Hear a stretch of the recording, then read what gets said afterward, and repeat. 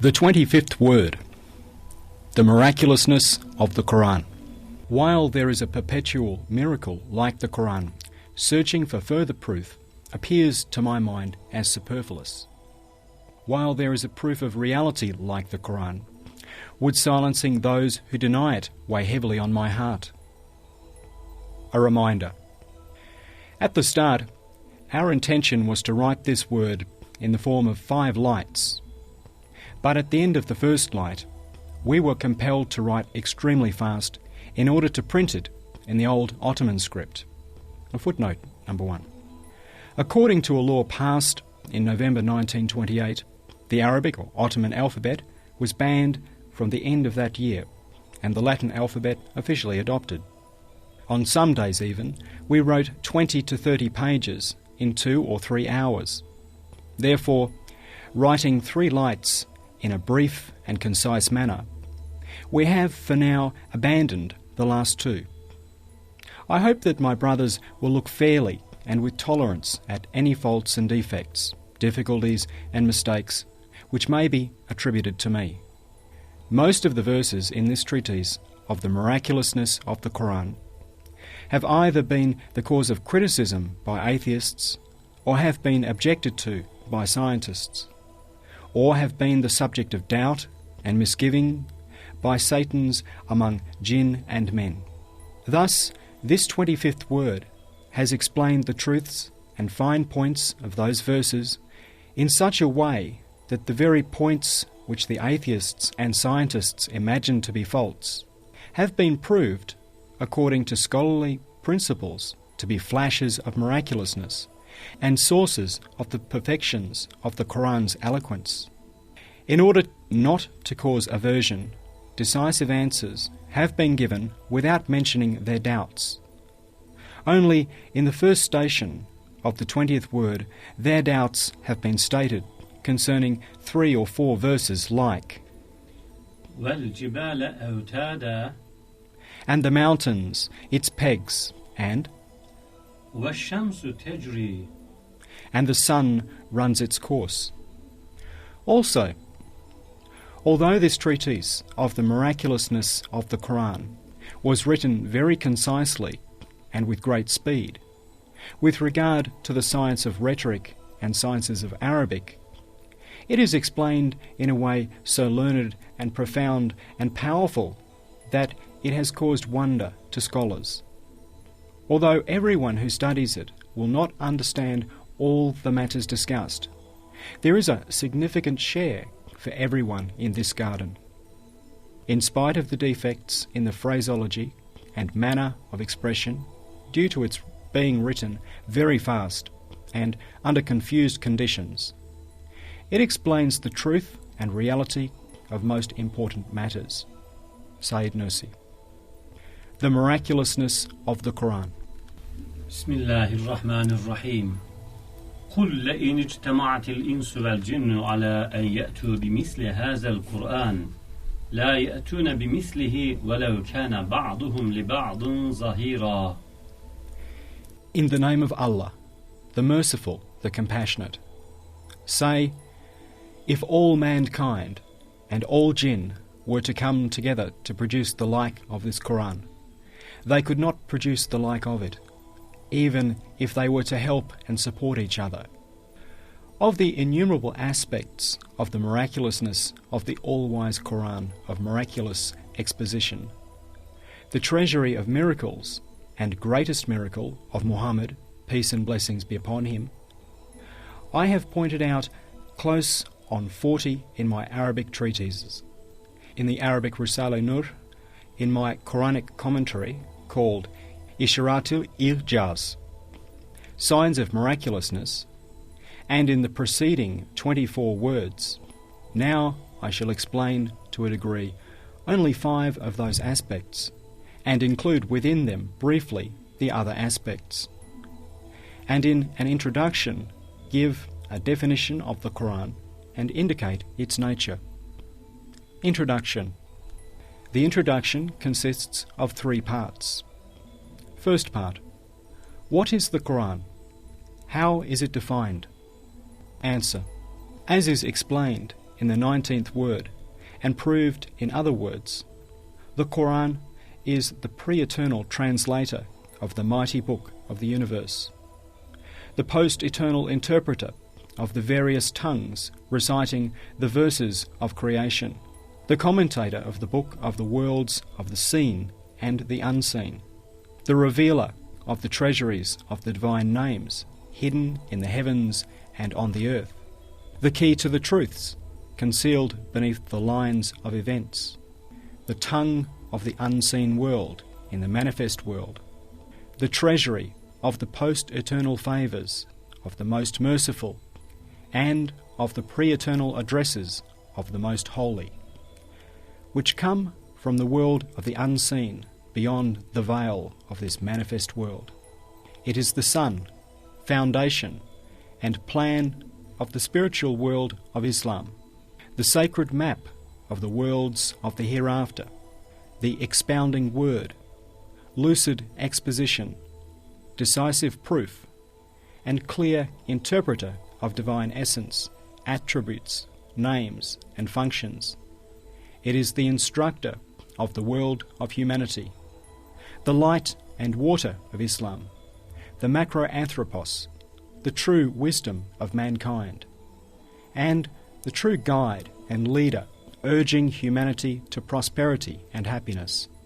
It is both a book of law and a book of prayer, and a book of wisdom and a book of worship, and a book of command and summons, and a book of invocation, and a book of thought, and a unique, comprehensive sacred book, comprising many books, to which recourse may be had for all the needs of mankind. It is a revealed scripture, resembling a sacred library, which offers treatises suitable for all the various ways and different paths of all the saints and veracious ones, and the wise and the learned, which is appropriate for the illuminations of each way and enlightens it, and is suitable for the course of each path and depicts it. Second part, and complement to the definition. As is explained and proved in the 12th word, since the Qur'an has come from the sublime throne and the greatest name, and from the highest degree of each name, it is Allah's word in regard to His being sustainer of all the worlds. It is a divine decree through His title of Allah of all beings. It is an address in the name of the Creator of the heavens and the earth. It is a conversation in respect of absolute dominicality. It is a pre-eternal discourse on account of universal divine sovereignty. It is a notebook of the favours of the most merciful from the point of view of all-embracing, all-encompassing divine mercy. It is a collection of addresses at the start of which are certain ciphers in respect of the tremendousness of divine majesty. And through its descent from the comprehensiveness of the greatest name, it is a holy scripture full of wisdom which looks to and inspects all sides of the sublime throne. It is because of this mystery that with complete fitness the title of the Word of Allah has been given to the Qur'an and is always given. After the Qur'an comes the level of the books and scriptures of the other prophets. However, those other innumerable divine words are each in the form of inspiration, made manifest through a special regard, a partial title, a particular manifestation, a particular name, a special dominicality, a particular sovereignty, a special mercy. The inspirations of the angels and man and the animals vary greatly with regard to universality and particularity. Third part. The Qur'an is a revealed scripture which contains, in summary, the books of all the prophets, whose times were all different, the writings of all the saints, whose paths are all different, and the works of all the purified scholars, whose ways are all different. Its 6 aspects are all brilliant and refined of the darkness of doubts and skepticism. Its point of support is certain heavenly revelation and the pre-eternal word. Its aim and goal is self-evidently eternal happiness. Its inner aspect is clearly pure guidance. Its upper aspect is necessarily the lights of belief. Its lower aspect is undeniably evidence and proof. Its right aspect is evidently the surrender of the heart and conscience. Its left aspect is manifestly the subjugation of the reason and intellect. Its fruit is indisputably the mercy of the most merciful and the realm of paradise. And its rank and desirability are assuredly accepted by the angels and man and the jinn. Each of the attributes in these three parts concerning the Qur'an's definition have been proved decisively in other places, or they will be proved. Our claims are not isolated. Each may be proved with clear proofs. First, light. This light consists of three rays. First ray. This is the eloquence of the Qur'an, which is at the degree of miraculousness.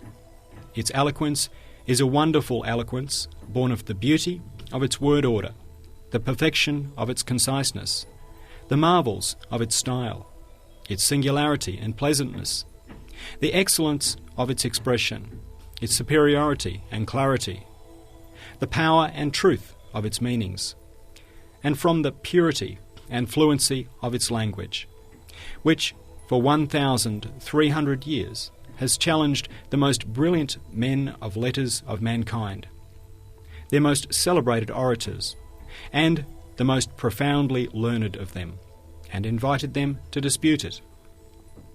It has provoked them intensely, and although it has invited them to dispute it, those geniuses, whose heads touch the skies in their pride and conceit, have been unable to so much as open their mouths to do so, and have bowed their heads utterly humiliated. Thus, we shall point to the miraculousness in its eloquence in two aspects. The first aspect. It possesses miraculousness, and its miraculousness exists for the following reasons. The great majority of the people of the Arabian Peninsula at the time were illiterate. Due to this, rather than in writing, they preserved the sources of their pride, historical events, and stories encouraging good morality by means of poetry and eloquence. Due to the attraction of poetry and eloquence, meaningful sayings would remain in people's memories and be passed down the generations. In consequence of this innate need, therefore, the goods most in demand in the immaterial market of that people were eloquence and fine speech. A tribe's poet or orator was like its greatest national hero. It was he who was their greatest source of pride. Thus, among the peoples of the world, the eloquence and rhetoric of that intelligent people, who due to their intelligence ruled the world after the establishment of Islam, was at the highest and most advanced degree.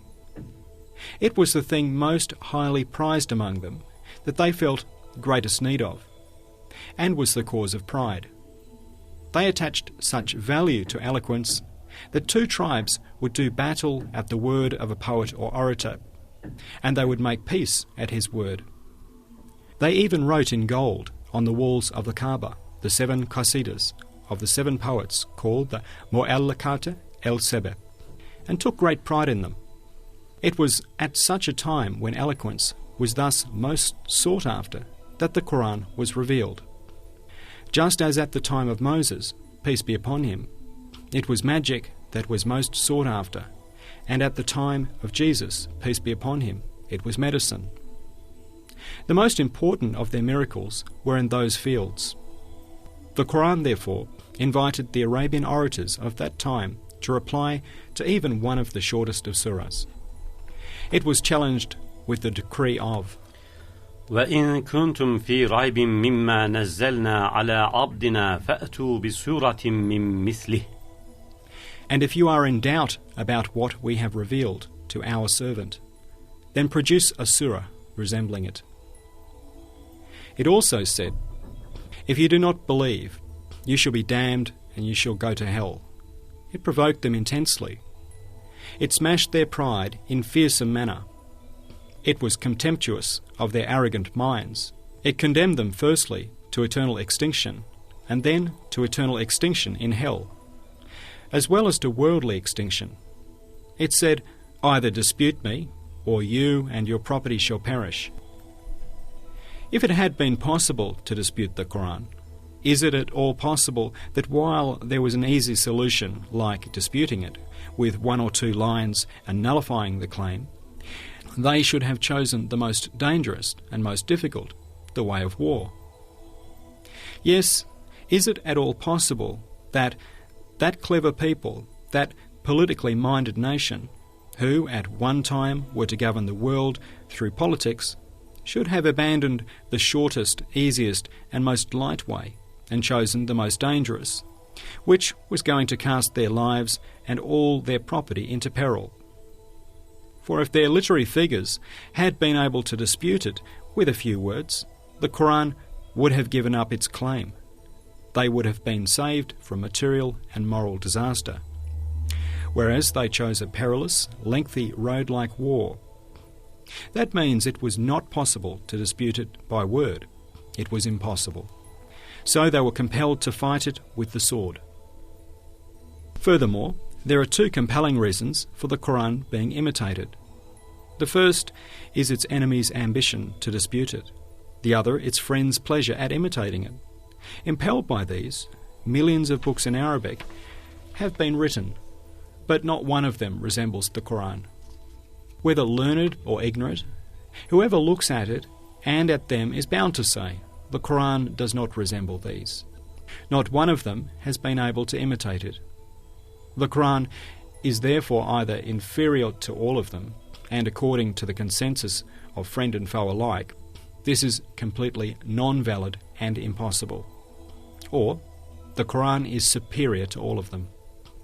If you say, how do you know that no one has tried to dispute it, and that no one has had sufficient confidence to challenge it, and that no one's help for anyone else was of any avail? The answer, if it had been possible to dispute it, most certainly it would have been attempted, for it was a question of honour and pride, and life and property were at risk. If it had been attempted, numerous people would have supported such an attempt, for those who obstinately oppose the truth have always been many. And if many people had supported it, they surely would have found fame, for insignificant contests even attracted the wonder of people and found fame in stories and tales. So, an extraordinary contest and event such as that would never have remained secret. The most ugly and infamous things against Islam have been passed down and become famous. But apart from 1 or 2 stories about Musaylimah, the liar, no such thing has been related. Musaylimah was very eloquent, but when compared with the exposition of the Qur'an, which possesses infinite beauty, his words passed into the chronicles as nonsense. Thus, the miraculousness of the Qur'an's eloquence is as certain as 2 × 2 = 4, and that is how it is. Second aspect. We shall now explain in 5 points the wisdom of the Qur'an's miraculousness contained in its eloquence. First point. There is a wonderful eloquence and purity of style in the Qur'an's word order. From beginning to end, Isharat al-Jiyaz, Signs of Miraculousness, demonstrates this eloquence and conciseness in the word order. The way the second, minute and hour hands of a clock each complete the order of the others. That is, the way all the sentences of the all-wise Qur'an and its words, and the order in the relationships between the sentences and words, have been expounded in Isharatul Ijaz, from its first page to its last. Whoever wishes may look at that and see this wonderful eloquence in the word order. Here we shall mention one or two examples in order to demonstrate the word order in the parts of a sentence. For example, وَلَئِن مَسَّتْهُمْ نَفْحَةٌ مِّنْ عَذَابِ رَبِّكَ. but if a breath of your sustainer punishment touches them. In this sentence, it wants to point out the punishment as terrible through showing the severity of the least amount. That is to say, it expresses littleness or fewness, and all the parts of the sentence look also to this littleness or fewness and reinforce it. Thus the words لَئِن, but if signify doubt, and doubt looks to littleness or fewness. The word مَسَّ, touches means to touch lightly and expresses a small amount.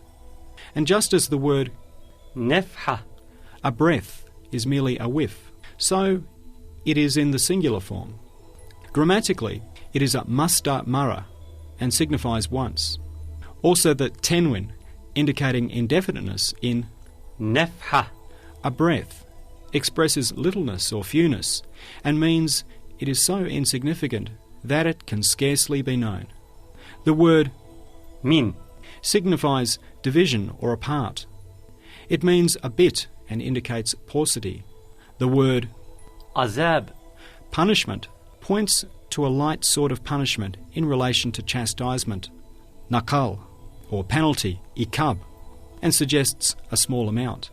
And by alluding to compassion and being used in place of subduer, or compelling or avenger, the word rabbika, sustainer, indicates littleness or fewness.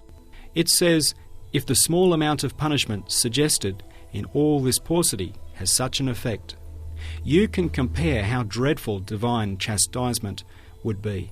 How much then do the small parts of this sentence look to one another and assist one another? How each reinforces the second example.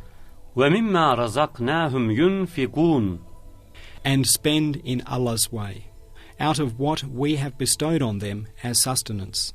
The parts of this sentence point out 5 of the conditions which makes almsgiving acceptable. First condition. This is to give only so much alms as will not cause the giver to be in need of receiving alms himself. It states this condition through the division or parts signified by وَمِمَّا, out of, in the words min, out of what. Second condition. It is not to take from Ali and give to Wali, but to give out of one's own property. The words رَزَقْنَاهُمْ, we have bestowed on them as sustenance expresses this condition. It means give out of the sustenance that is yours. Third condition. This is not to place an obligation on the recipient. The word na, we in رَزَقْنَا, we have bestowed on them as sustenance states this condition. That is to say, I give you sustenance. When you give some of my property to one of my servants, you cannot place them under an obligation. Fourth condition. You should give it to a person who will spend it on his livelihood. For alms given to those who will squander it idly is not acceptable. The word يُنْفِقُونَ, spend points to this condition. Fifth condition. This is to give in Allah's name. The words رَزَقْنَاهُمْ, we bestow on them as sustenance states this. That is to say, the property is mine, you should give it in my name. These conditions may be extended. That is, the form almsgiving should take with what goods. It may be given as learning and knowledge. It may be given as words, or as acts, or as advice.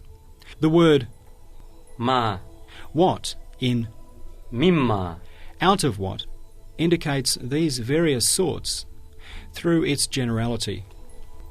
Furthermore, it indicates this with the sentence itself, because it is absolute and expresses generality.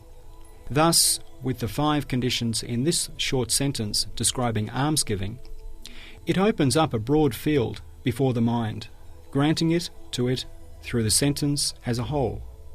Thus, in the sentence as a whole, the word order has many aspects. Similarly, The word order between words encompasses a broad sphere and has many aspects. And between phrases, for example, قُلْ هُوَ اللَّهُ أَحَدٌ, say, He is Allah, the One, contains 6 sentences. 3 of them are positive and 3 negative. It proves 6 degrees of divine unity, and at the same time refutes 6 ways of associating partners with Allah. Each sentence is both the proof of the other sentences and the result. For each sentence has 2 meanings. Through one meaning, it is the result, and through the other, the proof. That is to say, within Surah Al-Ikhlas are 30 surahs composed of proofs that demonstrate each another to be as well ordered as the surah itself. For example, قُلْ هُوَ اللَّهُ لِأَنَّهُ أَحَدٌ لِأَنَّهُ صَمَدٌ لِأَنَّهُ لَمْ يَلِدْ لِأَنَّهُ لَمْ يُولَدْ لِأَنَّهُ لَمْ يَكُنْ لَهُ كُفُوًا أَحَدٌ. Say, He is Allah, because He is one, because He is the eternally besought, because He begets not, because He is not begotten, because there is none that is equal to Him. And وَلَمْ يَكُنْ لَهُ كُفُوًا أَحَدٌ لِأَنَّهُ لَمْ يُولَدْ لِأَنَّهُ لَمْ يَلِدْ لِأَنَّهُ صَمَدٌ لِأَنَّهُ أَحَدٌ لِأَنَّهُ هُوَ اللَّهُ. And there is none that is equal to Him, because He is not begotten, because He begets not, because He is eternally besought, because He is one, because He is Allah. And هو الله فهو أحد فهو صمد فإذا لم يلد فإذا لم يولد فإذا لم يكن له كفوا أحد. He is Allah, so He is one, so He is the eternally besought, so He begets not, so He is not begotten, so there is none that is equal to Him. You can continue in the same way. A further example. ألف لام ميم ذلك الكتاب لا ريب فيه هدى للمتقين. Alif La Mim. This is the book about which there is no doubt, a guidance for those who fear Allah. Each of these 4 phrases has 2 meanings.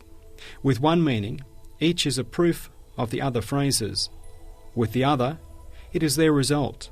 From the 16 threads of their relationships, a miraculous word order, embroidery, is wrought. It is described thus in Isharatil-Ijaz, also as it is explained in the 13th word. It is as though all the Qur'an's verses have eyes that see most of the other verses and faces that look to them, so that each extends to the others the immaterial threads of relationship. Each weaves a miraculous embroidery. From beginning to end, Isharat-il-Jaz expounds this beauty and eloquence of the word order. Second point. This is the wonderful eloquence in its meaning. Consider this example, which is explained in the 13th word. For example, if you want to understand the eloquence of the verse, سبح لله ما في السماوات والأرض وهو العزيز الحكيم. All that is in the heavens and on the earth extols and glorifies Allah, for He is the tremendous, the wise. Imagine yourself in the age of ignorance in the deserts of barbarism before the light of the Qur'an. Then, at a time everything is swathed in the darkness of ignorance and heedlessness and enveloped in the lifeless veils of nature, you hear verses from the heavenly tongue of the Qur'an like, سبح لله ما في السماوات والأرض.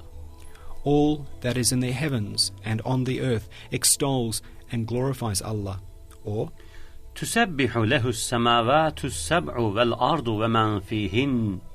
The heavens and the earth and all within them extol and glorify Him. Now look, see how the dead or sleeping creatures in the world are raised to life in the minds of listeners at the sound of تسبح سبح. Extols and glorifies Him. How they become conscious and rise up and recite Allah's names. And how at the cry and light of تسبح سبح. Extols and glorifies Him. The stars which had been lifeless lumps of fire in the black skies, all appear in the view of those who hear it as wisdom displaying words in the mouth of the sky and truth pronouncing lights. The earth too, rather than being a desolate wasteland, is seen to be a head with the land and sea as tongues, and animals and plants as words of glorification and praise. Now consider this example, which is proved in the 15th word. Listen to these verses. What do they say? يا معشر الجن والإنس إن استطعتم أن تنفذوا من أقطار السماوات والأرض فانفذوا لا تنفذون إلا بسلطان فبأي آلاء ربكما تكذبان يرسل عليكما شواظ من نار ونحاس فلا تنتصران فبأي آلاء ربكما تكذبان وَلَقَدْ زَيَّنَّا السَّمَاءَ الدُّنْيَا بِمَصَابِيهَا وَجَعَلْنَاهَا رُجُومًا لِلشَّيَاطِينِ. O you company of jinn and men, if you can pass beyond the regions of the heavens and the earth, pass beyond them. But you will not be able to pass beyond them save with authority given by Allah. Which then of the blessings of your sustainer do you deny? A flash of fire and smoke will be sent on you, and no succour shall you have. Which then of the blessings of your sustainer do you deny? And we have adorned the skies nearest the earth with lamps and made them missiles to drive away the evil ones. These verses say, O men and jinn, arrogant and refractory in your impotence and baseness, and rebellious and obstinate in your weakness and poverty, if you disobey my commands, and you have the power to do so, pass beyond the boundaries of my dominions. How can you dare to oppose the commands of a monarch, whose commands the stars, moons, and suns obey as though they were soldiers under orders? In your rebelliousness, you oppose an all-wise and glorious one, who has obedient soldiers which are thus awesome. Suppose your Satans were to resist. His soldiers could rain down stones on them like cannonballs. In your godlessness, you revolt in the lands of a sovereign so glorious that among his forces are some which it is not insignificant powerless creatures like you, but supposing the impossible you were infidel enemies the size of mountains or the globe, they could hurl down stars and flaming missiles on you of that magnitude and rout you. You infringe a law which binds beings such as those. If it was necessary, they could hurl the globe of the earth in your face, and rain down stars and heavenly bodies on you as though they were missiles, with Allah's permission. You can compare with these the power, eloquence, and elevated manner of the expression of other verses and their meanings. Third point. This is the wonderful uniqueness of its style. Indeed, the Qur'an's style is both strange and original, and wonderful and convincing. It has imitated nothing and no one one has been able to imitate it. Its style has always preserved the freshness, youth, and singularity it possessed when it was first revealed, and continues to preserve it. For instance, the unique style of the cipher-like muqatat, the disjointed letters like Elif Lam Mim, Elif Lam Ra, Taha, Yasin, Ha Mim, Ain Sin Qaf. At the beginning of some of the surahs, we have described 5 or 6 of the flashes of miraculousness they comprise in Ishratil Ijaz. For example, these letters at the start of certain surahs have taken half of each category of the many well-known categories of letters, like the emphatic letters Kaf, Kaf, Ta, Elif, Jim, Dal, Ta, Ba. The sibilants, the stressed letters, the soft letters, the labiolinguals, and the tremolo, calcular letters. Kaf, Ta, Dal, Jim, Ba. Taking more than half from the light letters and less than half from the heavy letters, neither of which are divisible. It has halved each category. Although the human mind would be capable of it, halving all those categories, overlapping one within the other, hesitant among 200 possibilities, in the only way possible, which was hidden to the human mind and unknown to it, and organising all the letters on that way, over that broad distance, was not the work of the human mind, and chance could not have interfered in it. Thus, in addition to these letters, at the beginning of the surahs, divine ciphers, displaying 5 or 6 similar flashes of miraculousness. Scholars versed in the mysteries of the science of the letters and the authorities from among the saints deduced many secrets from these disjointed letters. They discovered such truths that they declared that on their own these letters form a brilliant miracle. Since we are not party to their secrets, and also we cannot provide proofs clear to everyone, we cannot open that door. We shall therefore suffice with referring readers to the explanation in Isharatul Ijaz of 5 or 6 flashes of miraculousness related to them. Now, we shall point out the Quranic styles with regard to surah, aim, verse, phrase and word. For example, if the surah Amma, about what they are disputing, is studied carefully, it shows the events of the hereafter, the resurrection of the dead, and paradise and hell in a style so unique and wonderful that it proves the divine acts and dominical works in this world as though looking at each of those events of the next world, and convinces the heart. To expound the style of the surah fully would be lengthy, so we shall merely indicate 1 or 2 points as follows. At the start of the surah, to prove the resurrection, it says, "We have made the earth a beautifully decked out cradle for you, and the mountains masts and poles full of treasure for your house and your lives. We have made you as couples, loving and close to one another. We have made the night a coverlet for your sleep of comfort, the daytime the arena in which you earn your livelihood, the sun a light-giving, heat-supplying lamp, and from the clouds we pour down water as though they were a spring producing the water of life. And we create easily and quickly from the simple water the various flower-bearing and fruit-bearing things which bear all your sustenance. Since this is so, the day of resurrection, the day when good and evil shall be separated out, awaits you. It is not difficult for us to bring about that day. In a veiled way, it points to proofs that after this, at the resurrection, the mountains will be scattered, the skies shattered, hell readied, and the people of paradise given gardens and orchards. It says in effect, since he does these things related to the mountains and the earth before your very eyes, he shall do things resembling these in the hereafter. That is to say, the mountain at the beginning of the surah looks to the state of the mountains at the resurrection, and the garden to the gardens and paradises in the hereafter. You may compare other points to this and see what a beautiful and elevated style it has. And so, for example, قُلِ اللَّهُمَّ مَالِكَ الْمُلْكِ تُؤْتِي الْمُلْكَ مَنْ تَشَاءُ وَتَنْزِعُ الْمُلْكَ مِمَّنْ تَشَاءُ. Say, O Allah, holder of all power, you grant dominion to whomever you wish, and you remove dominion from whomever you wish. You exalt whomever you wish, and you bring low whomever you wish. In your hand is all good, indeed. You are powerful over all things. You enter the night into the day, and enter the day into the night.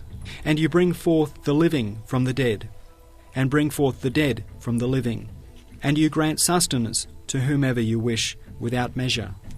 These verses describe the divine acts in humankind and the divine manifestations in the alternations of night and day, and the dominical acts of disposal in the seasons of the year, and the dominical deeds in life and death on the face of the earth, and in the resurrections in this world in a style so elevated that it captivates the minds of the attentive.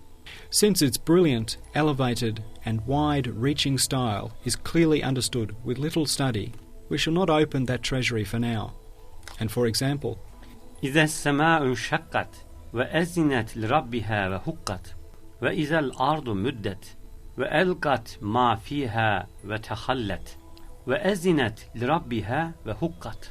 when the sky is rent asunder, heeding the command of its sustainer, as in truth it must. And when the earth is levelled, and casts out what is within it, and becomes empty, and it heeds the command of its sustainer, as in truth it must. This explains, in a truly elevated style, the degree of submission and obedience to Almighty Allah's commands of the skies and the earth. It is like this: just as a commander-in-chief opens 2 offices to accommodate the matters necessary for fighting, like one for strategy and one for the enrolment of soldiers, and when those matters are accomplished and the fighting is over, he addresses himself to the 2 officers in order to convert them into something else for some other business. They both say, either through the tongues of those employed in them or through their own tongues, "O Chief, give us a short respite so that we can clean up the bits and pieces of the former business and throw them out. Then you may honour us with your presence. There, we have thrown them out. We await your command. Order what you wish. We hear and obey. Everything you do is true, good, and beneficial." In the same way, the heavens and the earth were opened as 2 arenas of obligation, trial, and examination. After the allotted period is finished, they will put aside their things pertaining to the arena of trial and say, "O our Sustainer, the command is yours. Employ us now in whatever you wish. Our right is only to obey you. Everything you do is right." Consider carefully the majestic style of those sentences, and for example, يا أرض ابلعي ماءك ويا سماء أقلعي وغيض الماء وقضي الأمر واستوت على الجودي وقيل بعدا للقوم الظالمين. Then the word went forth, "O earth, swallow up your water, and O sky, withhold your rain." And the water abated, and the matter was ended. The ark rested on Mount Judi, and word went forth, "Away with all those who do wrong."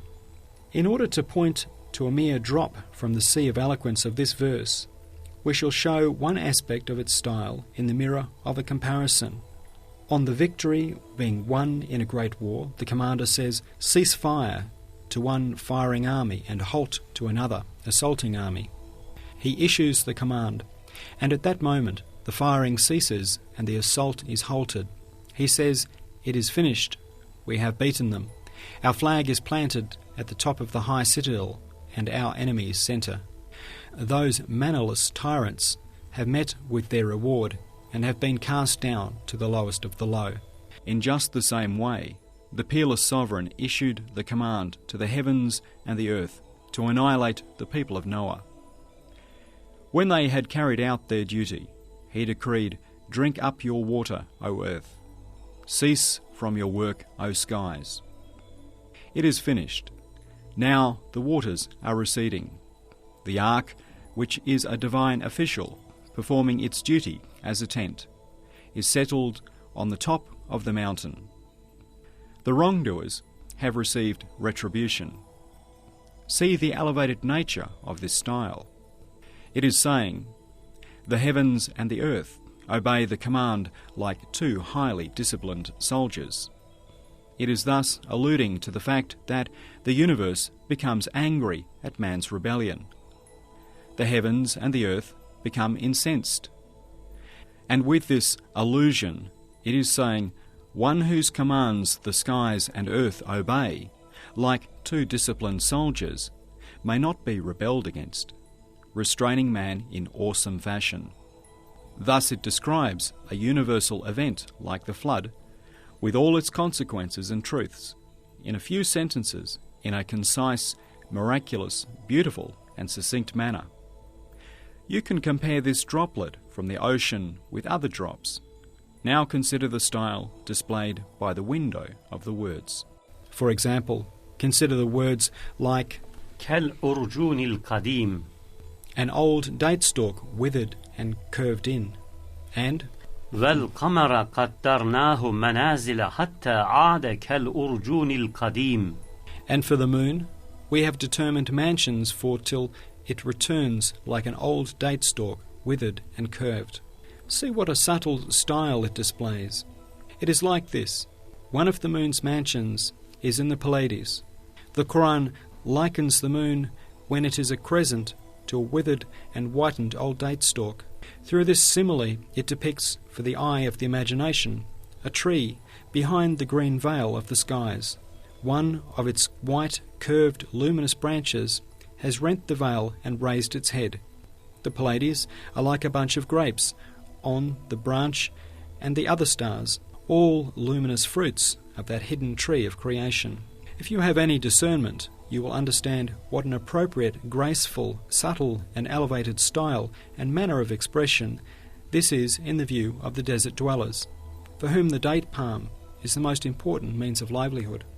And for example, as is proven at the end of the 19th word, the words تجري runs its course in والشمس تجري لمستقر لها, and the sun runs its course to a place appointed, opens a window onto an elevated style, as follows with the words تجري runs its course. That is, the sun revolves. It puts in mind the Maker's tremendousness by recalling the orderly disposals of divine power in the alternations of winter and summer and day and night, and directs one's gaze to the missives of the eternally besought one, inscribed by the pen of power on the pages of the seasons. It proclaims the wisdom of the all-glorious Creator, and with the word سراجا lamp in وجعل الشمس سراجا, and set the sun as a lamp. It opens a window onto the style like this. It makes one understand the Maker's majesty and Creator's bounty by recalling that the world is a palace and things within it are adornments, food and necessities prepared for man and living creatures, and that the sun is a subservient candle demonstrating that the sun is an evidence of Allah's unity, and that the idolater's greatest, most brilliant object of worship is merely a subjugated lamp, inanimate creature. That is to say, the word سراجا lamp calls to mind the Creator's mercy within the grandeur of His dominicality. It recalls His favours within the breadth of His mercy, and in doing so inform of His munificence within the majesty of His sovereignty, thereby proclaiming divine unity and saying indirectly, an inanimate and subservient lamp is in no way fit to be worshipped. And in the course of runs its course, it calls to mind the wondrous, orderly disposals of divine power in the revolutions of night and day, and winter and summer, and in doing makes known the grandeur of a single Maker's power in His dominicality.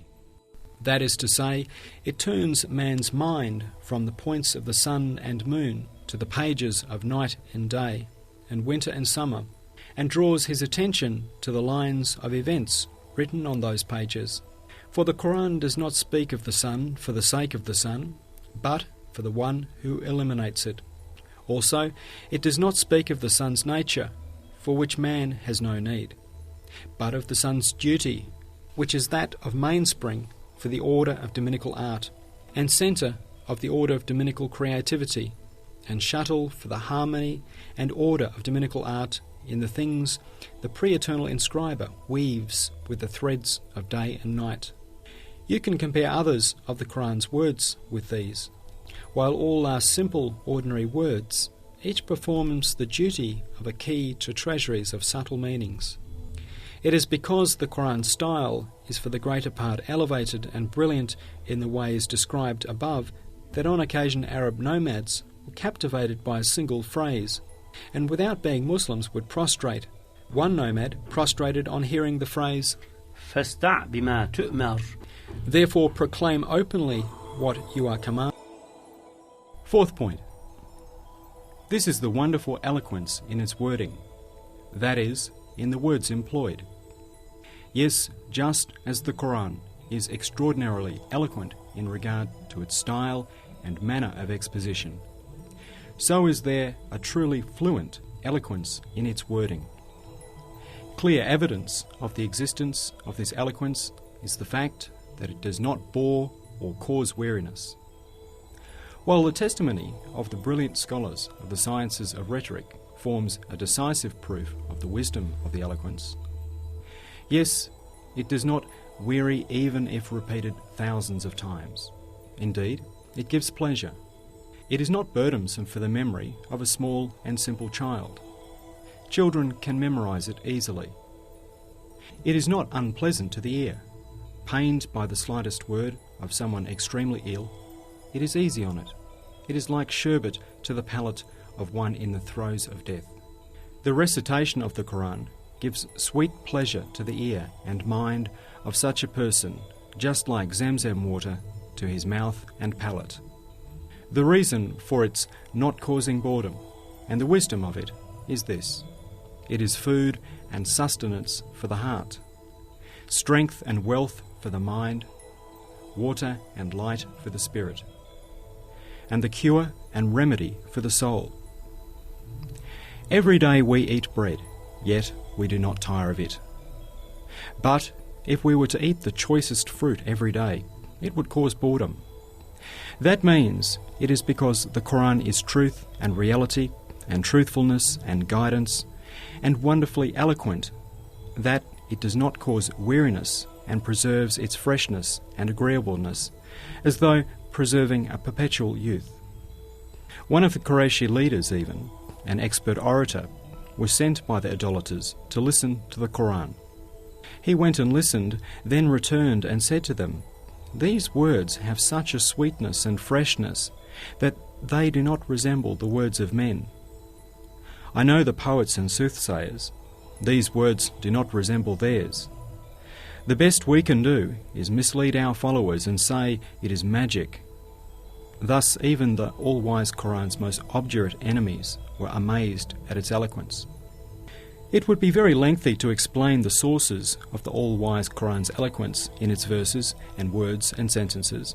Therefore, we shall keep the explanation brief and show by way of example the fluency and eloquence of the wording in one sentence obtained through the position of the letters and a single flash of miraculousness that shines forth from that positioning. Take the verse, ثم أنزل عليكم من بعد الغم أمنة نعاسا يغشى طائفة منكم. Then after the distress, he sent down on you a feeling of peace and drowsiness which overcame a group of you, to the end of the verse. In this verse, all the letters of the alphabet are present. But see, although all the categories of the emphatic letters are together, it has not spoilt the smoothness of style. Indeed, it has added a brilliance and harmonious, congruent, eloquent melody issuing from varied strings. Also note carefully the following flash of eloquence of the letters of the alphabet: Elif and Ya, since they are the lightest and have been transposed with one another like sisters. They have each been repeated 21 times. And since Mim and Nun are sisters and have changed places, they have each been mentioned 33 times. And since Shin, Sin and Sad are sisters in regard to articulation, quality and sound, each has been mentioned 3 times. And although Ain and Gain are sisters, since Ain is lighter, it is mentioned 6 times. Well, because Gain is harsher, it is mentioned half as many, 3 times. And since Ze, Vel, Z and T are sisters in regard to articulation, quality and sound, each is mentioned twice, while Lem and Alif in the form of La have united, and Elif's share in the form of La is half that of Lam. Lam is mentioned 42 times, and as a half of it, Elif 21 times. Since Hamza and Ha are sisters in regard to articulation, Hamza is mentioned 13 times, being a degree lighter. Ha is mentioned 14 times. And Kef, Fa, and Kaf are sisters. Since Kaf has an additional point, it is mentioned 10 times. Fe, 9 times. Kef, 9 times. Ba, 9 times. And Te, 12 times. Since Te comes third, it is mentioned 12 times. Ra is Lam's sister, but according to their numerical value, Ra is 200 and Lem 30. So since it has risen 6 times more, it has fallen 6. Also, since Ra is repeated on pronunciation, it becomes emphatic and is only mentioned 6 times. And because Dad, The, Ha, H are emphatic and gain additional qualities in connection with other letters, they have each been mentioned only once. Since Waw is lighter than Ha and Hemze and heavier than Ya and Elif, it is mentioned 17 times, 4 times more than the heavy Hemze and 4 times less than the light Elif. Thus the extraordinary positioning of the letters in the passage mentioned here and their hidden relationships, and the beautiful order and fine, subtle regularity and harmony show as clearly as twice 2 equals 4 that it would not be within the limits of human thought to have composed it. As for chance and coincidence, it is impossible that it should have interfered. And so, just as the strange and wonderful order and regularity in the position of these letters leads to a fluency and eloquence in the words, so may there be many other hidden instances of wisdom. Since such an order has been followed in the letters, surely in the words, sentences, and meanings such a mysterious order, such a luminous harmony, has been observed that should the eye see it, it would declare, Mashallah, and should the reason comprehend it, it would explain, Barakallah. 5th point, this is the excellence in its manner of exposition. That is to say, the superiority, conciseness, and grandeur. Just as there is eloquence in the word order, the wording, and the meaning, and a uniqueness in its style, so in its manner of exposition is there a superiority and excellence. Indeed, all the categories and levels of speech and address, like encouragement and deterring, praise and censure, demonstration and guidance, explanation and silencing in argument, are at the highest degree in the Qur'an's exposition. Of the innumerable examples of its manner of exposition, in the category of encouragement and urging is in that surah, هل أتى على الإنسان. Has there not been over man a long period of time when he was nothing, not even mentioned? This is as sweet as the water of Kevser and flows with the fluency of the spring of Salsabil. It is as fine as the raiment of the Huris. Of the numerous examples of the category of deterring and threatening is the start of the surah, هل أتاك حديث الغاشية. Has the story reached you of the overwhelming event?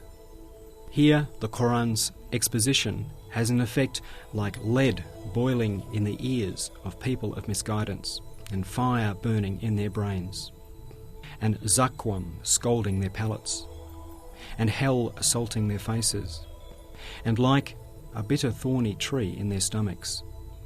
An official like hell charged by someone with inflicting torment and torture in order to demonstrate his threats, and it splitting apart with seething rage and saying, تكاد تميز من الغيظ.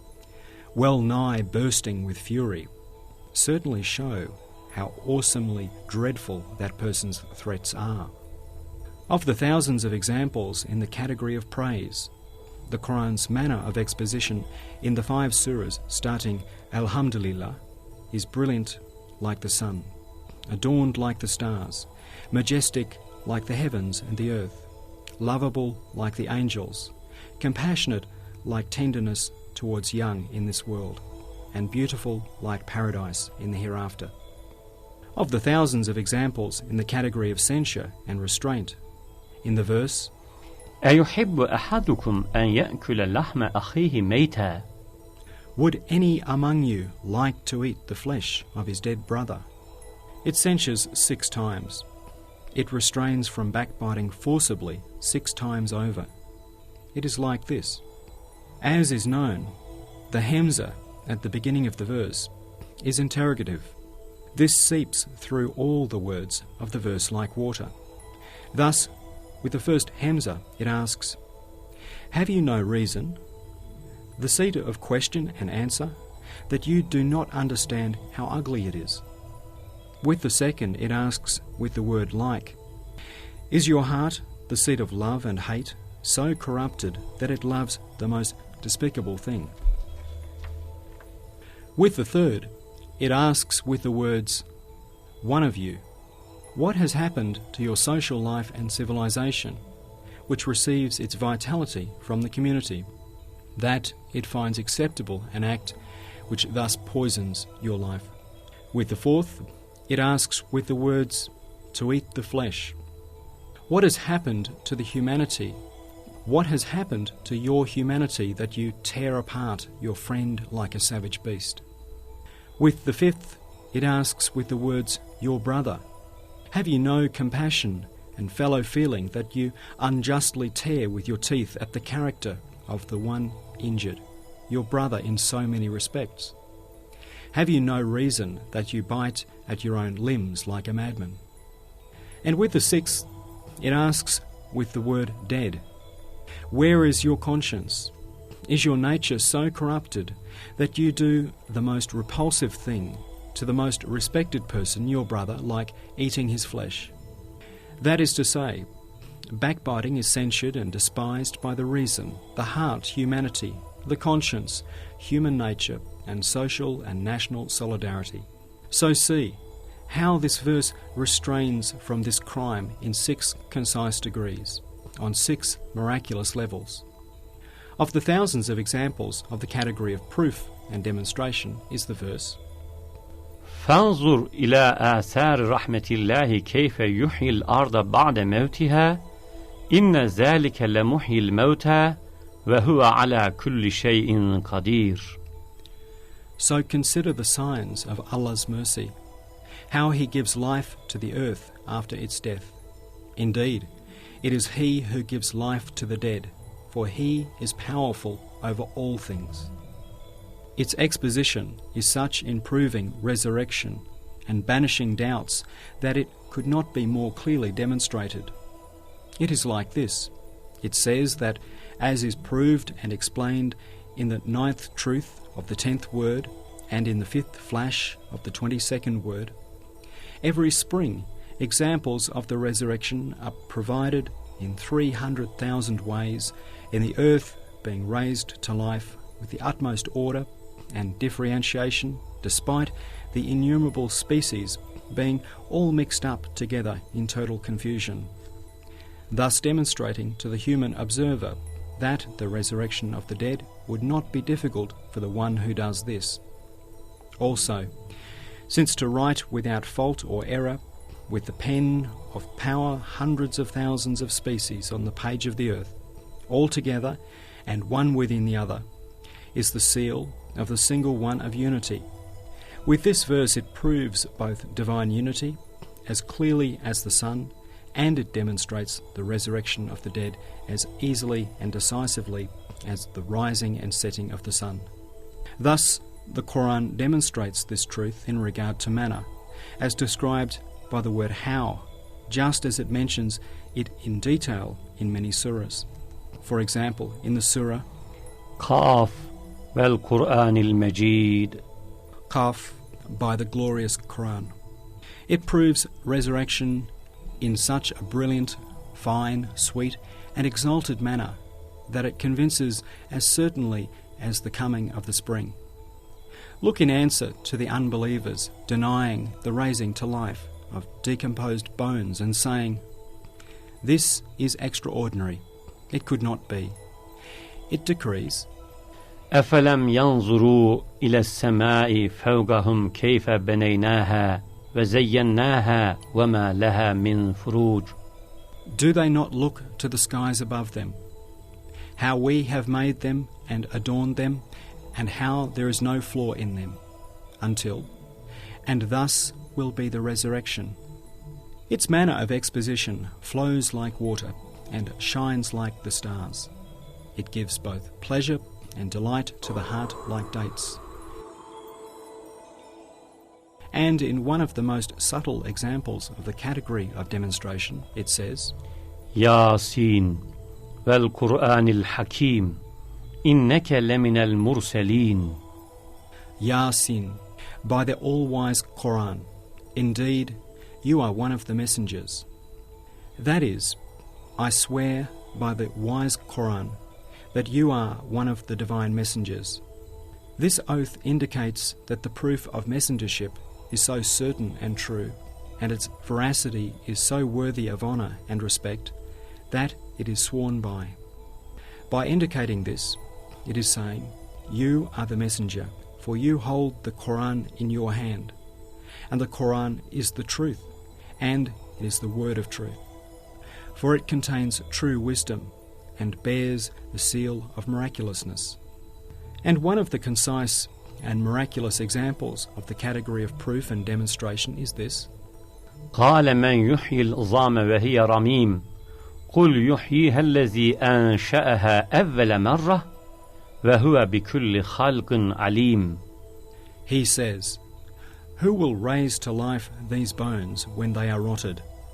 Say, he will raise them who created them in the first instance, for he has full knowledge of every kind of creation. That is, man asks, who will resurrect decayed bones? You say, whomever made them in the first place and gave them life, he will resurrect them. As was depicted in the third comparison of the ninth truth in the 10th word, if someone reassembles a large army in one day before your eyes, and someone else says, at a bugle call that person brought together the members of a battalion who had dispersed to rest, he is able to bring the battalion under order, and you say, "Oh man, I do not believe that." You can see what a foolish denial it would be. In just the same way, the all-powerful and all-knowing one enrolls and unites anew with the command of be, and it is, and with perfect order and the balance of wisdom, the particles and subtle faculties of the battalion-like bodies of all the animals, which are like an army, and other living creatures, and creates every century, and every spring even, all the hundreds of thousands of army-like species of living creatures on the face of the earth. Can it be questioned then how he can gather together at one blast of Israfil's trumpet the fundamental parts and particles of a battalion-like body, which are already familiar with one another, through taking them under order? Can it be considered unlikely? If it is considered unlikely, it is a mindless foolishness. In the category of guidance, the Qur'an's manner of exposition is so moving and tender, and familiar and gentle, that it fills the spirit with ardour, the heart with delight, the mind with interest, and the eyes with tears. Of thousands of examples is this verse. ثم قست قلوبكم من بعد ذلك فهي كالحجارة أو أشد قسوة. And yet, after all this, your hearts hardened and became like rocks, or even harder, to the end of the verse. As is proved and explained in the discussion of the third verse in the first station of the 20th word, it says to the children of Israel, "What has happened to you, that although hard rock shed tears from 12 springs, like eyes before a miracle, like the staff of Moses, peace be upon him, you remain indifferent in the face of all his miracles, with your eyes dry and tearless, and your hearts hard and without fervour?" Since this meaning of guidance is explained there, we refer you to that word and curtail this here. Of thousands of examples in the category of making understood and silencing in argument, consider only the following two. وَإِن كُنتُمْ فِي رَيْبٍ مِّمَّا نَزَّلْنَا عَلَى عَبْدِنَا فَأْتُوا بِسُورَةٍ مِّن مِّثْلِهِ وَادْعُوا شُهَدَاءَكُم مِّن دُونِ اللَّهِ إِن كُنتُمْ صَادِقِينَ. If you have doubts about the Qur'an, we have revealed to our servant Muhammad, then produce a surah similar to it, and call upon all your helpers besides Allah to bear witness for you, if what you say is true. That is, if you have any doubts, summon all your elders and supporters to help you and testify for you. Then compose the like of a single surah. Since this has been explained and proved in Isharatil Ijaz, here we shall only point out a brief summary of it. It is as follows. The Qur'an of miraculous exposition says, O men and jinn, if you have any doubts that the Qur'an is the word of Allah and imagine it to be man's word, then come on, here it is, let's see. You bring a book like this Qur'an from someone unlettered, who does not know how to read and write like the one you call Muhammad, the trustworthy, and get him to compose it. If you cannot do this, then he need not be untaught. Let him be a famous man of letters and learned. And if you are not able to do this, all right, not on his own, take all the finest works of all your orators and men of eloquence, and indeed of all the literary geniuses of the past and those of the future, and the assistance of all your gods.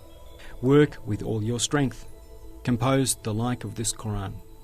And if you cannot do this, leave aside the truths of the Qur'an and its many miraculous aspects, which is not possible to imitate, and compose a work which is its equal in only the eloquence of its word order.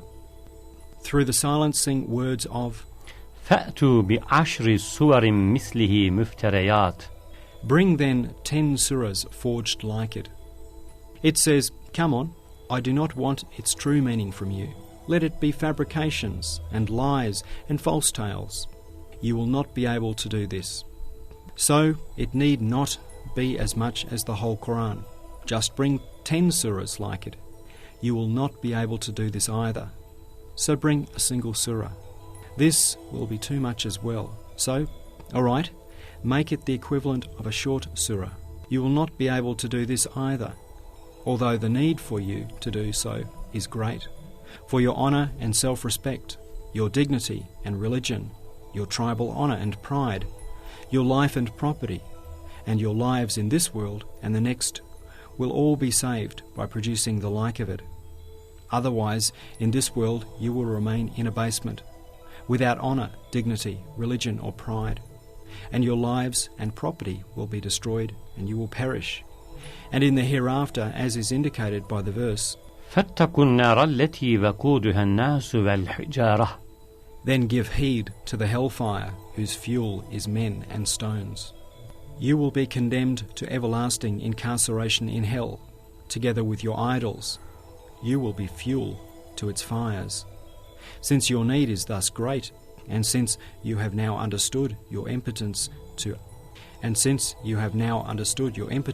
in 8 degrees, you should be certain 8 times over that the Qur'an is a miracle, and so either believe in it or be silent and go to hell.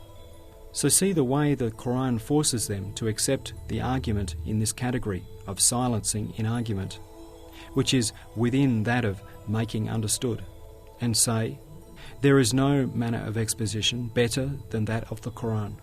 Indeed, after that of the Qur'an, no need remains for further exposition. Here is a second example.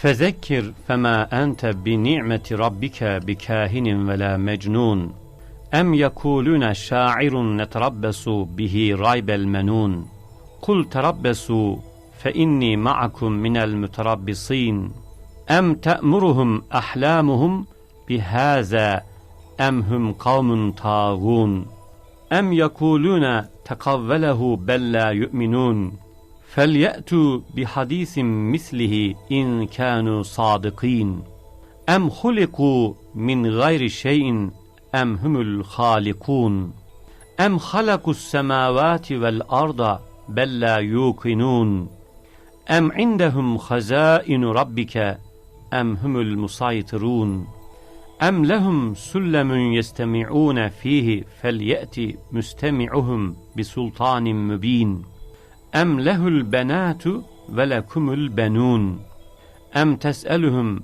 أجرا فهم من مغرم مثقلون أم عندهم الغيب فهم يكتبون أم يريدون كيدا فالذين كفروا هم المكيدون أم لهم إله غير الله سبحان الله عما يشركون. Exhort them, O Prophet, for by your sustainers' grace you are neither a soothsayer nor a madman. Or do they say, a poet? Let us wait and see what time will do. Say, wait then, I too shall wait with you. Is it that their faculties of understanding urge them to this? Or are they but a people transgressing all bounds?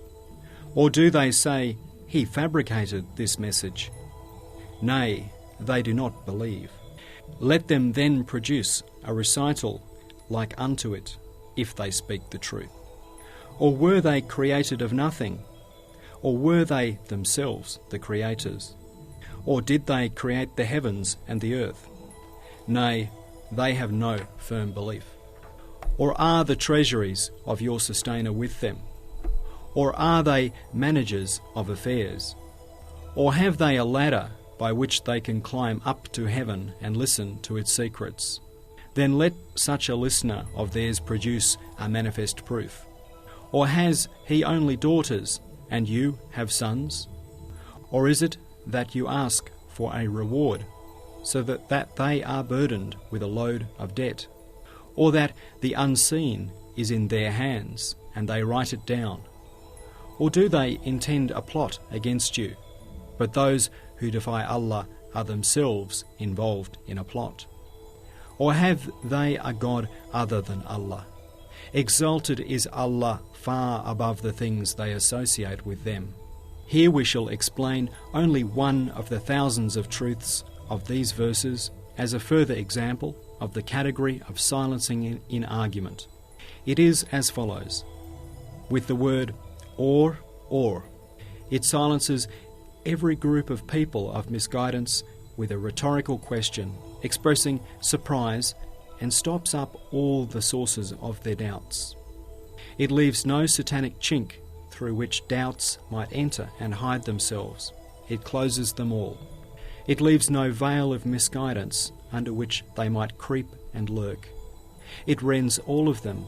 It leaves not one of their lies. It crushes them. In each sentence it either demolishes the essence of the blasphemous ideas of one group with a short phrase, or since the falsity is obvious, it exposes it by silence, or since it is refuted in detail in other verses, it here alludes to it briefly. For example, the first sentence alludes to the verse وَمَا عَلَّمْنَاهُ الشِّعْرَ وَمَا يَنْبَغِي لَهُ, and we have not instructed him poetry, nor is it meet for him, while the 15th sentence points to the verse لَوْ كَانَ فِيهِمَا آلِهَةٌ إِلَّا اللَّهُ لَفَسَدَتَا. Were there gods other than Allah in the heavens and earth, there surely would have been confusion in both. You can make further examples from the other sentences like these. It is like this. It says at the start, announce the divine decrees. You are not a soothsayer, for the words of soothsayers are confused and conjectural, while yours are true and certain. And you are not mad. Your enemies even attest to your perfect sanity. أَمْ يَقُولُونَ شَاعِرٌ نَتَرَبَّصُ بِهِ رَيْبَ الْمَنُونَ. Or do they say, a poet? Let us wait and see what time will do. Do they call you a poet, like the unreasoning, common infidels? Are they waiting for you to perish? You say to them, wait, I shall wait with you. Your vast and brilliant truths are free of the imaginings of poetry. أَمْ تَأْمُرُهُمْ أَحْلَامُهُمْ بِهَذَا. Or is it that their faculties of understanding urge them to this? Or like unreasoning philosophers who rely on their reasons, do they hold back from following you, saying, "Our faculties of reason are sufficient"? But reason commands that you are followed, because everything you say is reasonable. But again, the reason on its own cannot reach it. أَمْ هُمْ قَوْمٌ طَاغُونَ. Or are they but a people transgressing all bounds? Or is it the reason for their denial their not submitting to Almighty Allah like wicked tyrants? By the end of the Pharaohs and Nimrods, who were the leaders of arrogant oppressors, are known. أَمْ يَقُولُونَ تَقَوَّلَهُ بَلْ لَا يُؤْمِنُونَ. Or do they say, "He fabricated this message"? Nay, they do not believe. Or like lying dissemblers without conscience, do they accuse you, saying, "You have made up the Qur'an"? But up to this time they have known you to be the most truthful among them, and have called you Muhammad the Trustworthy. It means that they have no intention to believe. Otherwise, let them find the like of the Qur'an among the works of men. أَمْ خُلِقُوا مِنْ غَيْرِ شَيْءٍ. Or were they created of nothing? Or like the absurd philosophers who believe the universe to be without purpose and in vain? Do they suppose themselves to be aimless and without wisdom, purpose, duty, or creator? Have they become blind that they do not see that the universe is adorned from top to bottom with instances of wisdom, and bears the fruit of aims, and that beings from particles to suns are charged with duties and are subjugated to divine commands? أَمْ هُمُ الْخَالِقُونَ. Or were they themselves the creators? Or do they imagine, like the Pharaoh-like materialists, that they came into being by themselves, feed themselves, and themselves create everything they need, so that they hold back from belief and worship? That means they all supposed themselves to be the creator, whereas the creator of one thing has to be the creator of everything. That is to say, their pride and conceit have made them so utterly stupid that they imagine to be a possessor of absolute power, one who is absolutely impotent and may be defeated by a fly or a microbe. Since they have abdicated their reason and humanity to this degree, and have fallen lower than the animals and even inanimate beings, do not be saddened at their denial. Consider them to be a variety of harmful animal and filthy matter. Ignore them and give them no importance. أَمْ خَلَقُوا السَّمَاوَاتِ وَالْأَرْضَ بَلْ لَا يُوقِنُونَ. Or did they create the heavens and the earth? Nay, they have no firm belief. Or like the mindless, confused Mu'attila, who denied Allah all attributes and denied the Creator, do they deny Allah so that they do not heed the Qur'an? In which case, let them deny the existence of the heavens and the earth, or let them say, "We created them." Let them lose their minds altogether and begin uttering the frenzied ravings of lunacy. For in the heavens as many proofs of divine unity are apparent and are recited as the stars, and on the earth as many as the flowers. That means they have no intention of acquiring certain knowledge and finding the truth. Otherwise, how do they suppose to be without inscriber the book of the universe, in one word of which is written a whole book, although they know that a letter cannot exist without the one who wrote it? أَمْ عِنْدَهُمْ خَزَائِنُ رَبِّكَ. Or are the treasuries of your sustainer with them? Or like one group of misguided philosophers who denied Almighty Allah the power of choice, or like the Brahmins, do they deny the source of prophethood so that they do not believe in you? In which case, let them deny all the traces of wisdom and purpose, all the order and fruits which are apparent in all beings and demonstrate will and choice. Let them deny all the works of mercy and grace, and all the miracles of all the prophets. Or let them say, all the treasuries of the bounties given to creatures are with us and under our control. Let them prove they are not fit to be addressed. Do not be grieved at their denial. Say, Allah's unreasoning animals are many. أم هم المسيطرون Or are they the managers of affairs? Or like the arrogant Mu'tazili, who made the reason dominant? Do they imagine themselves to be managers of and inspectors of the Creator's works, and want to hold the all-glorious Creator responsible? Beware, do not lose heart. Nothing can come of the denials of self-centered people like that. You do not be deceived either.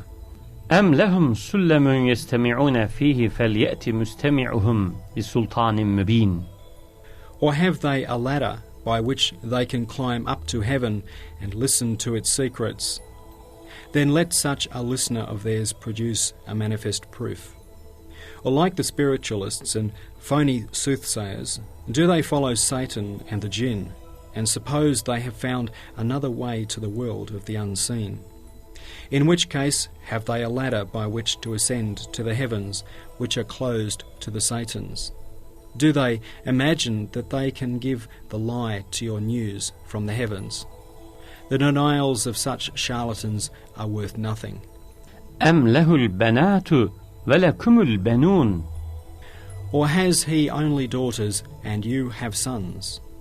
Or like some polytheist philosophers who ascribe partners to Allah under the name of the 10 intellects and the masters of the species, and the Sabians who attributed a sort of godhead to the stars and the angels.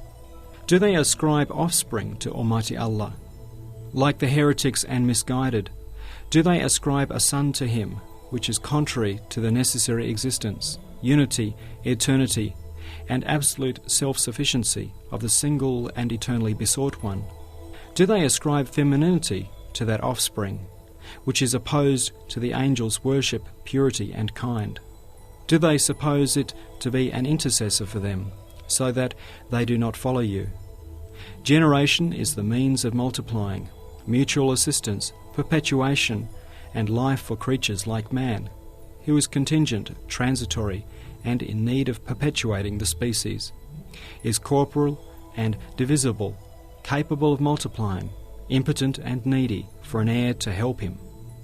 So to ascribe offspring, and a sort of offspring that those impotent, contingent, wretched men did not themselves like and could not equate with their arrogant pride, that is, female offspring, to the all-glorious one, whose existence is necessary and perpetual, who endures from pre-eternity to post-eternity, whose essence is utterly remote from and exalted above corporeality, whose being is free of and exempt from division and multiplication, and whose power is far above and beyond all impotence, is indeed such a delirium, such a lunatic raving, that the lies and denials of those wretches who subscribe to such an idea are worth nothing.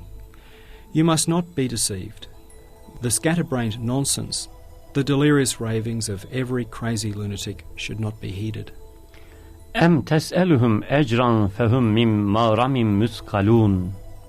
Or is it that you ask for a reward, so that they are burdened with a load of debt?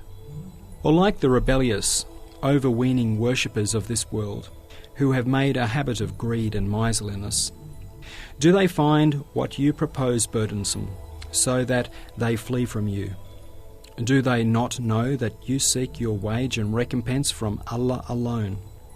Is it a burden to give to their own poor 1/40 of the property given to them by Allah Almighty, or a part of it, and as a consequence both receive plenty and be saved from the envy and curses of the poor? Do they consider the command to give zakat burdensome and therefore hold back from Islam? Their denials have no importance, and what they deserve is a slap, not an answer. أم عندهم الغيب فهم يكتبون. Or is it that the unseen is in their hands and they write it down? Or like the Buddhists, who claim to be familiar with the unseen, or the pseudo-intellectuals who imagine their conjectures about its affairs to be certain? Does what you said about the unseen not appeal to them? That means they imagine that the world of the unseen, which is disclosed to no one apart from the divine messengers who receive revelation, and which no one has the ability to enter, is present and laid open before them, and that they obtain information from it and write it down. So do not be disheartened by the lies of these arrogant braggarts who have overstepped their mark to an infinite degree. For in a short while your truths will completely overturn their imaginings. أَمْ يُرِيدُونَ كَيْدًا فَالَّذِينَ كَفَرُوا هُمُ الْمَكِيدُونَ. Or do they intend a plot against you? But those who defy Allah are themselves involved in a plot. Or like two-faced dissemblers and cunning atheists whose natures are corrupted and consciences rotted, do they want to deceive the people and turn them away from guidance which they cannot obtain, to trick them and to call you either a soothsayer or possessed or a sorcerer? Do they want to make others believe what they do not believe themselves? Don't think of these insidious charlatans as human beings. Don't be saddened at their wiles and denials and lose heart. Rather increase your efforts, for they only deceive their own souls and harm themselves, and their successes in evil are temporary. It is a divine stratagem drawing them to perdition by degrees. أَمْ لَهُمْ إِلَهٌ غَيْرُ اللَّهِ سُبْحَانَ اللَّهِ عَمَّا يُشْرِكُونَ. Or have they a God other than Allah? Exalted is Allah far above the things they associate with Him. Or like the Magians, who imagined two separate gods called the Creator of Good and the Creator of Evil. Or like the idolaters and worshippers of causes, who attribute a sort of godhead to different causes and imagine each of them to be a source of support for them. Do they rely on other gods and contest you? Do they consider themselves free of any need of you? That means they have become blind and do not see the perfect order and flawless harmony throughout the universe, which is as clear as day. For in accordance with the decree, لَوْ كَانَ فِيهِمَا آلِهَةٌ إِلَّا اللَّهُ لَفَسَدَتَا. were there gods other than Allah in the heavens and the earth, there surely would have been confusion in both. If there are two headmen in a village, or two governors in a town, or two kings in a country, order is turned upside down and harmony spoilt. But from a fly's wing to the lamps in the heavens, such a fine order has been observed that it leaves not so much space as a fly's wing for partners to be associated with Allah. Since the above act in a manner so opposed to reason, wisdom, feeling, and what is obvious, don't let their lies put you off proclaiming the message. Thus, the hundreds of jewels of these verses, which constitute a series of truths, we have briefly explained only a single jewel of the Qur'an's manner of exposition in the category of giving to understand and silencing in argument. If I had the power and shown a few more jewels, you too would have said, these verses are a miracle just on their own. But the Qur'an's manner of exposition in making understood and instruction is so wonderful, subtle and fluent that the most simple ordinary person easily comprehends a most profound truth from the way it explains it. Yes, the Qur'an of miraculous exposition simply and clearly teaches most abstruse truths in a way that caresses the view of people in general, and neither hurts their feelings, nor irritates their mind, nor tires them. Just as when speaking with a child, childish words are used.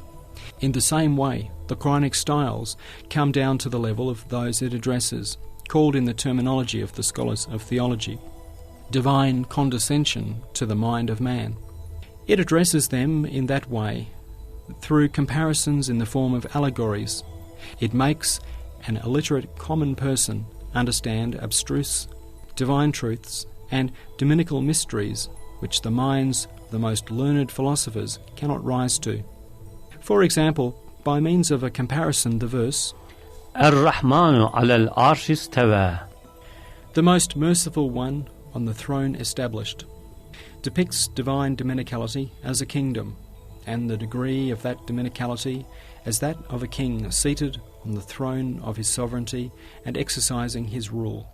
Indeed, as the speech of the all-glorious Creator of the universe, the Qur'an proceeds from the ultimate degree of his dominicality and passing over all the other degrees, guiding those who rise to them. And passing through 70,000 veils, it looks to each and illuminates it. It scatters its radiance and spreads its light to the thousands of levels of those it addresses, the understanding and intelligence of whom are all different.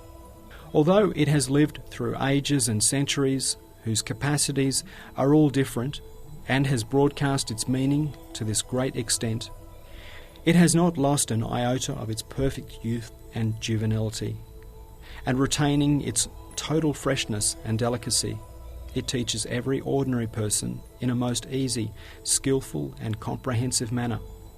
Whatever aspect of a wonder-displaying book which thus teaches, convinces and satisfies with the same lesson, the same words, numerous levels of people whose understanding and degrees are all different. Whatever aspect of such a book is studied, a flash of miraculousness will surely appear. In short, just as when some words of the Qur'an like "All praise and thanks be to Allah" are recited, they fill a cave, which is the ear of a mountain, in the same way that they fill the tiny ears of a fly. So too the Qur'an's meanings satisfy ears like mountains, in the same way that with the same words they teach and satisfy tiny simple minds like a fly. For the Qur'an calls to belief all the levels of men and jinn. It teaches the sciences of belief to all, in which case the most lowly of the common people kneels shoulder to shoulder with the most elevated of the elite, and together they listen to the Qur'an's teachings and benefit from them. That is to say, the Holy Qur'an is a heavenly repast at which thousands of different levels of minds, intellects, hearts and spirits find their nourishment. Their desires are fulfilled and their appetites are satisfied. In fact, numerous of its doors remain closed and are left to those who will come in the future. If you want an example of this category, from beginning to end, the Qur'an forms examples of it.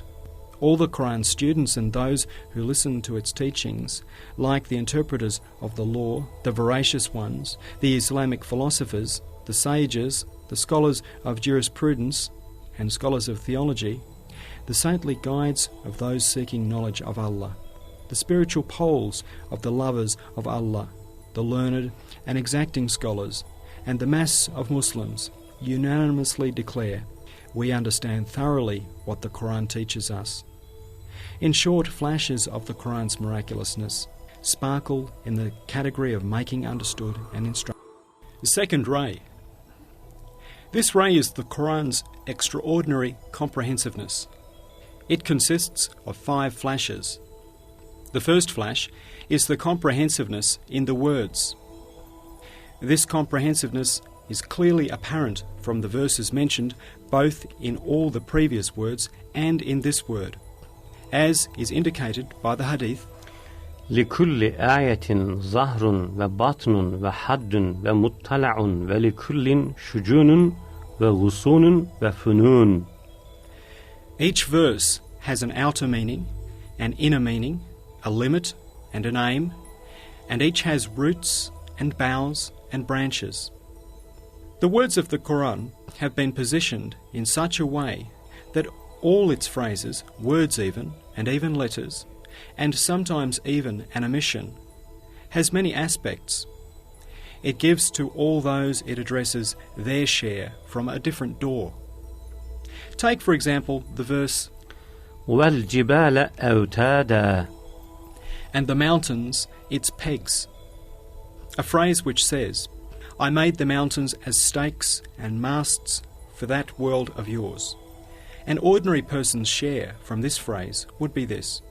He sees the mountains, which appear like stakes driven into the ground, thinks of the benefits and bounties in them, and offers thanks to his Creator.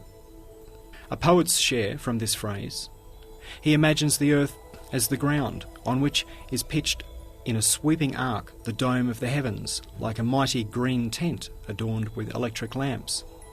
And he sees the mountains skirting the base of the heavens to be the pegs of the tent.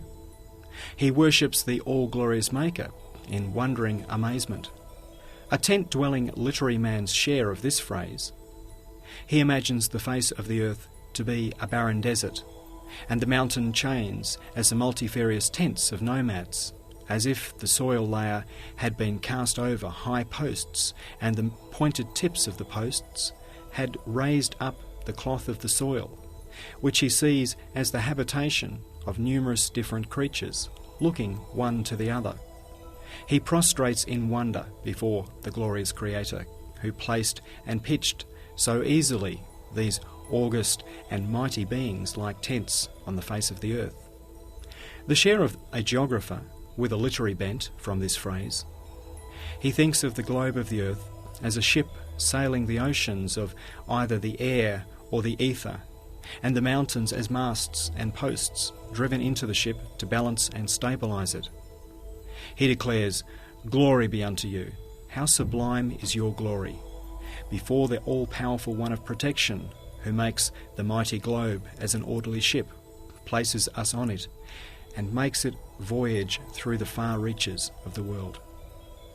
A sociologist and philosopher of human society's share of this phrase. His thoughts would go like this: the earth is a house, and the supporting post of the life of that house is animal life, while the supporting post of animal life are water, air and earth, the conditions of life. And the supporting post of water, air and earth are the mountains, for the mountains are the reservoirs for water, the combs for the air. They precipitate the noxious gases and purify it. They are the earth's preserver. They preserve it from being transformed into a swamp and from the encroachment of the sea.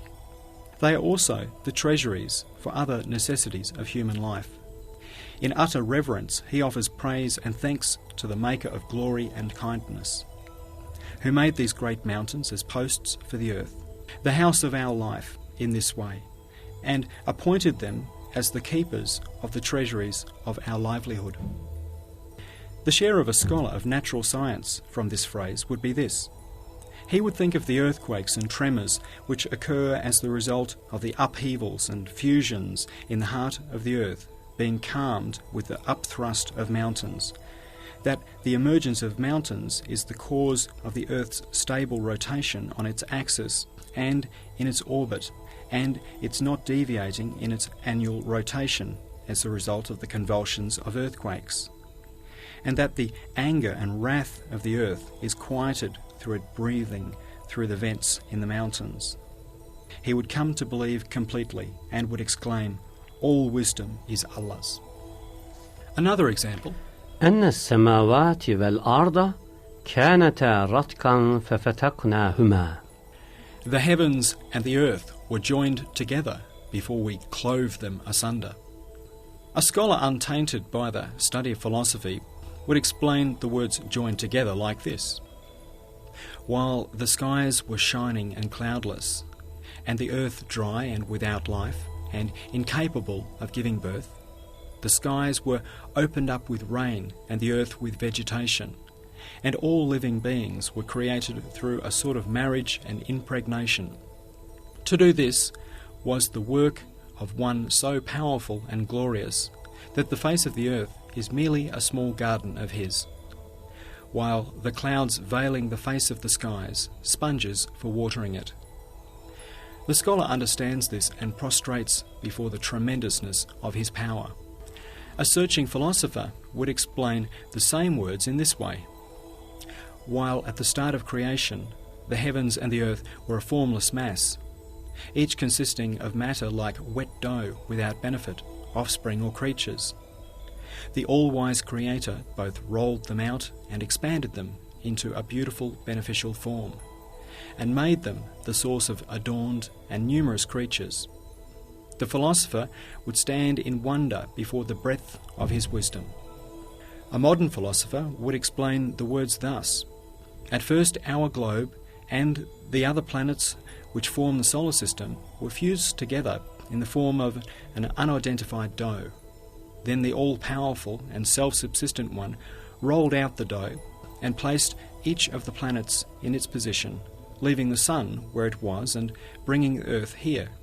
He spread earth over the globe of the earth and sprinkled it with rain from the skies, scattered light over it from the sun, and inhabited it, placing us on it. The philosopher would pull his head out of the swamp of nature and declare, "I believe in Allah, the One, the Unique." And another example, وَالشَّمْسُ تَجْرِي لِمُسْتَقَرٍّ لَهَا. "And the sun runs its course to a place appointed." The lam, translated here as to, expresses also the meaning of in. Thus, ordinary believers see it as meaning to, and understand that the sun, which is a mobile lamp providing light and heat for them, will certainly conclude its journeying and reach its place of rest, then take on a form which will no longer be beneficial. And pondering over the great bounties the all-glorious Creator has attached to the sun, they declare, "Glory be to Allah, all praise and thanks be to Allah." A learned scholar would also show the lam as meaning to, but he would think of it not only as a lamp, but also as a shuttle weaving the tapestries of the Sustainer on the loom of spring and summer, as an inkpot whose ink is light for the letters of the eternally besought one, written on the pages of night and day.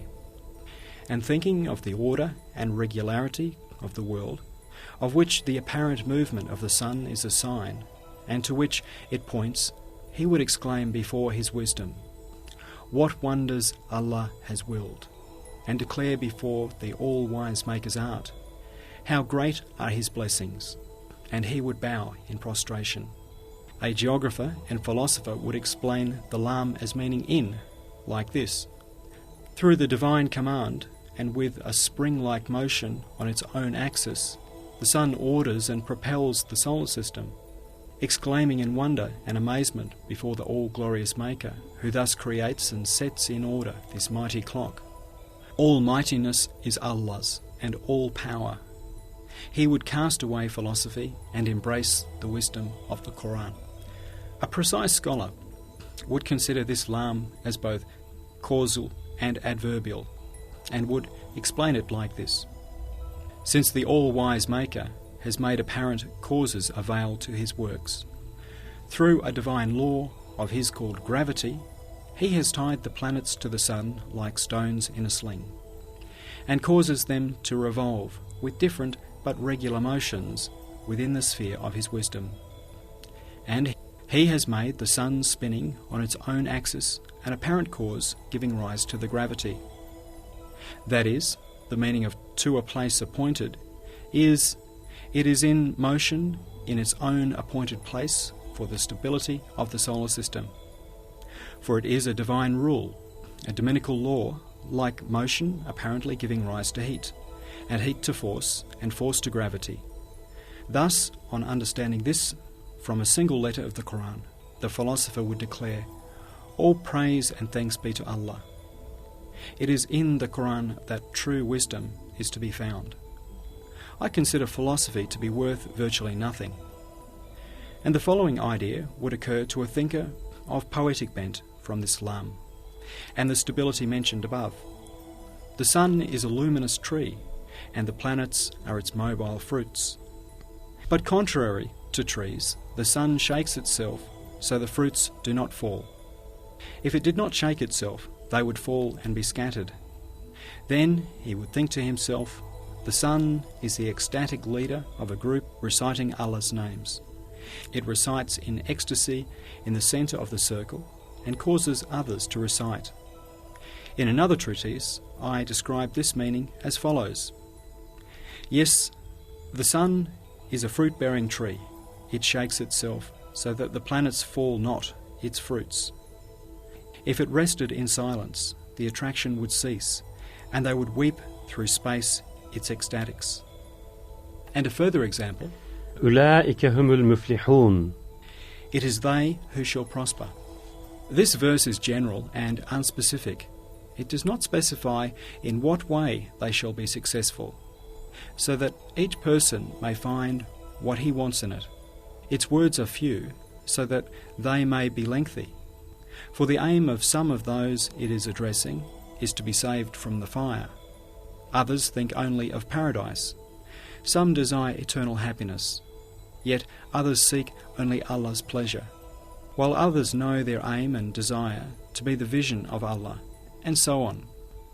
In numerous places, the Qur'an leaves the words open in this way, so that they may be general.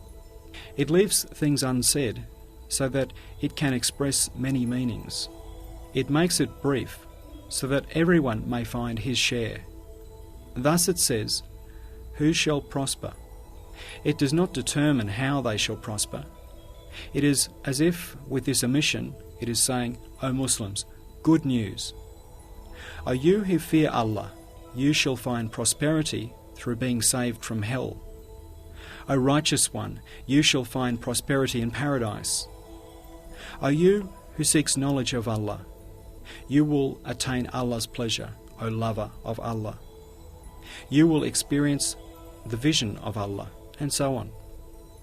Thus, out of thousands, we have offered one example of each of the phrases, words, letters, and omissions, demonstrating the comprehensiveness of the Qur'an's words. You may make analogies and compare its verses and stories with these. Another example, the verse, فَاعْلَمْ أَنَّهُ لَا إِلَهَ إِلَّا اللَّهِ وَاسْتَغْفِرْ لِذَنْبِكَ. Know then that there is no God but Allah, and ask forgiveness for your fault. This verse contains so many aspects and degrees that all the levels of saints have found their needs from it in all their spiritual journeyings and in all their degrees, and have found spiritual sustenance and a fresh meaning from it appropriate for their own level. For since the name of Allah is a comprehensive name, there are aspects of divine unity within it to the number of the most beautiful names.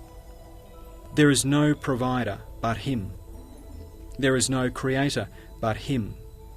There is no merciful one but Him, and so on.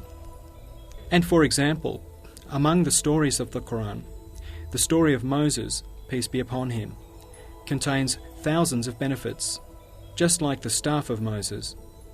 There are numerous aims and aspects in the story, like consoling and comforting the Prophet Muhammad, peace and blessings be upon him, and threatening the unbelievers, and censuring the dissemblers, and rebuking the Jews. For this reason, it is repeated in many surahs. Although it expresses all the aims in every place, it is repeated. Only if you say, how can we know all the meanings in the examples you have given which the Qur'an intends and points to? We would reply, since the Qur'an is a pre-eternal address and sitting above and beyond the centuries, which layer upon layer are all different, addresses and instructs all of mankind lined up within them. Certainly, it will include and intend numerous meanings according to those varying understandings, and will make allusions to what it intends. The numerous meanings contained in the Qur'an's words, similar to those mentioned here, have been proved in Isharatil Ijaz, signs of miraculousness, according to the rules of Arabic grammar, and the sciences of rhetoric, semantics, and eloquence and their rules. According to the consensus of those qualified to interpret the Sharia and the Quranic commentators and scholars of theology and jurisprudence, and according to the testimony of their differences, on condition they are considered correct by the sciences of Arabic and the principles of religion, all the aspects and meanings which are found acceptable by the science of semantics and appropriate by the science of rhetoric and desirable by the science of eloquence may be considered among the meanings of the Qur'an. The Qur'an has placed allusions to each of those meanings according to its degree. They are either literal or significative. If significative, they are allusions to them in either the preceding context or the after context, or in other verses. Some of them have been expounded in Quranic commentaries of 20, 30, 40, 60 and even 80 volumes, written by exacting scholars, which are clear and decisive proofs of the extraordinary comprehensiveness of the Qur'an's words. However, if in this word we were to point out the allusions indicating all the meanings together with their rules, the discussion would become extremely prolonged. So we cut it short here, and for part of it refer you to Isharatil Ijaz. Second flash. This is the extraordinary comprehensiveness in its meaning. Yes, together with bestowing from the treasuries of its meaning, the sources for all the interpreters of Sharia, the illuminations of all those seeking knowledge of Allah, the ways of all those seeking union with Allah, the paths of all the perfected from among mankind, and the schools of all the scholars. The Qur'an has at all times been the guide of all of them and directed them in their progress. And it is verified unanimously by all of them that it has illuminated their ways from its treasuries. Third flash. This is the extraordinary comprehensiveness in its knowledge. The Qur'an has caused to flow forth from the oceans of its own knowledge the numerous and various sciences of the Sharia, the multifarious sciences of reality, hakikat, and the innumerable different sciences of Sufism, tariqat. Similarly, it has caused to flow forth in abundance and good order the true wisdom of the sphere of contingency, the true sciences of the sphere of necessity, and the enigmatic knowledge of the sphere of the hereafter. One would have to write a whole volume to provide examples of this flash, and so, as mere samples, we point to the 25 words so far written. Yes, the veracious truths of all 25 words are only 25 droplets from the ocean of the Qur'an's knowledge. If there are errors in those words, they spring from my defective understanding. Fourth flash. This is the extraordinary comprehensiveness of the subjects it puts forward, together with bringing together the extensive subjects of man and his duties, the universe and the creator of the universe, the heavens and the earth, this world and the hereafter, the past and the future, and pre-eternity and post-eternity. The Qur'an explains all the essential and important topics from man's creation from seminal fluid till he enters the grave, from correct conduct of eating and sleeping to the matters of divine decree and determining, from the creation of the world in 6 days to the duties of the wind blowing, indicated by the oaths of وَالزَّارِيَاتِ وَالْمُرْسَلَاتِ, by the winds that scatter and by the winds sent forth, from his intervention in man's heart and will, indicated by يحول بين المرء وقلبه وما تشاءون إلا أن يشاء الله, comes between a man and his heart, and but you will not accept as Allah wills. 2. وَالسَّمَاوَاتُ مَطْوِيَاتٌ بِيَمِينِهِ, and the heavens rolled up in his right hand.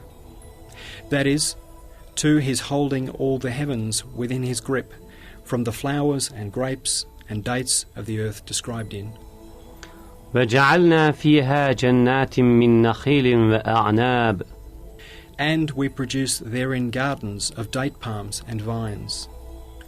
To the strange truth expressed by إِذَا زُلْزِلَتِ الْأَرْضُ زِلْزَالَهَا, when the earth is shaken to its utmost convulsion, from the state of the skies in ثُمَّ اسْتَوَى إِلَى السَّمَاءِ وَهِيَ دُخَانٌ, then he directed his will towards the skies, and they were smoke.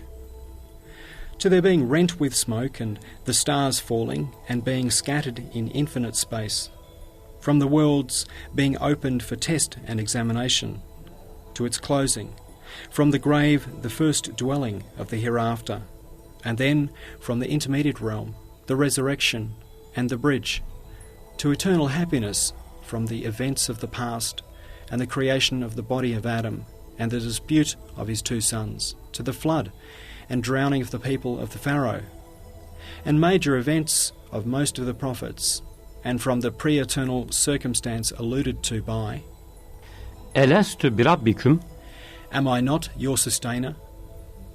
To the post-eternal occurrence expressed by, Vücuhu yevme izin nadiratun ila rabbiha nazira. Some faces that day will beam in brightness, looking towards their sustainer. All these fundamental, important subjects are explained in a way befitting the All-Glorious One, who administers the whole universe as though it was a palace, and opens and closes this world and the hereafter like two rooms, and regulates the earth as if it was a garden, and the heavens as though they were a roof adorned with lamps, and beholds the past and future as though they were 2 pages present in his sight like a single night and day, and looks on pre-eternity and post-eternity as though they were yesterday and tomorrow, in a form in which the 2 sides of a chain of events are joined together and touching in present time. Just as a master builder speaks of 2 houses he has constructed and arranged, and makes out the program and list and index of the matters involved, so the Qur'an is fitting for the one who makes the universe and arranges it, and writes out and displays the list and index, and, if one may say so, the program of the matters concerned with it. There is no sign of any artificiality or false display, and just as there is no trace of imitation or hint of any fraud, like speaking on behalf of someone else or supposing itself to be in someone else's place and speaking, so too, with all its seriousness, all its purity, all its sincerity, the Qur'an's pure, shining, brilliant exposition declares, I am the word and exposition of the Creator of the world, just as the light of day declares, I came from the sun. Indeed, apart from the Maker who adorns this world with antique arts and fills it with delicious bounties and scatters bountifully over the face of the world, together with these wonders of his art, so many valuable gifts, and setting them in orderly lines, spreads them out over the face of the earth. Apart from this bestower of bounties, who else could the Qur'an of miraculous exposition be fitting for? The Qur'an which fills the world with this clamour of salutation and acclaim, this resounding praise and thanks, and transforms the earth into a place for the recitation of Allah's names, a mosque and a place for gazing on the divine works of art. Whose speech could it be apart from his? Who can claim ownership of it apart from him? Whose word could it be other than his? Whose light could the exposition of the Qur'an be, which solves the talisman of creation and illuminates the world other than the pre-eternal suns? Who has the ability to produce the like of it and imitate it? In truth, it is impossible for the artist who adorns this world with his arts not to speak with man who appreciates his art. Since he makes and knows, he surely speaks, and since he speaks, it is surely the Qur'an which is appropriate to his speech. How should a Lord of all dominion, who is not indifferent to the way a flower is ordered, remain indifferent to a discourse which brings all his dominion to a clamour of salutation and praise? Would he permit it to be attributed to others and be made as nothing? 5th flash. This is the wonderful comprehensiveness of the Qur'an's style and conciseness. It consists of 5 glows. The first glow. The Qur'an's style has a comprehensiveness so wonderful that a single surah contains the ocean of the Qur'an, which in turn contains the universe. A single of its verses contains the treasury of the surah, and most of the verses are each a short surah, while most of the surahs are short Qur'ans. Thus, this is a great favour and guidance and facilitating a rising from its miraculous conciseness. For although everyone has need of the Qur'an all the time, either due to foolishness or for some other reason, they do not have the time to read all of it, or they do not have the opportunity. So in order that they should not be deprived of it, each surah is like a short Qur'an, and each long verse even has the rank of a surah. Those who penetrate to the inner meaning of things agree that the whole Qur'an is contained in the surah Al-Fatiha, even and the Fatiha in the Bismillah. The proof of this fact is the consensus of the scholars who have investigated it. Second glow. The verses of the Qur'an are comprehensive through their denoting and indicating all the categories of speech and true knowledge and human needs, like command and prohibition, promise and threat, encouragement and deterring, restraint and guidance, stories and comparisons, the divine ordinances and teachings, the sciences related to the universe, and the laws and conditions of personal life, social life, the life of the heart, spiritual life, and the life of the hereafter. So that the truth of the saying, take whatever you want from the Qur'an for whatever you want, has become accepted to such a degree by the people of reality that it has become proverbial among them. There is such a comprehensiveness in the verses of the Qur'an that they may be the cure for every ill and the sustenance for every need. Yes, they have to be like that, because it is essential that the absolute guide of all the levels of people of perfection, who continually rise in degrees of progress,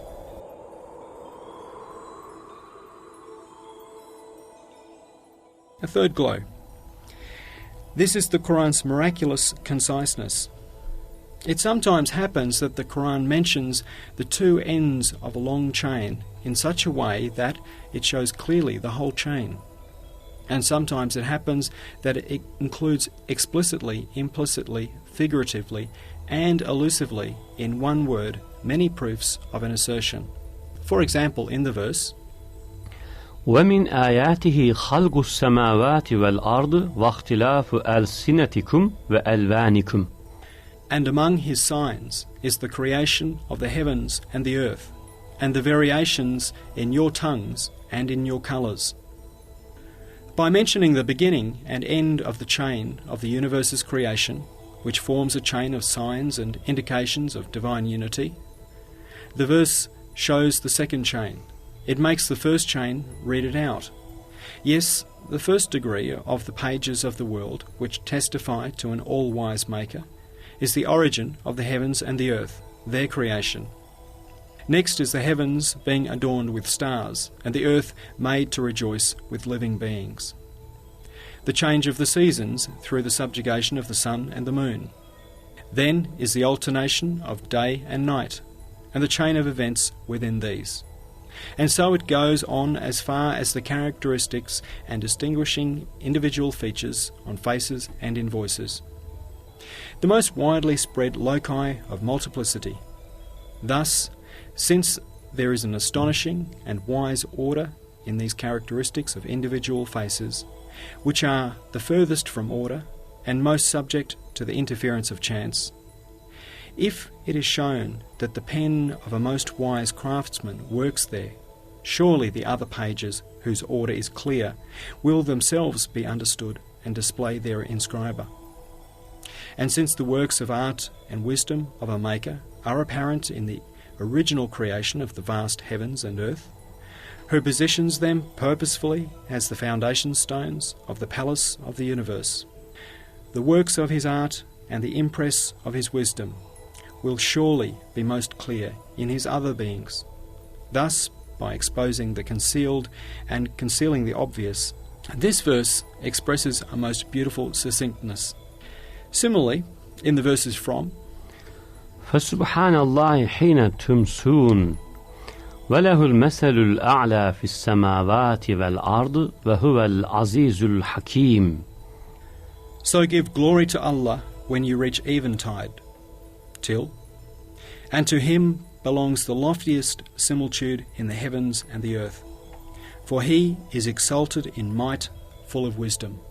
The chain of proofs, which begins 6 times with the words وَمِنْ آيَاتِهِ And among his signs is a sequence of jewels, a sequence of light, a sequence of miraculousness, a sequence of miraculous conciseness. I wish from the heart to display the hidden diamonds in these treasuries. But what can I do? The discussion here does not support it. So, postponing it to another time, I'm not opening that door for now. And for example, فأرسلون يوسف أيها الصديق. Send me therefore, O Joseph, a man of truth. Between فأرسلون send me therefore and يوسف O Joseph are these words. إلى يوسف لاستعبر منه الرؤيا فأرسلوه فذهب إلى السجن وقال يوسف. Joseph, so that I may ask him to interpret the dream. So I sent him, and he went to the prison and said to Joseph. That is to say, although 5 sentences have been abbreviated and summarized in one sentence, it does not mar the clarity or hinder the understanding. And for example, الذي جعل لكم من الشجر الأخضر نارا. Who produces for you fire from the green tree. Here the Qur'an is saying in the face of rebellious man's denials, who is as though challenging the Qur'an by saying, who will raise to life rotten bones? Whoever created them in the first place, he will raise them to life. And that Creator knows every single aspect of every single thing. Furthermore, he who provides fire for you from the green tree is able to give life to the dry bones. Thus, this sentence looks in numerous ways to the claim that man will be raised to life, and proves it. Firstly, with these words, the Qur'an starts off the chain of bounties it lays before man, moves it forward, and calls it to mind. Having described it in detail in other verses, it cuts short the description here, and refers it to the intelligence. That is, you cannot flee from the one who gives you fruit and fire from trees, sustenance and seeds from plants, cereals and grains from the earth, and makes the earth a fine cradle for you, filled with all your sustenance, and the world a palace in which is found all your needs. You cannot be independent of him, or disappear into non-existence and hide there. You cannot enter the grave without duties to sleep in comfort, nor to be awoken. Then it points out an evidence of the claim with the words, الشجر الأخضر. The green tree. It implies, O you who deny resurrection, look at the trees. One who raises to life and makes green in spring numberless bone-like trees which have been dead throughout winter, and in every tree even demonstrates 3 examples of resurrection through the leaves, blossoms and fruit. The power of such a one cannot be challenged through denial or by considering resurrection improbable. Then it points out other evidence, saying, how do you deem it unlikely that one who extracts for you out of dense, heavy, dark matter, like a tree, subtle, light, luminous matter, like fire, should give fire like life and light like consciousness to wood like bones? Then it states another evidence explicitly. It says, one who creates the famous tree which, while green, produces fire for nomads in place of matches, when 2 of its branches are rubbed together, and combines 2 opposites, like the green and damp, and the dry and the hot, and makes them the source of the fire. Everything, even the fundamental elements, looks to his command and acts through his power. It cannot be considered unlikely of the one who demonstrates that none of these is independent and acts of its own accord, that he should raise up man from the earth once again, who was made from earth and later returned to the earth. He may not be challenged with rebellion. Then, through recalling Moses's, peace be upon him, famous tree, it shows that this claim of Muhammad, peace and blessings be upon him, is also that of Moses, peace be upon him.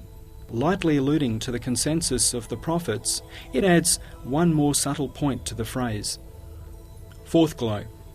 The Qur'an's conciseness is so comprehensive and wonderful that when studied carefully, it becomes apparent that sometimes, through some simple detail or particular event, it compassionately shows to simple, ordinary minds most extensive, lengthy, universal rules and general laws, like showing an ocean in a ewer.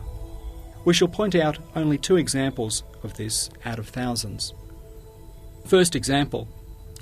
This is the 3 verses expanded in detail in the first station of the 20th word, which describe under the name of the teaching of the names to the person of Adam, the teaching of all the sciences and branches of knowledge, with which the sons of Adam have been inspired. Through the angels prostrating before Adam and Satan not prostrating, they state that most beings, from fish to angels, are subjugated to humankind, just as harmful creatures, from snakes to Satan, do not obey man and are hostile to him. And through the people of Moses, peace be upon him, slaughtering a cow, they state that the concept of cow worship, which was taken from the worship of cows in Egypt and showed its effect in the event of the calf, was slaughtered by Moses' knife. And through water gushing forth from the rock and springs flowing out and spreading, they also state that the rock layer, which is under the soil layer, acts as a source of both water, springs, and the soil. Second example. This is the whole and parts of the story of Moses, peace be upon him, which is frequently repeated in the Qur'an, and each of the repetitions of which is shown as the tip of a universal rule, with each repetition stating the rule in question. For example, Ya Haman ibni li sarha. O Haman, build me a lofty palace.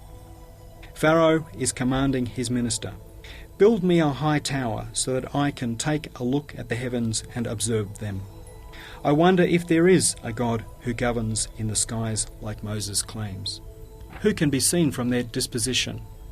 Thus, through the word palace and this minor incident, it states a strange rule dominant in the traditions of the Egyptian pharaohs, who, because they lived in the desert with no mountains, wanted mountains, and because they did not recognize the Creator, were worshippers of nature and claimed Godhead, and worshipping fame, through displaying the works of their dominion, perpetuated their name and constructed the famous mountain-like pyramids, and agreed to magic and metempsychosis, and had their corpses mummified and preserved in their mountain-like tombs. And for example, فَالْيَوْمَ نُنَجِّيكَ بِبَدَنِكَ. This day we shall save you in your body. By saying to Pharaoh, who is drowning, today I am going to save your body which will drown, it is expressing a death-tainted exemplary rule of the Pharaoh's lives, which was, as a consequence of the idea of metempsychosis and mummifying the bodies of all of them, to take them from the past and send them to be viewed by generations of the future. And this present century, a body was discovered which was the very body of Pharaoh, thrown up on the seashore where he drowned.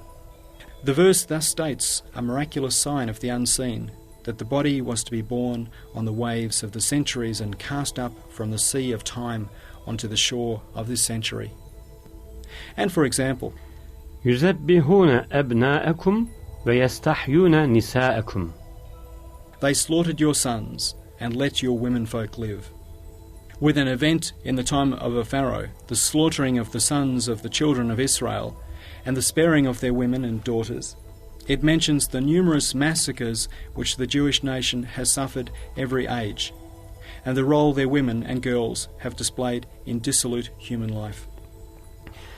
وَلَتَجِدَنَّهُمْ أَحْرَصَ النَّاسِ عَلَى حَيَاةٍ وَتَرَى كَثِيرًا مِنْهُمْ يُسَارِعُونَ فِي الْإِثْمِ وَالْعُدْوَانِ وَأَكْلِهِمُ السُّحْتَ لَبِئْسَ مَا كَانُوا يَعْمَلُونَ وَيَسْعَوْنَ فِي الْأَرْضِ فَسَادًا وَاللَّهُ لَا يُحِبُّ الْمُفْسِدِينَ وَقَضَيْنَا إِلَى بَنِي إِسْرَائِيلَ فِي الْكِتَابِ لَتُفْسِدُنَّ فِي الْأَرْضِ مَرَّتَيْنِ ولا تعثوا في الأرض مفسدين.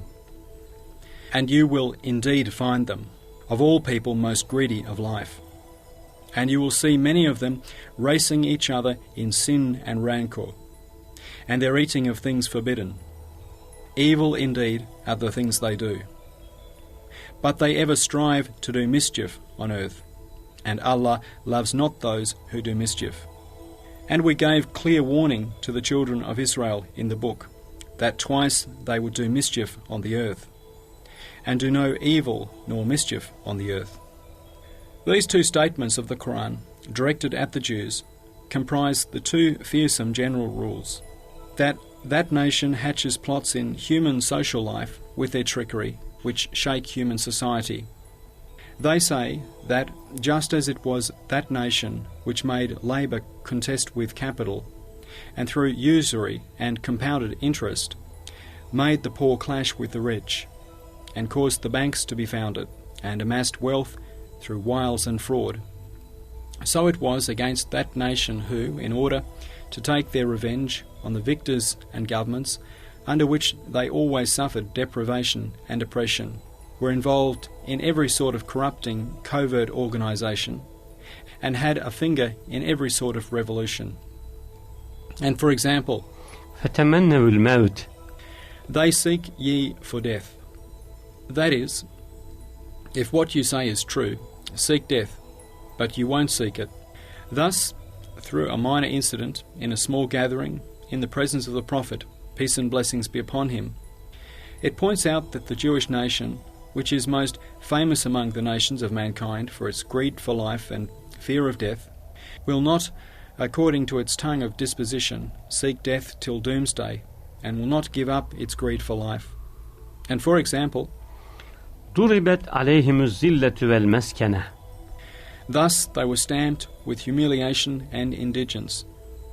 With this it describes generally that nation's future destiny. It is because of these fearsome rules governing the destiny and character of this nation that the Qur'an acts so severely against them. It deals them awesomely punishing slaps. From these examples, draw analogies with the other stories and passages about Moses, peace be upon him, and the children of Israel. Now there are very many flashes of miraculousness, like the flash in this fourth glow, behind the simple words and fifth glow. This is the extraordinary comprehensiveness of the Qur'an in regard to its aims and subjects, meanings and styles, and its subtle qualities and fine virtues. Indeed, if the surahs and verses of the Qur'an of miraculous exposition are studied carefully, and especially the openings of the surahs and the beginnings and ends of the verses, it will be seen that although it gathers together all the categories of rhetoric, all the parts of fine speech, all the classes of elevated styles, all the sorts of fine morality, all the summaries of the sciences relating to the universe, all the indexes of divine knowledge, all the beneficial rules for individual and human social life, and all the luminous laws of the exalted physical sciences, not a trace of confusion is apparent. In truth, to gather together in one place this many different categories of knowledge, and not to cause any dispute or difficulty, can only be the work of an overwhelming, miraculous order. Then together with the order within this comprehensiveness, as is expounded and proved in the previous 24 words, to rend the veils of the habitual and commonplace, which are the source of compounded ignorance, and to draw out the wonders concealed beneath them and display them, to smash with the diamond sword of proof the idol of nature, which is the source of misguidance, to scatter with thunderous trumpet blasts the dense layers of the sleep of heedlessness, and to uncover and reveal the obscure talisman of being and the strange riddle of the creation of the world, before which human philosophy and science have remained impotent, is most surely only the wondrous work of a wonder worker like the Qur'an. The Qur'an, which sees reality, is familiar with the unseen, bestows guidance and shows the truth. If the Qur'an's verses are considered carefully and fairly, it will be seen that they do not resemble a gradual chain of thought, following one or two aims, like other books. For the Qur'an's manner is sudden and instantaneous. It is inspired on the moment. Its mark is that all its aspects arrive together, but independently from distant places. A most serious and important discourse which comes singularly and concisely. Yes, who is there apart from the universe's creator that could give a discourse concerned to this degree with the universe and the creator of the universe? Who could step beyond his mark to an infinite degree and make the all-glorious creator speak according to his own whims, then make the universe speak the truth? Yes, in the Qur'an, the universe's maker is seen to be speaking and making others speak most seriously and truthfully, and in elevated and truth fashion. There is no sign at all to suggest imitation. He speaks and makes speak. If to suppose the impossible, someone like Musaylama was to step beyond his mark to an infinite degree, and by way of imitation make the all-glorious Creator, the sublime and majestic one, speak according to his own ideas, and the universe as well, there certainly would be thousands of signs of imitation and indications of falsehood. For when the contemptible assume the manner of the lofty, their every action shows up their pretense. So consider carefully these verses which proclaim this fact with an oath. وَالنَّجْمِ إِذَا هَوَى مَا ضَلَّ صَاحِبُكُمْ وَمَا غَوَى وَمَا يَنْطِقُ عَنِ الْهَوَى إِنْ هُوَ إِلَّا وَحْيٌ يُوحَى. By the star which goes down, your companion is neither astray nor misled, nor does he say aught of his own desire. It is no less than revelation inspired. Third ray. This is the miraculousness of the Qur'an of miraculous exposition, which is its giving news of the unseen, preserving its youth in every age, and being appropriate to every level of person. This ray has three radiances. First radiance. This is its giving news of the unseen. It consists of three glistens. The first glisten is its telling about the past, one part of the unseen. Indeed, the all-wise Qur'an mentions through the tongue of one whom everyone agreed was both unlettered and trustworthy, the important events and significant facts concerning the prophets from the time of Adam till the era of bliss, in a way which, confirmed by scriptures like the Torah and the Bible, tells of them with the greatest power and seriousness. It concurs with the points on which the former books were agreed, and decides between them on the points over which they differed, pointing out the truth of the matter. That is to say, the Qur'an's view, which penetrates the unseen, sees the events of the past in a way over and above all the previous scriptures, and pronounces them right and confirms them in the matters on which they are agreed, and acts as an arbiter between them, correcting in matters about which they are at variance. However, the facts the Qur'an relates about the events of the past are not things that could have been learnt through the exercise of reason that they were communicated by it. They were rather transmitted knowledge, dependent on the heavens, on revelation. And as for transmitted knowledge, it is the domain of those who know how to read and write. These were revealed to one known by friend and foe alike as knowing neither how to read nor write, and as being trustworthy. Someone described as unlettered. Also, the Qur'an tells of those past events as though it had actually seen them, for it takes the spirit and vital point of a lengthy event and makes them the introduction to its aim. That is to say, the summaries and extracts which the Qur'an contains show that it sees all the past together with all its events. For just as someone who is an expert in some science or craft shows his skill and proficiency through some succinct words or a concise statement, so the summaries and spirits of events mentioned in the Qur'an show that the one who said them comprehends all the events and sees them, and if one may say so, relates them with extraordinary skill. The second glisten is its giving news of the future, which is another part of the unseen. There are many sorts of this.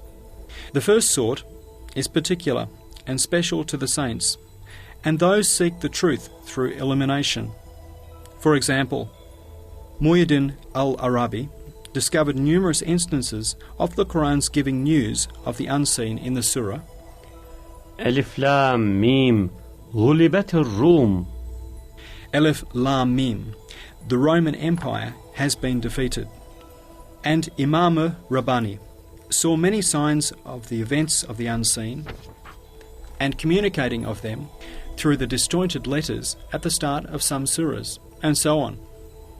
For scholars of the Batinya school, the Qur'an consisted from beginning to end of information about the unseen. We, however, shall indicate some which are general. These too have many levels, one of which we shall discuss.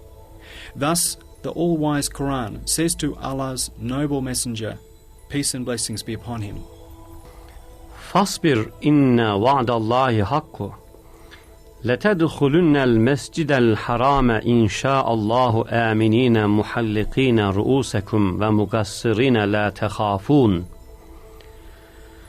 هو الذي أرسل رسوله بالهدى ودين الحق ليظهره على الدين كله وهم من بعد غلبهم سيغلبون في بضع سنين لله الأمر فستبصر ويبصرون بأيكم المفتون أم يقولون شاعر نتربص به ريب المنون قل تربصوا فإني معكم من المتربصين والله يعصمك من الناس فإن لم تفعلوا ولن تفعلوا ولن يتمنوه أبدا سنريهم آياتنا في الآفاق وفي أنفسهم حتى يتبين لهم أنه الحق قل لئن اجتمعت الإنس والجن على أن يأتوا بمثل هذا القرآن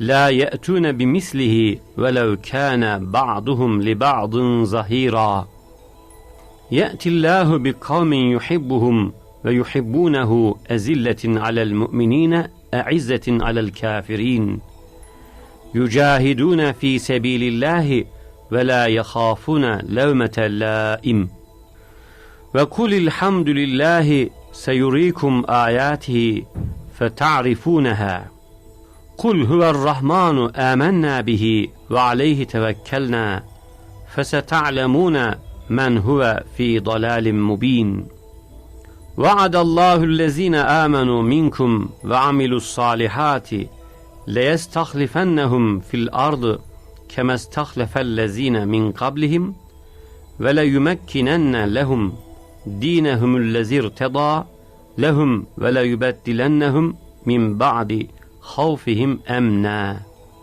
So patiently persevere, for Allah's promise is true. You shall enter the sacred mosque if Allah wills, with minds secure, heads shaved, hair cut short and without fear. He it is who sent his messenger with guidance and the religion of truth. So it should prevail over all religion. But they, after this defeat of theirs, will soon be victorious. Within a few years, with Allah is the decision. Soon will you see, and they will see. Which of you is afflicted with madness? Or do they say, a poet? We await for him some calamity hatched by time. Say, wait then, and I shall wait with you, and Allah will defend you from men. But if you cannot, and of a surety you cannot, but they will never seek it, we shall show them our signs on the furthest horizons and in their own selves, so that it becomes clear to them that this is the truth. Say, if the whole of mankind and the jinns were to come together to produce the like of this Qur'an, they could not produce the like thereof, even if they backed up each other with help and support. Allah will produce a people whom He will love as they will love Him. Lowly with the believers, mighty against the rejectors, fighting in the way of Allah, and never afraid of the reproaches of such as find fault.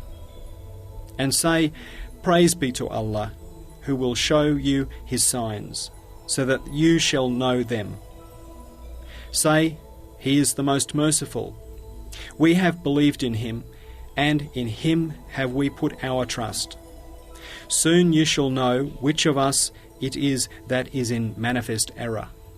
Allah has promised to those among you who believe and act righteously that He will of a surety grant them inheritance of power in the land, as He granted it to those before them, that He will establish in authority their religion, which He has chosen for them, and that He will change their state after their fear to one of security and peace.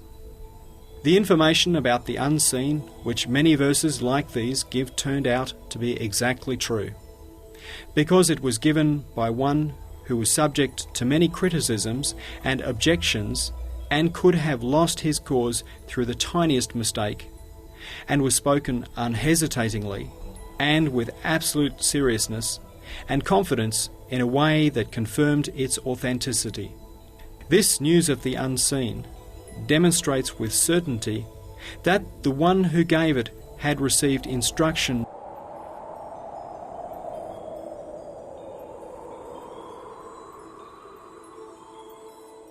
The third glisten is its giving news of the divine truths, cosmic truths, and the matters of the hereafter, the Qur'an's expositions of the divine truths, and its explanations of the cosmos, which solve the talisman of the universe and riddle of creation, are the most important of its disclosures about the unseen.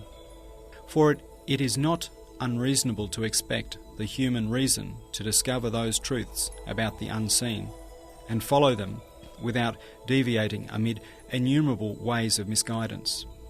It is well known that the most brilliant philosophers of mankind have been unable to solve the most insignificant of those matters by use of the reason. Furthermore, it is only after the Qur'an has elucidated those divine truths and cosmic truths which it points out, and after man's heart has been cleansed and his soul purified, and after his spirit has advanced and his mind been perfected, that his mind affirms and accepts those truths, and he says to the Qur'an, "How great are Allah's blessings." This section has been in part explained and proved in the 11th word, and there is no need to repeat it. But when it comes to facts concerning the hereafter and the intermediate realm, the human mind certainly cannot rise to them and see them on its own. However, it can prove them to the degree it sees them through the ways shown by the Qur'an. It is explained and proved in the 10th word just how right and true are these disclosures of the Qur'an about the unseen. Second radiance. This is the Qur'an's youth. It preserves its freshness and youth every age, as though newly revealed. In fact, the Qur'an has to have perpetual youth, since, as a pre-eternal address, it addresses at once all the levels of mankind in every age. And that is how it has been seen and is seen, even although all the centuries are different with regard to ideas and capacity. It is as though it looks to each particularly and teaches it. Man's works and laws grow old like man. They change and are changed. But the rulings and laws of the Qur'an are so firm and well-founded that they increase in strength as the centuries pass. Indeed, this present age and the people of the book this age, who have more than any other relied on themselves and stopped up their ears to the words of the Qur'an, are so in need of its guiding address of, يا أهل الكتاب يا أهل الكتاب. O people of the book, O people of the book. That it is as if it addresses this age directly. And the phrase, O people of the book, comprises also the meaning of يا أهل المكتب. O people of the modern science books. It delivers its shout of يا أهل الكتاب تعالوا إلى كلمة سواء بيننا وبينكم. O people of the book, come to common terms as between us and you, to the ends of the world with all its strength, all its freshness, all its youth.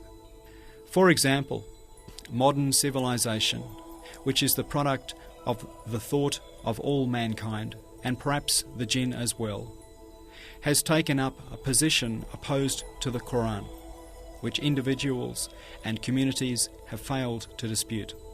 With its sorcery, it impugns the Qur'an's miraculousness. Now, in order to prove the claim of the verse, قل لئن اجتمعت الإنس والجن. say, if the whole of mankind and the jinns were to gather together, we shall compare the foundations and principles which civilization has laid in the form of dispute with the principles of the Qur'an. At the first degree, the comparisons and balances which form all the words from the 1st to the 25th, and the verses at their heads which form their truths, all prove with a certainty that 2 + 2 = 4, the Qur'an's miraculousness and supremacy in the face of civilization.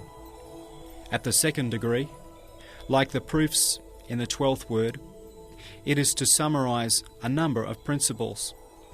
By reason of its philosophy, present-day civilization accepts force as the point of support in the life of society. It takes as its aim benefits and considers the principles of its life to be conflict. It considers the bond between communities to be racialism and negative nationalism, while its aim is to provide amusements for gratifying the appetites of the soul and increasing man's needs. However, the mark of force is aggression, and since the benefits are insufficient to meet all needs, their mark is that everyone tussles and jostles over them. The mark of conflict is contention, and the mark of racialism aggression, since it thrives on devouring others. Thus, it is because of these principles of civilization that despite all its virtues, it has provided a sort of superficial happiness for only 20% of mankind and cast 80% into distress and poverty. The wisdom of the Qur'an, however, takes as its point of support truth instead of force, and in place of benefit has virtue and Allah's pleasure as its aims. It considers the principle of mutual assistance to be fundamental in life, rather than conflict. In the ties between communities, it accepts the bonds of religion, class and country. In place of racialism and nationalism, its aims are to place a barrier before the illicit assaults of the soul's base appetites, and to urge the spirit to sublime matters, to satisfy man's elevated emotions and encourage him towards the human perfections. And as for the truth, its mark is concord. The mark of virtue is mutual support, and the mark of mutual assistance, hastening to help one another. The mark of religion is brotherhood and attraction, and the result of reining in and tethering the evil commanding soul, and leaving the spirit free, and urging it towards perfection, is happiness in this world and the next. Thus, despite the virtues present-day civilization has acquired from the guidance of the Qur'an in particular, and from the preceding revealed religions, in point of fact, it has thus suffered defeat before the Qur'an. Third degree. Of thousands of matters we shall point out only 3 or 4 by way of example. Since the Qur'an's principles and laws have come from pre-eternity, they shall go to post-eternity. They are not condemned to grow old and die like civilization's laws. They are always young and strong. For example, despite all its societies for good works, all its establishments for teaching of ethics, all its severe discipline and regulation, civilization has been unable to contest the all-wise Qur'an on 2 of its matters, and has been defeated by them. These 2 matters are: وَأَقِيمُوا الصَّلَاةَ وَآتُوا الزَّكَاةَ, be steadfast in performing the prayers and give zakat, and وَأَحَلَّ اللَّهُ الْبَيْعَ وَحَرَّمَ الرِّبَا, Allah has permitted trade and forbidden usury. We shall describe them, this miraculous victory, by means of introduction. It is like this. As is proved in Isharatul Ijaz, just as the source of mankind's revolutions is one phrase, so another phrase is the origin of all immorality. First phrase: so long as I'm full, what is it to me if others die of hunger? Second phrase: you work so that I can eat. Yes, the upper and lower classes in human society, that is, the rich and the poor, live at peace when in equilibrium. The basis of that equilibrium is compassion and kindness in the upper classes, and respect and obedience in the lower classes. Now, the first phrase has incited the upper class to practice oppression, immorality, and mercilessness. And just as the second has driven the lower classes to hatred, envy, and to contend the upper classes, and has negated man's tranquility for several centuries, so too this century, as the result of the struggle between capital and labour, it has been the cause of the momentous events of Europe, well known by all. Thus, together with all its societies for good works, all its establishments for the teaching of ethics, all its severe discipline and regulations, it could not reconcile these 2 classes of mankind, nor could it heal the 2 fearsome wounds in human life. The Qur'an, however, eradicates the first phrase with its injunction to pay zakat, and heals it, while it uproots the second phrase with its prohibition of usury and interest, and cures that. Indeed, the Quranic verse stands at the door of the world and declares usury and interest to be forbidden. It reads out its decree to mankind, saying, in order to close the door of strife, close the door of usury and interest. It forbids its students to enter it. Second principle: civilization does not accept polygamy. It considers the Qur'an's decree to be contrary to wisdom and opposed to man's benefits. Indeed, if the purpose of marriage was only to satisfy lust, polygamy would have been contrary to it.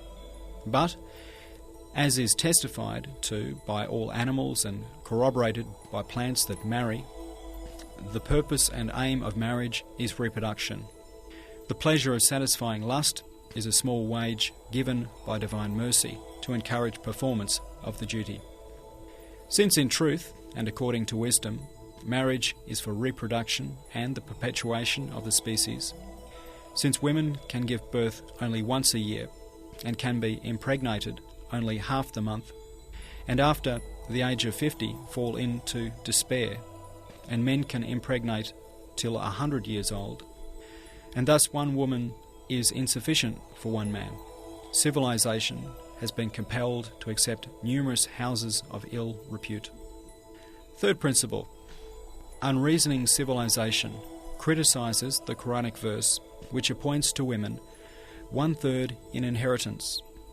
However, most of the rulings concerning social life are in accordance with the majority, and mostly a woman finds someone to protect her. As for the man, she will be a burden on him and will have to combine efforts with someone else who will leave her means of subsistence. Thus, in this form, if a woman takes half of the father's legacy her husband makes up her deficiency. But if the man receives 2 parts from his father, 1 part he will give to maintaining the woman he has married, thus becoming equal with his sister. The justice of the Qur'an requires it to be thus. It has decreed it in this way. Footnote. This is part of my court defence, which was the supplement for the appeal court and which silenced the court. It is appropriate as a footnote for this passage.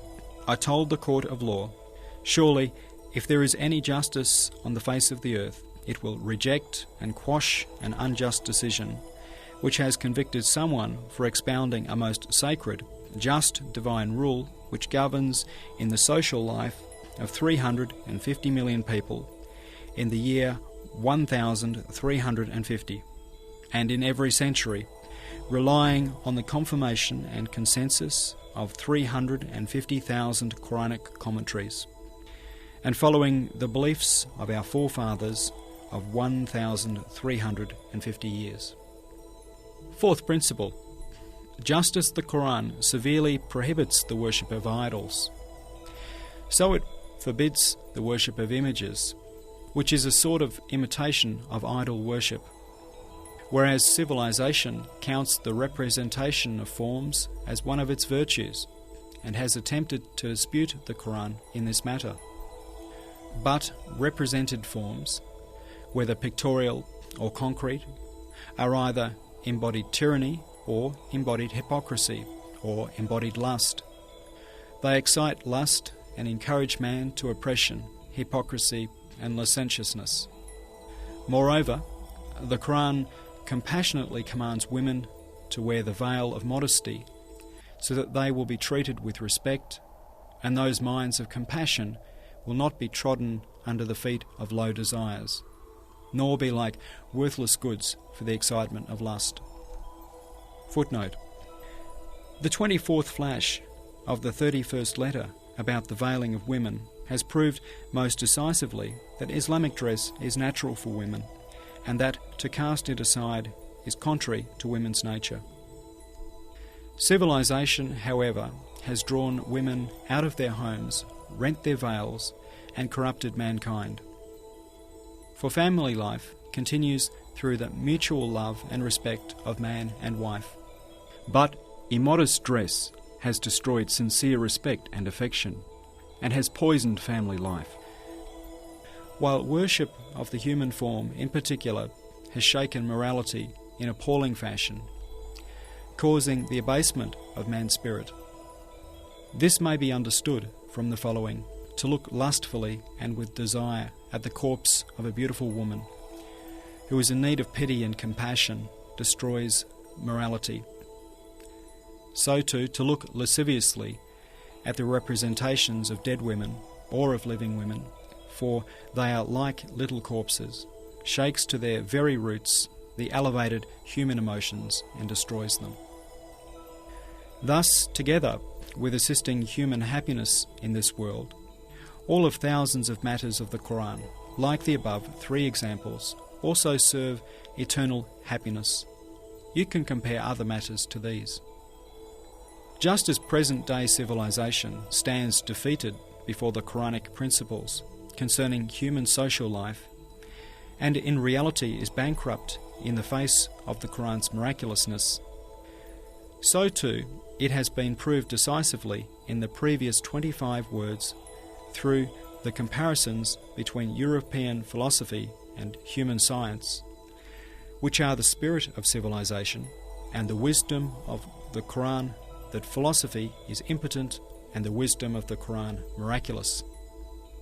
The impotence and bankruptcy of philosophy and the miraculousness and wealth of Quranic wisdom have been proved in the 11th and 12th words. You may refer to those. Furthermore, just as present-day civilization is defeated before the miraculousness of the Qur'an's wisdom in regard to learning and actions, the same is true for literature and rhetoric. The comparison of the literature and rhetoric of civilization and those of the Qur'an is that of dark grief and hopeless wailing of a motherless orphan and the low and uproarious song of a drunkard, and the yearning, hopeful sorrow of an elevated lover arising from a temporary separation, and patriotic songs urging victory or war and high self-sacrifice. For in regard to the effects of its styles, literature and rhetoric produce either sorrow or joy, and sadness is of two sorts. It is either a dark sorrow arising from the lack of friends, that is, having no friends or owner, which is the sorrow produced by the literature of civilization, which is stained by misguidance, enamoured of nature, tainted by heedlessness, or it is the second sorrow. This arises from the separation of friends, that is, the friends exist, but their absence causes a yearning sorrow. This is the guidance-giving, light-scattering sorrow which the Qur'an produces. Joy, too, is of two sorts. One stimulates the desires of the soul. This is the mark of civilization's literature in the fields of theatre, cinema, and the novel, while the other joy silences the soul and is subtle and mannerly, innocently urging the spirit, heart, mind, and subtle faculties to attain to sublime matters, to their original home and eternal abode, and their companions of the hereafter. It is the joy the Qur'an of miraculous exposition produces. It fills man with eagerness for paradise and eternal happiness and the vision of Allah's beauty. Thus, the vast meaning and mighty truth which the verse قل لئن اجتمعت الإنس والجن على أن يأتوا بمثل هذا القرآن لا يأتون بمثله ولو كان بعضهم لبعض ظهيرا. Say, if the whole of mankind and the jinns were to gather together to produce the like of this Qur'an, they could not produce the like thereof, even if they backed up each other with help and support. Expresses is imagined by those of scant intelligence to be an impossible supposition for the purposes of uttering an exaggerated piece of eloquence. Allah forbid. It is not an exaggeration, nor is it an impossible supposition. It is as an absolutely truthful piece of rhetoric, and possible and actual. It is an absolutely truthful piece of rhetoric, and possible and actual. One aspect of its being in this form is this: if all the fine words of man and jinn, which do not issue from the Qur'an, and do not belong to it, were to be gathered together, they could not imitate the Qur'an, and they have not been able to imitate it, for they have been unable to show that they have. The second aspect is this: civilization and science and philosophy and European literature, which are the products of the thought and efforts of mankind and the jinn and even Satan's, remain in the very pits of impotence before the decrees, wisdom and eloquence of the Qur'an.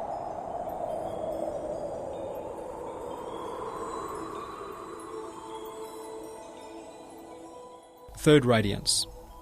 It is as though the all-wise Qur'an is every century turned directly towards all the classes of humanity and addresses each particularly. Indeed, since the Qur'an summons all mankind with all its classes and instructs them in belief, the highest and most subtle science, and in knowledge of Allah, the broadest and most luminous branch of learning, and in the laws of Islam, which are the most important and various of the sciences, it is essential that it should instruct every class and group appropriately. What it teaches, however, is the same. It does not differ, in which case there have to be different levels in the same lesson, and according to its degree, every class takes its share from one of the veils of the Qur'an. We have given many examples of this, and they may be referred to. Here we shall only indicate one or two minor points, and the share of understanding of one or two classes. For example, لم يلد ولم يولد ولم يكن له كفوا أحد. He begets not, nor is he begotten, and there is none like unto him. The share of understanding of this of ordinary people, which forms the most numerous class, Almighty Allah is above having mother and father, relatives or wife, while the share of a middle class, it is to deny the divinity of Jesus, peace be upon him, and the angels, and anything which has been born. For although denying something impossible is apparently purposeless, according to the rules of rhetoric, a necessary statement is intended which gives it purpose. Thus the purpose of denying son and begetter, which are particular to corporeality, is to deny the divinity of those who have offspring and parents and equals. And it is to show that they are not worthy of being worshipped. It is because of this that Surah Al-Ikhlas is beneficial for everyone all the time. The share of a more advanced class, Almighty Allah is above all relations which suggest giving birth and being born. He exempt from having any partners, helpers or fellows. His relations with all beings are those of Creator. He creates through his pre-eternal will with the command of Kun feyekun. Be, and it is. He is far beyond having any relation which is contrary to perfection, or is compelling, necessitating, or involuntary. And the share of understanding of a higher class still, Almighty Allah is pre-eternal and post-eternal. He is the first and the last, neither in his essence nor in his attributes, nor in his actions has he in any way any equal, peer, like or match, or anything similar, resembling or analogous to him. Only in his acts there may be comparisons expressing similarity. وَلِلَّهِ الْمَثَلُ الْأَعْلَى. And Allah's is the highest similitude. You can draw analogies with the above for other classes which all receive different shares, like those who have attained knowledge of Allah, the lovers of Allah, and the truly sincere. A second example. ما كان محمد أبا أحد من رجالكم. Muhammad is not the father of any of your men. The share of understanding from this, of the first class, Zayd, the servant of Allah's noble messenger, peace and blessings be upon him, whom he also addressed as my son, divorced his stately wife because he did not find himself equal to her. On Allah's command, the messenger, peace and blessings be upon him, took her. The verse says, if the Prophet calls you son, it is in respect of his messengership. In regard to his person, he is not your father, so that the women he takes should be unsuitable for him. The second class's share is this. A great ruler looks on his subjects with paternal compassion. If he is a spiritual monarch ruling both outwardly and inwardly, then since his compassion goes 100 times beyond that of a father, his subjects look on him as a father and on themselves as his real sons. A father's view cannot be transformed into that of a husband, and a daughter's view cannot be easily transformed into the view of a wife. So since the Prophet's taking the believers' daughters would seem inappropriate, the Qur'an says, the Prophet, peace and blessings be upon him, acts kindly towards you with the eye of divine compassion, and treats you in a fatherly manner. In the name of his messengership, you are like his children. But with regard to his human person, he is not your father, so that his taking a wife from you should be unfitting. The third group would understand it like this. You should not claim a connection with the Prophet, peace and blessings be upon him, and relying on his perfections and trusting in his fatherly compassion, commit errors and faults. Yes, many people are lazy because they learn on their elders and guides. They even sometimes say, our prayers have been performed, some like Alawis. The fourth point, Another group would understand a sign from the unseen from this verse as follows. The Prophet's male children would not remain at the degree of men, Rijal, in consequence of some wise purpose. His descendants would not continue as men, since through the use of the term Rijal, it indicates that he is the father of women. His line would continue through women. And praise be to Allah, Fatma's blessed descendants, like Hassan and Hussein, the radiant moons of two luminous lines, continued the physical and spiritual line of the son of prophethood. Allahumma salli alayhi wa ala alihi. O Allah, grant blessings to him and his family. The first light here reaches a conclusion with 3 rays.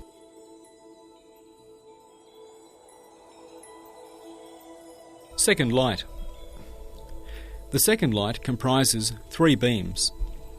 The first beam, according to the testimony of thousands of brilliant scholars of rhetoric and the science of rhetorical style, like Zamakhshari, Sakaki, Abdul Kahir Jurjani, there is in the Qur'an of miraculous exposition, as a whole, a pleasant fluency, a superior correctness, a firm mutual solidarity and a compact proportionateness, powerful cooperation between the sentences and parts, and an elevated harmony between the verses and their aims. And yet, while there are 7 or 8 significant factors that might mar or destroy the harmony, cooperation and mutual support, and the fluency and correctness, they do not mar them. Indeed, they give strength to the fluency, correctness, and proportionateness. Only those causes have exerted an influence to some extent and taken others out of the veil of the order and fluency.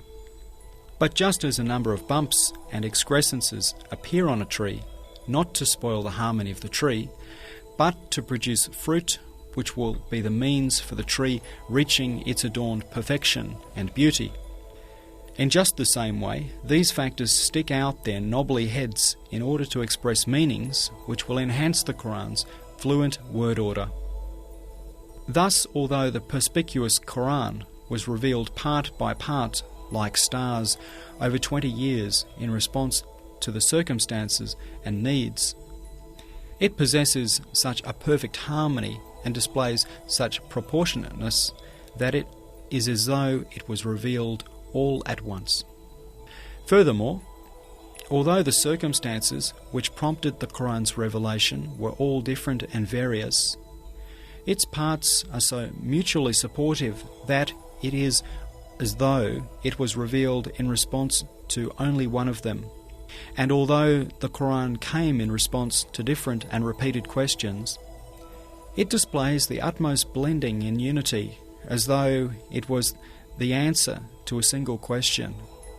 And although the Qur'an came to explain the requirements of numerous diverse events, it displays such a perfect order that it is as though it explains a single event.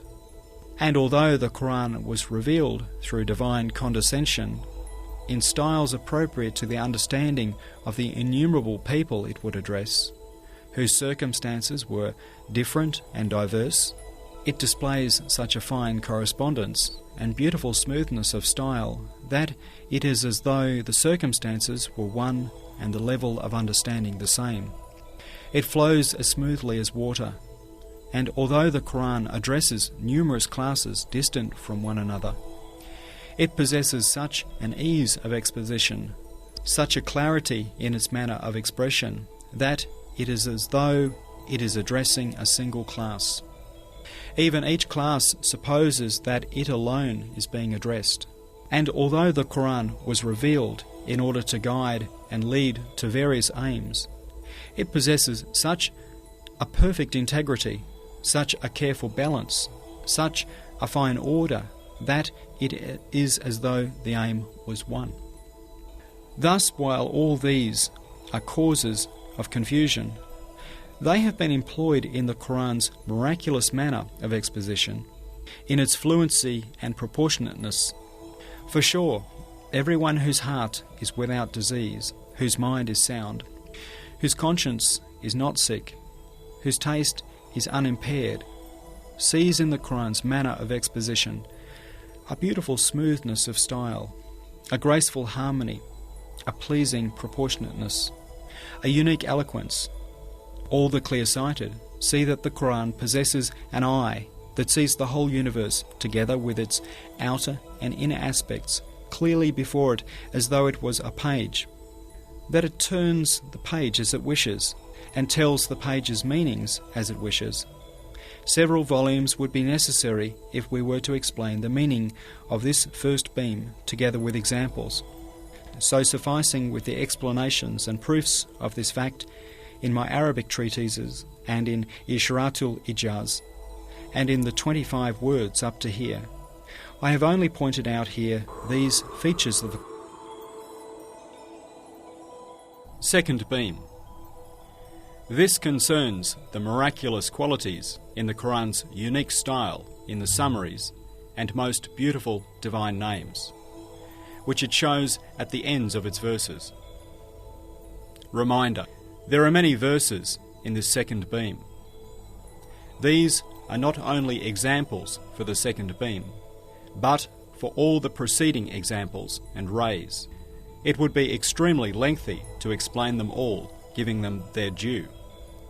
So for now, I am compelled to be brief and succinct. I have therefore indicated very concisely all the verses which form examples of this mighty mystery of miraculousness, and have postponed detailed explanation of them to another time. Thus, the Qur'an of miraculous exposition mostly mentions summaries at the conclusion of its verses, which either contain the divine names or their meanings, or refer the verse to the reason in order to urge it ponder over it, or they comprise a universal rule from among the aims of the Qur'an in order to corroborate and strengthen the verse. Thus, in the summaries are certain indications from the Qur'an's exalted wisdom, and certain droplets from the water of life of divine guidance, and certain sparks from the lightning of the Qur'an's miraculousness.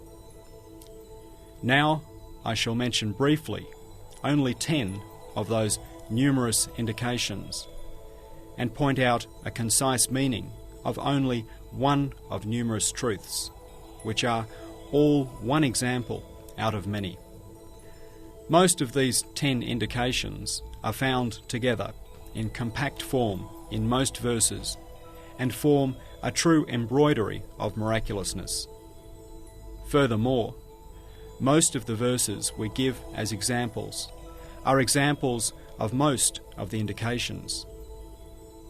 We shall point out only one indication for each verse, and shall just point lightly to the meanings of those verses given as examples in the preceding words.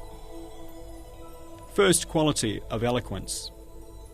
With its miraculous exposition, the all-wise Qur'an lays out, spreads out before the eyes, the acts and works of the all-glorious Maker. Then it extracts the divine names from those works and acts, or it proves the basic aims of the Qur'an, like the resurrection of the dead and divine unity. An example of the first meaning is this: هو الذي خلق لكم ما في الأرض جميعا ثم استوى إلى السماء فسواهن سبع سماوات وهو بكل شيء عليم. He it is who has created for you all things that are on the earth. Then he turned his will to the heavens and ordered them as the 7 heavens, for he has knowledge of all things. And an example of the second part: ألم نجعل الأرض مهادا والجبال أوتادا وخلقناكم أزواجا إن يوم الفصل كان ميقاتا. Have we not made the earth as a resting place, and the mountains as pegs, And have we not created you in pairs? Until, verily, the day of sorting out is a thing appointed. In the first verse, it describes the divine works and sets out the mightiest of them, which testify through their order and aims to knowledge and power, like the premises of a conclusion or a momentous aim. Then it extracts the name of all-knowing. In the second verse, as is explained briefly in the third point of the first ray in the first light, it mentions Almighty Allah's mighty acts and works, then concludes the resurrection of the dead, which is the day of sorting out. Second point of eloquence. The Qur'an unrolls the woven fabrics of divine art and displays them to the human gaze. Then, in the summaries, it passes over the weaving within the divine names, or else refers them to the reason. The first example of these: قُلْ مَنْ يَرْزُقُكُمْ مِنَ السَّمَاءِ وَالْأَرْضِ أَمَّنْ يَمْلِكُ السَّمْعَ وَالْأَبْصَارَ وَمَنْ يُخْرِجُ الْحَيَّ مِنَ الْمَيِّتِ وَيُخْرِجُ الْمَيِّتَ مِنَ الْحَيِّ وَمَنْ يُدَبِّرُ الْأَمْرَ فَسَيَقُولُونَ اللَّهُ فَقُلْ أَفَلَا تَتَّقُونَ فَذَلِكُمُ اللَّهُ رَبُّكُمُ الْحَقُّ. Say, who is it that sustains you from the sky and from the earth? Or, who is it that has power over hearing and sight? And who is it that brings out the living from the dead, and the dead from the living? And who is it that rules and regulates all affairs? They will say, Allah. Say, will you not then show piety to him? This is Allah, your sustainer, the truth. Thus, at the start it asks, who is it that readies the skies and the earth, as though they were two storehouses for your sustenance, and causes one to produce rain and the other seeds? Is there anyone other than Allah who could make them two subservient storekeepers? In which case, thanks should be offered to him alone. In the second phrase it asks, who is the owner of your eyes and ears, the most precious of your members? From which workbench or shop did you obtain them?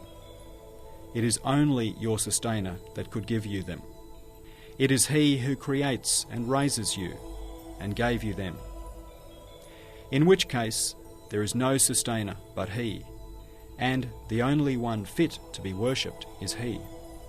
In the third phrase it says, who is it that resurrects the dead earth and raises to life hundreds of thousands of sorts of dead beings?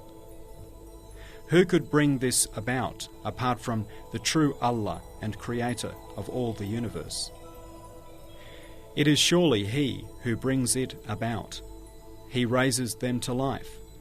Since He is truth, He will not violate rights. He will send you to a supreme tribunal. He will raise you to life just as He raises to life the earth. In the fourth phrase it asks, who other than Allah can administer and regulate this vast universe with perfect order, as though it was a palace or a city? Since it can be none other than Allah, the power which administers with extreme ease the vast universe and all its heavenly bodies is so faultless and infinite, it can have no need of partner or associate, assistance or help. The one who directs the vast universe will not leave small creatures to other hands. That means you will be obliged to say Allah.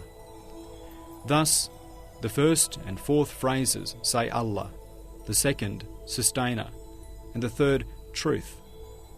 So understand how miraculously apt are the words, فَذَلِكُمُ اللَّهُ رَبُّكُمُ الْحَقُّ. This is Allah, your sustainer, the truth. It mentions Almighty Allah's vast disposals, the meaningful weavings of his power. Then, through mentioning the names of Allah, Sustainer and Truth, it shows the source of those vast disposals of divine power. An example of the second: إن في خلق السماوات والأرض واختلاف الليل والنهار والفلك التي تجري في البحر بما ينفع الناس وما أنزل الله من السماء من ماء فأحيا به الأرض بعد موتها وبث فيها من كل دابة وتصريف الرياح والسحاب المسخر بين السماء والأرض لآيات لقوم يعقلون. Behold, in the creation of the heavens and the earth, in the alternation of night and day, in the sailing of ships through the oceans for the profit of mankind, in the rain which Allah sends down from the skies, and the life He gives thereof to an earth that is dead, in the beasts of all kinds that He scatters through the earth, in the disposal of the winds and the clouds subjugated between the sky and the earth, indeed are signs for people who think. First, this enumerates the manifestations of divine sovereignty in the creation of the heavens and the earth, which demonstrates Almighty Allah's perfect power and vastness of His dominicality, and testifies to His unity, and the manifestation of dominicality in the alternation of night and day, and the manifestation of divine mercy in the subjugation of the ships in the sea, the most important means of transport in human social life, and the manifestation of the immensity of divine power, which sends the water of life to the dead earth from the skies and raises to life hundreds of thousands of species, and makes it like an exhibition of wonders, and the manifestation of mercy and power in the creation of infinite numbers of different animals on the earth from simple soil, and the manifestation of wisdom and mercy in the employment of the winds in important duties, like assisting in pollination and respiration of plants and animals, and in the impelling and regulating of them so as to make them suitable to perform those duties, and the manifestation of dominicality in the subjugation and gathering together of the clouds, the means of mercy, suspended between the skies and the earth in great strange masses, and dispersing them as though dispersing an army for rest, and then summoning them back to their duties. Then, in order to urge the mind to ponder over their details and essential truths, it says, لآيات لقوم يعقلون. Indeed, are signs for people who think. In order to rouse people's minds with it, it refers to their faculties of reason. Third quality of eloquence. Sometimes the Qur'an explains Almighty Allah's acts in detail, then sums them up with a summary. It convinces with the details and commits it to the memory and fixes it there by summarizing it. For example, وكذلك يجتبيك ربك ويعلمك من تأويل الأحاديث ويتم نعمته عليك وعلى آل يعقوب كما أتمها على أبويك من قبل إبراهيم وإسحاق إن ربك عليم حكيم. Thus will your sustainer choose you and teach you the interpretation of events and perfect his favour to you and to the posterity of Jacob, even as he perfected it to your fathers Abraham and Isaac aforetime. Indeed, your sustainer is all-knowing, all-wise. With this verse, it points out the bounties bestowed on the prophet Joseph and his forefathers. It says, out of all mankind, divine favour has ennobled you with the rank of prophethood. tied all the lines of prophethood to your line, and made it the chief of all lineage among mankind. It has made your family a cell of instruction and guidance in the divine sciences and dominical wisdom, and united in you, through that knowledge and wisdom, prosperous worldly dominion and the eternal happiness of the hereafter. And it has made you both a mighty ruler of Egypt and a high prophet and a wise guide, and has distinguished you and your forefathers with knowledge and wisdom. It enumerates these divine bounties. Then it says, "Indeed, your sustainer is all-knowing, all-wise." His dominicality and wisdom require that he made manifest in you and your fathers and forefathers the divine names of all-knowing and all-wise. Thus it sums up those detailed bounties with this summary. And for example, قُلِ اللَّهُمَّ مَالِكَ الْمُلْكِ تُؤْتِي الْمُلْكَ مَنْ تَشَاءُ. O Allah, Lord of all dominion, you give power to whom you will. This verse shows Almighty Allah's disposals in mankind's social life in such a way that it ties glory and abasement, poverty and riches directly to Almighty Allah's will and wish. It means even the disposals most dispersed through the levels of multiplicity are through divine will and determining. Chance and coincidence cannot interfere. After making this statement, it mentions the most important matter in man's life, his sustenance. This verse proves with one or two introductory phrases that man's sustenance is sent directly from the true provider's treasury of mercy. It is like this: your sustenance is tied to the earth's life, and the earth's being raised to life looks to the spring, and the spring is in the hands of the one who subjugates the sun and the moon, and alternates the night and the day, in which case only the one who fills the face of the earth with all the fruits can give an apple to someone as true sustenance. Only he can be his true provider. Then it says, وَتَرْزُقُ مَنْ تَشَاءُ بِغَيْرِ حِسَابٍ. And you give sustenance to whom you please without measure. It summarizes and proves those detailed acts in this sentence. That is, the one who gives you. Fourth point of eloquence. It sometimes happens that the Qur'an mentions the divine creatures with a particular arrangement of the sentence. Then, through showing that creatures are within an order and balance, and that they are its fruits, affords a sort of transparency and brilliance. This transparency and brilliance then show the divine names, the manifestation of which is through that mirror-like arrangement. It is as though the above-mentioned creatures are words, and the names are their meanings, or the seeds of the fruits, or their essences. For example, وَلَقَدْ خَلَقْنَا الْإِنسَانَ مِنْ سُلَالَةٍ مِنْ طِينٍ ثُمَّ جَعَلْنَاهُ نُطْفَةً فِي قَرَارٍ مَكِينٍ ثُمَّ خَلَقْنَا النُّطْفَةَ عَلَقَةً فخلقنا العلقة مضغة فخلقنا المضغة عظاما فكسونا العظام لحما ثم أنشأناه خلقا آخر فتبارك الله أحسن الخالقين. Man we did create from the quintessence of clay. Then we made him as a drop of sperm in a place of rest, firmly fixed. Then we made the sperm a clot of congealed blood. Then of that clot we made a fetus, lump. Then we made out of that lump bones and clothed the bones with flesh.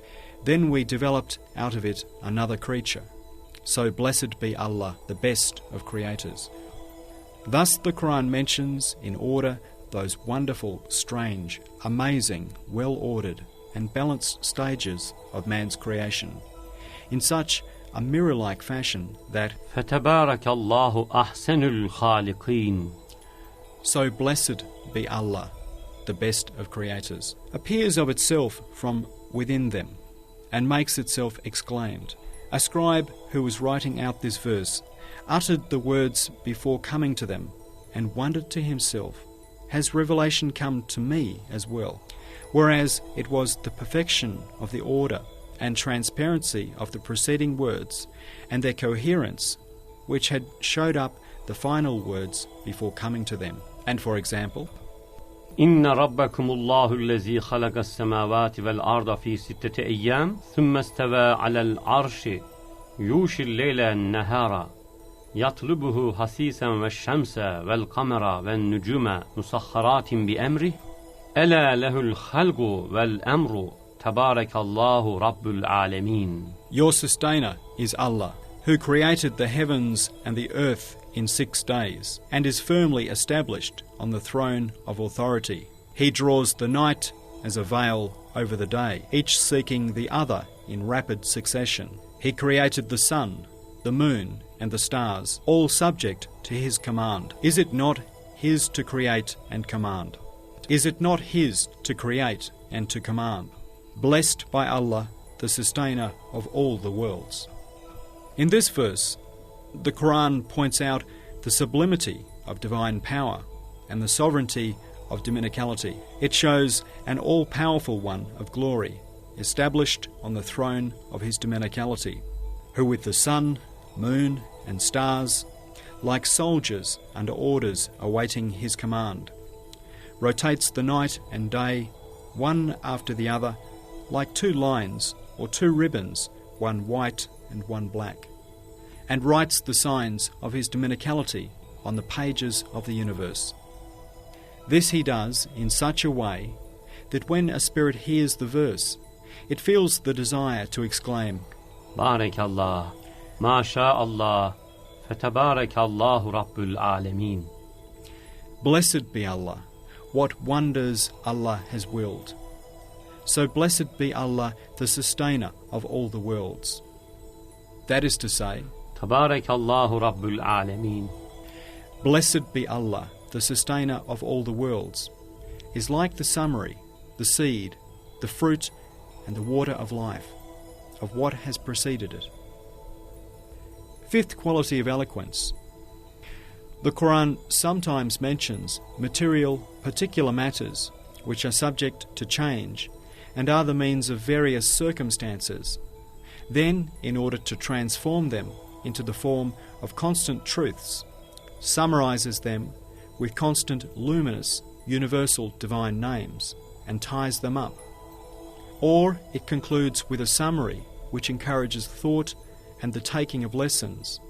An example of the first meaning: وعلم آدم الأسماء كلها ثم عرضهم على الملائكة فقال أنبئوني بأسماء هؤلاء إن كنتم صادقين قالوا سبحانك لا علم لنا إلا ما علمتنا إنك أنت العليم الحكيم.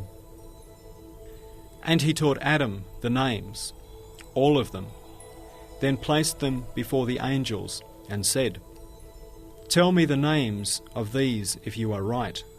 They said, Glory be unto you. We have no knowledge save that which you have taught us. Indeed, you are all-knowing, all-wise. First of all, this verse mentions a particular matter, which is, in the question of Adam's succession, it was knowledge that gave him superiority over the angels. Then, within this event, it mentions that of the angels' defeat before Adam in respect of knowledge. Then it summarizes these 2 events with 2 universal names. Antal Alimul Hakim. Indeed, you are all-knowing, all-wise. That is, since you are all-knowing and all-wise, you instructed Adam, and he prevailed over us. And since you are all-wise, you treated us according to our abilities, and gave him preference in accordance with his abilities. An example of the second meaning: وَإِنَّ لَكُمْ فِي الْأَنْعَامِ لَعِبْرَةً نُسْقِيكُم مِّمَّا فِي بُطُونِهِ مِنْ بَيْنِ فَرْثٍ وَدَّمٍ لَبَنًا خَالِصًا سَائِغًا لِلشَّارِبِينَ. And verily, in cattle you will find an instructive sign. From what is within their bodies, between excretions and blood, we produce for you drink, milk, pure and agreeable for those who drink it, until فِيهِ شِفَاءٌ لِلنَّاسِ إِنَّ فِي ذَلِكَ لَآيَةً لِقَوْمٍ يَتَفَكَّرُونَ. wherein is healing for men. Indeed, in this is a sign for a people who thinks. These verses point out that Almighty Allah makes creatures of His, like sheep, goats, cattle and camels, into springs of pure, delicious milk for man, and artifacts like grapes and dates into cauldrons and trays laden with deliciously sweet bounties for him, and tiny miracles of his power, like the honey bee, into makers of a sweet, health-giving sherbet, and then conclude with the words, إِنَّ فِي ذَلِكَ لَآيَةً لِقَوْمٍ يَتَفَكَّرُونَ. Indeed, in these are signs for a people who thinks. Thus urging man to think and take lessons and compare these with other things.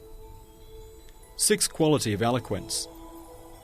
It sometimes happens that a verse spreads out dominical decrees over a great multiplicity of things. Then it unifies them with a tie of unity, resembling an aspect of unity, or it situates them within a universal rule. For example, وَسِعَ كُرْسِيُّهُ السَّمَاوَاتِ وَالْأَرْضَ وَلَا يَؤُودُهُ حِفْظُهُمَا وَهُوَ الْعَلِيُّ الْعَظِيمُ. His throne does extend over the heavens and the earth, and he feels no fatigue in preserving them, for he is the Most High, the Supreme. Thus, together with proving with 10 phrases in Ayat al-Kursi, 10 levels of divine unity in varying hues, with the phrase, مَنْ ذَا الَّذِي يَشْفَأُ عِنْدَهُ إِلَّا بِإِذْنِهِ. Who is there that can intercede in his presence except as he permits? It rejects utterly and vehemently the associating of partners with Allah and interference of others, and casts them away. Also, since this verse manifests the greatest name, its meanings related to the divine truths are at a maximum degree, so that it demonstrates the dominical acts of disposal at a maximum level. Furthermore, after mentioning the divine regulation of all the heavens and the earth, and a preservation encompassing all things at the maximum degree, a tie of unity and aspect of unity summarized the sources of those manifestations with the phrase, وَهُوَ الْعَلِيُّ الْعَظِيمُ. For he is the Most High, the Supreme. And for example, الله الذي خلق السماوات والأرض وأنزل من السماء ماء فأخرج به من الثمرات رزقا لكم وسخر لكم الفلك لتجري في البحر بأمره وسخر لكم الأنهار وسخر لكم الشمس والقمر دائبين وسخر لكم الليل والنهار وآتاكم من كل ما سألتموه وَإِن تَعُدُّوا نِعْمَةَ اللَّهِ لَا تُحْصُوهَا. It is Allah who has created the heavens and the earth, and sends down rain from the skies, and with it brings out fruits thereof to feed you, made subject to you the ships that may sail through the sea by His command, and the rivers too. He has made subject to you, and He has made subject to you the sun and the moon, both diligently pursuing their courses, and the night and the day has He also made subject to you. And He gives you of all that you ask for. But if you count the favours of Allah, never will you be able to number them. These verses describe how Almighty Allah created the huge universe as a palace for man, and sending the water of life from the skies to the earth, made the skies and the earth two servants producing food for him. Similarly, he made ships subject to men so that they may benefit from the fruits of the earth found in every part of it, and also exchange the fruits of their labours and secure their livelihoods in every respect. That is, he made the winds as whips, ships as horses, and seas as a desert beneath their hooves. And besides connecting man with every region of the earth by means of ships, he subjugated the rivers, great and small to him, by making them the means of transport, and causing the sun and moon to travel. The true bestower of bounties alternates the seasons and makes them two obedient servants, whereby he offers man his multicoloured bounties, which change with the seasons. He created them also as two steersmen, turning that mighty wheel. And he made the night and day subject to man. That is, he made the night as a veil for his sleep and repose, and the day a place of trade for winning his livelihood. After enumerating these divine bounties with the summary, وآتاكم من كل ما سألتموه وإن تعدوا نعمة الله لا تحصوها. And he gives you of all that you ask for, but if you count the favours of Allah, never will you be able to number them. It points out the vast extent of the bounties bestowed on man, and their abounding profusion and abundance. That is, whatever man asks for through the tongue of his capacity and innate needs, they have all been given him. An end can never be reached in counting the divine bounties bestowed on man, nor can they be exhausted. Certainly, since the heavens and the earth are a table of bounties for man, and things like the sun and the moon, and night and day, some of the bounties on the table, the bounties directed towards man are most sure. Seventh mystery of eloquence. It sometimes happens that in order to disallow apparent causes the ability to create, and to demonstrate how far they are from this, a verse points out the aims and fruits of the effects so that it may be understood that causes are only an apparent veil. For to will that most wise and purposeful aims are followed, and important results are obtained, is of necessity the work of one who is most knowing and wise. Whereas causes are lifeless and without intelligence. So by mentioning the aims and results, such verses show that although causes are superficially as beings joined to and adjacent to their effects, in reality there is a great distance between them. The distance from the cause to the creation of the effect is so great that the hand of the greatest causes cannot reach the creation of the most insignificant effects. Thus, it is within this long distance between cause and effect that divine names each rise like stars. The place of their rising is this distance. To the superficial glance, mountains on the horizon appear to be joined to and contiguous with the skirts of the sky, although from the mountains to the sky is a vast distance in which the stars rise and other things are situated. So too the distance between causes and effects is such that it may be seen only with the light of the Qur'an through the telescope of belief.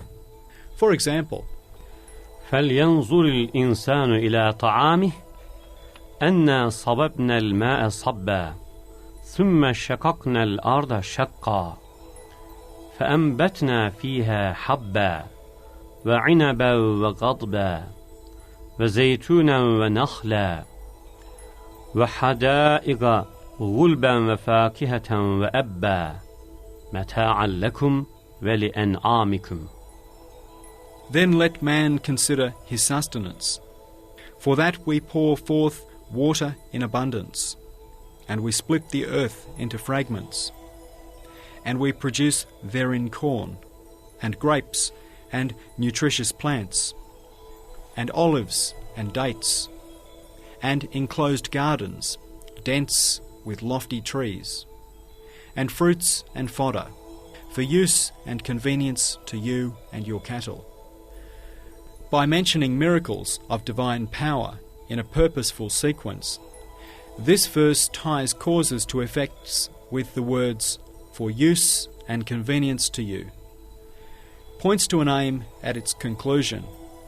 This aim proves that within the sequence of all the causes and effects is a hidden disposer who sees and follows the aim, to whom the causes are a veil. Indeed, with the phrase متاعا لكم ولأنعامكم, for use and convenience to you and your cattle, it disallows all the causes the ability to create. It is in effect saying, rain comes from the sky in order to produce food for you and your animals. Since water does not possess the ability to pity you and produce food, it means that the rain does not come, it is sent, and the earth produces plants and food comes from there. But lacking feelings and intelligence, it is far beyond the ability of the earth to think of your sustenance and feel compassion for you, so it does not produce it itself. Furthermore, since it is remote from plants and trees to consider your food and compassionately produce fruits and grains for you, the verse demonstrates that they are strings and ropes which one all-wise and compassionate extends from behind the veil, to which he attaches his bounties and holds out to animate creatures. Thus, from this explanation numerous divine names rise, like all-compassionate, provider, bestower, and all-generous. And another example, ألم تر أن الله يزجي سحابا ثم يؤلف بينه ثم يجعله ركاما فترى الودق يخرج من خلاله وينزل من السماء من جبال فيها من برد فيصيب به من يشاء ويصرفه عمن يشاء يكاد سنا برقه يذهب بالأبصار يقلب الله الليل والنهار إن في ذلك لعبرة لأولي الأبصار والله خلق كل دابة من ماء فمنهم من يمشي على بطنه ومنهم من يمشي على رجلين ومنهم من يمشي على أربع يخلق الله ما يشاء إن الله على كل شيء قدير. Do you not see that Allah makes the clouds move gently, then joins them together, then makes them into a heap? Then will you see rain issue forth from their midst. And he sends down from the sky mountain masses of clouds, wherein is hail. He strikes therewith whom he pleases, and he turns it away from whom he pleases. The vivid flash of his lightning well nigh blinds the sight. It is Allah who alternates the night and the day. Indeed, in these things is an instructive example for those who have vision. And Allah has created every animal from water. Of them are some that creep on their bellies, some that walk on 2 legs, and some that walk on 4. Allah creates what He wills, for verily Allah has power over all things. This verse explains the wondrous disposals in the formation of clouds and causing of rainfall, which is one of the most important miracles of dominicality and strangest veil of the treasury of mercy. Like soldiers who have dispersed to rest and gather at a call of a bugle, clouds gather and form at the divine command, when their parts have been dispersed and hidden in the atmosphere. Then, like an army is formed of small groups, the pieces of cloud come together and form masses, which are vast and towering, moist and white, and contain snow and hail like moving mountains at the resurrection, from which the water of life is sent to living beings. But in its being sent, a will and purpose are apparent. It comes in accordance with need. This means it is sent. While the skies are clear and empty, the mountainous pieces of cloud do not gather together of their own accord into a great gathering of wonders. They are sent by one who knows the living creatures. In this distance, then, divine names rise like all-powerful, all-knowing, disposer, designer, nurturer, succorer, and giver of life. Eighth quality of eloquence. It sometimes happens that in order to impel the heart to accept Almighty Allah's wondrous works in the hereafter and make the mind affirm them, the Qur'an mentions His amazing works in this world by way of preparation, or it mentions the wondrous divine works of the future and hereafter in such a way that we acquire firm conviction about them through similar things which we observe here. For example, أَوَلَمْ يَرَى الْإِنسَانُ أَنَّا خَلَقْنَاهُ مِنْ نُطْفَةٍ فَإِذَا هُوَ خَصِيمٌ مُبِينٌ. Does man not see that we created him from sperm, and behold, he stands forth an open adversary, to the end of the surah. In this discussion of the resurrection of the dead, the Qur'an proves the resurrection in 7 or 8 different ways. Firstly, it draws attention to the first creation, saying, "You see your creation from sperm to a blood clot, from a blood clot to a fetus lump, and from that to the human creation. So how is it that you deny the second creation, which is like it or even easier?" And with the words, الذي جعل لكم من الشجر الأخضر نارا, who produces for you fire out of the green tree. Almighty Allah indicates the mighty favours He bestows on man, saying, "The one who bestows such bounties on you will not leave you at liberty to enter the grave and sleep never to rise again." And by allusion, it says, "You see the dead trees come to life and grow green, but you draw no conclusions from their bones springing to life when like dry firewood, and so deem man's rising again unlikely." Also, could the one who creates the heavens and the earth remain impotent before the life and death of man, the fruit of the heavens and the earth? Would the one who administers the mighty tree attach no importance to its fruit and allow others to claim it? Do you suppose that He would abandon the result of all the tree, thus making purposeless and vain the tree of creation, which together with all its parts is needed with wisdom?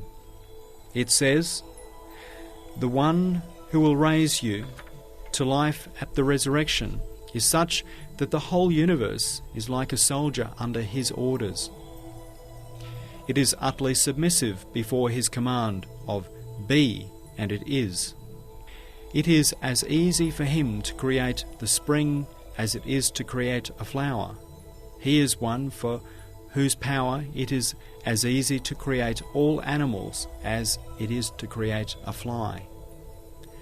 Such a one may not be challenged with the words, من يحيي العظام, "Who can give life to dry bones?" and His power belittled, then with the phrase, فسبحان الذي بيده ملكوت كل شيء. "So glory be unto Him in whose hand is the dominion of all things." It says, "He is an all-powerful one of glory, in whose hands are the reins of all things. With him are the keys to all things. He alternates winter and summer as easily as turning the pages of a book, and opens and closes this world and the hereafter as though they were two houses."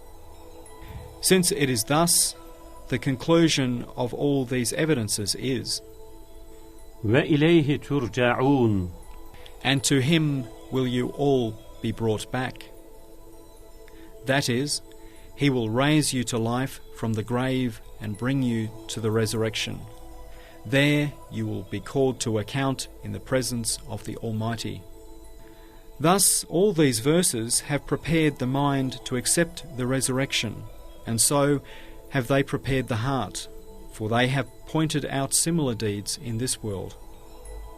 It sometimes happens also the Qur'an mentions Almighty Allah's deeds of the hereafter in such a way that man may understand similar things in this world. Then no possibility remains to deny them or deem them unlikely. An example are the surahs which begin, إِذَا الشَّمْسُ كُوِّرَتْ إِذَا السَّمَاءُ انشَقَّتْ إِذَا السَّمَاءُ انفَطَرَتْ. when the sun is folded up, when the sky is cleft asunder, when the sky is rent asunder. In these surahs it mentions the mighty revolutions and dominical acts of dispersal in the resurrection and great gathering in such a way that since man sees things similar to them in this world, for example, in the autumn and spring, he accepts those revolutions easily, which cause dread to the heart and cannot be comprehended by the mind. To provide even a summary of the meaning of these three surahs would be very lengthy, so for now we shall point out a single phrase by way of example. For example, the phrase, إِذَا الصُّحُفُ نُشِرَتْ, when the pages are laid open, expresses the following: at the resurrection all the deeds of everyone will be published, written on pages. Being very strange on its own, the mind cannot grasp this matter. But as the surah indicates, the same way as in resurrection of the spring are things similar to other points. The things similar to this laying open of the pages are quite clear. For all fruit-bearing trees or flowering plants perform deeds, acts and duties, and in whatever way they display the divine names and glorify Allah, they perform worship. All these deeds are written in their seeds together with their life histories, and emerge in another spring in another place. Just as they mention most eloquently the deeds of their mothers and stock through the tongues of the shapes and forms they display, so they publish the pages of their deeds through their branches, leaves, flowers and fruits.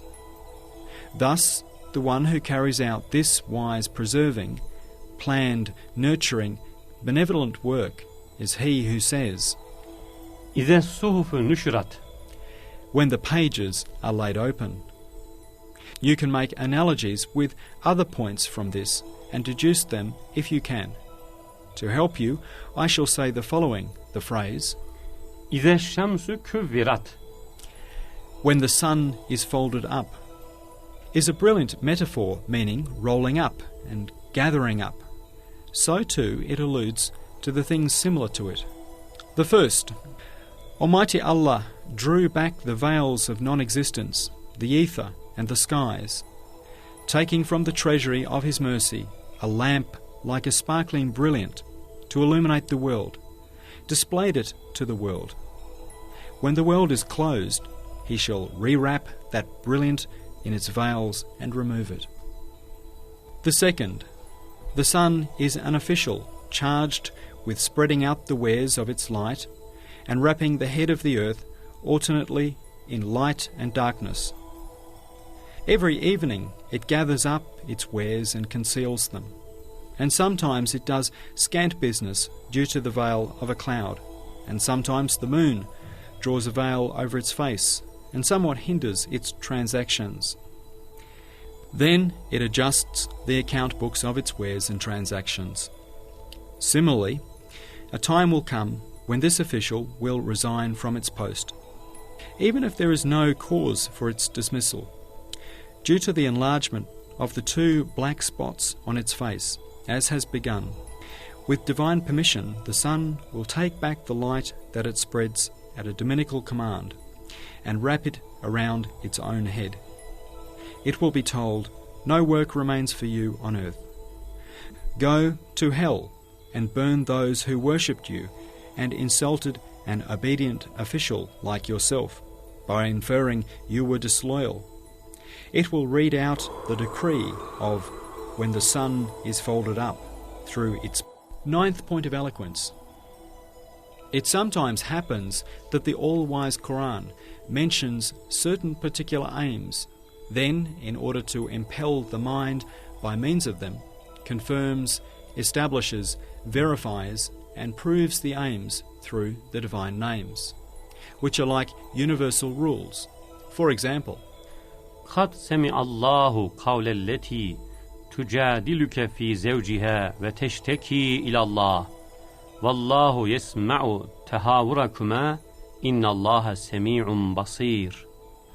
Allah has indeed heard the statement of the woman who pleads with you concerning her husband and carries her complaint to Allah, and Allah always hears the arguments between both sides among you, for Allah is all-hearing, all-seeing. Here the Qur'an is saying, Almighty Allah is absolutely all-hearing. He hears everything, even through the divine name of truth. A wife arguing with you and complaining about her husband, a truly insignificant matter.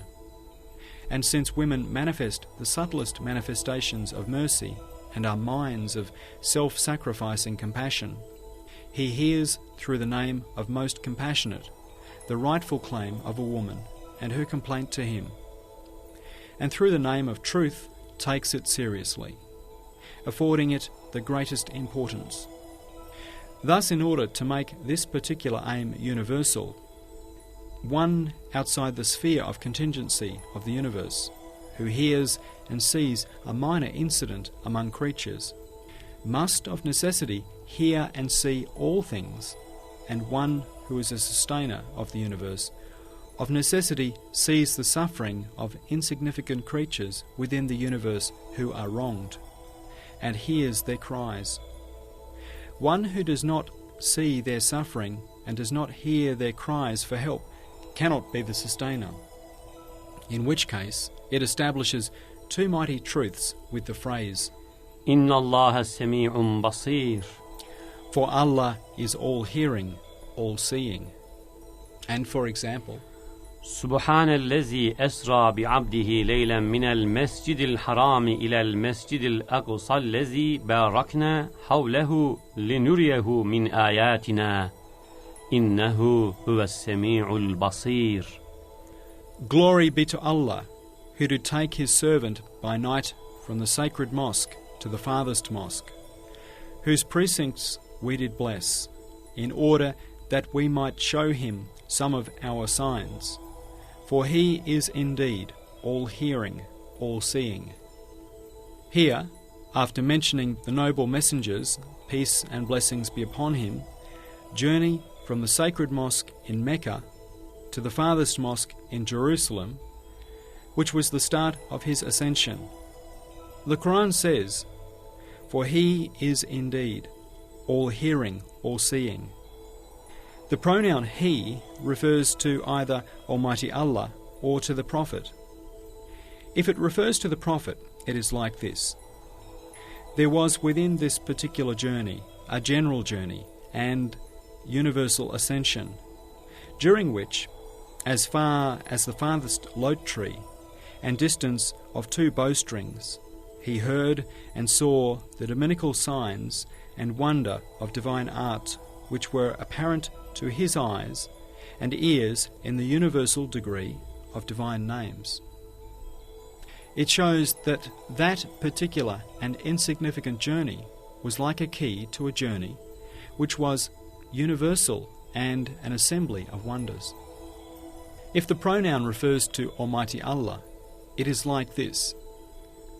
He invited one of his servants to a journey to his presence, and in order to entrust him with a duty, sent him from the sacred mosque to the farthest mosque, where he caused him to meet with the prophets who were gathered there. Then, after showing that he was the absolute heir to the principles of all their religions, conveyed him through his realms to their inner and outer aspects as far as the distance of 2 bow lengths. He was certainly a servant, and he journeyed on an ascension that was particular. But he held a trust that was related to the whole universe, and a light which would change the universe's colour. Since he had with him a key to open the doors of eternal happiness, Almighty Allah described this being with the attributes of hearing and seeing all things. For in this way he could demonstrate the world embracing purposes and instances of wisdom, of the trust, the light, and the key. And for example, Elhamdülillahi fatiris semavati vel ardu ca'ilil melaiketi rusulen uli ecnihatin mesna ve sulase ve ruba' yezidu fil halqi ma yasha innallaha ala kulli şeyin kadir. Praise be to Allah, creator of the heavens and the earth, who made the angels messengers with wings, 2, 3, or 4 pairs. He adds to creation as He pleases, for Allah is powerful over all things. In this surah, the Qur'an says, by adorning the heavens and the earth in this way and displaying the works of His perfection, their all-glorious Creator causes innumerable spectators to extol and praise Him. He decks them out with uncountable bounties, so that the heavens and the earth praise and extol unendingly the most merciful Creator through the tongues of all the bounties and those who receive them. After this, it points out that since the Creator has given men and animals and birds members and wings with which to travel through the towns and lands of the earth, and since that all-glorious One has also given wings to the angels, the inhabitants of the realm of the heavens, in order to fly through the celestial palaces of the stars and lofty lands of the constellations, He is certainly powerful over all things. The one who gives wings to a fly, to fly from fruit to fruit, and wings to a sparrow, to fly from tree to tree, is the one who gives wings to the angels to fly from Venus to Jupiter.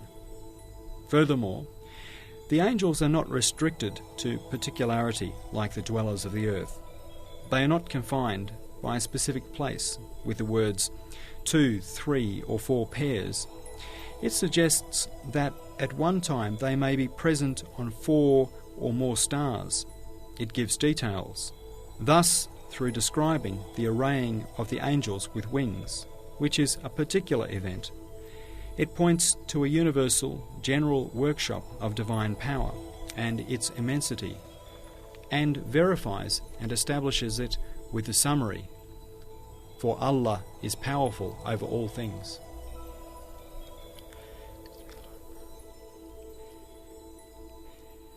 Tenth point of eloquence. It sometimes happens that a verse mentions man's rebellious acts, then restrains him with severe threats. Then, so that the severity of the threats should not cast him into despair and hopelessness, it concludes with some divine names which point to His mercy and console him. For example, قُلْ لَوْ كَانَ مَعَهُ آلِهَةٌ كَمَا يَقُولُونَ إِذًا لَابْتَغَوْا إِلَى ذِي الْعَرْشِ سَبِيلًا سُبْحَانَهُ وَتَعَالَى عَمَّا يَقُولُونَ عُلُوًّا كَبِيرًا. تسبح له السماوات السبع والأرض ومن فيهن وإن من شيء إلا يسبح بحمده ولكن لا تفقهون تسبيحهم إنه كان حليما غفورا. Say, if there had been other gods with him, as they say, behold, they would certainly have sought out a way to the Lord of the throne. Glory be to him. He is high above all that they say, exalted and great beyond measure. The seven heavens and the earth, and all beings therein declare his glory. There is not a thing but celebrates his praise. And yet you understand not how they declare his glory. Indeed, he is oft forbearing, most forgiving. This verse says, say, if like you say, Allah had had partners in his sovereignty, there would surely have been some signs of disorder caused by the hand that stretched up to the throne of his dominicality and interfered. However, through the tongues of the manifestations and inscriptions of the divine names which they manifest, all creatures, universal or particular, great or small, from the seven levels of the heavens to microscopic organisms, glorify the all-glorious one signified by those names, declaring him to be free of partners or like. Yes, just as the heavens declare him to be all holy through the light-scattering words of the suns and stars, and through the wisdom they display and their order, and testify to his unity, so that the atmosphere glorifies and sanctifies him through the voice of the clouds and words of the thunder, lightning and rain, and testifies to his unity. The earth too glorifies and declares to be one, the all-glorious Creator, through its living words known as animals, plants and other beings. And so does it glorify him and testify to his unity through the words of its trees and their leaves, blossoms and fruits. Similarly, despite their tiny size and insignificance, the smallest creatures and most particular beings glorify the all-glorious one signified by the numerous universal names they display, and testify to his unity through the inscriptions they bear. Thus, since man is the summary and result of the universe, and Allah's vicegerent on earth, and its delicate fruit, this verse points out how ugly and deserving of punishment is his unbelief and associating partners with Allah. For it is counter and contrary to the whole universe, which altogether glorifies unanimously with one tongue its all-glorious Creator, and testifies in its own way to his unity, and performs the duty of worship with which it is charged, carrying it out in perfect submission.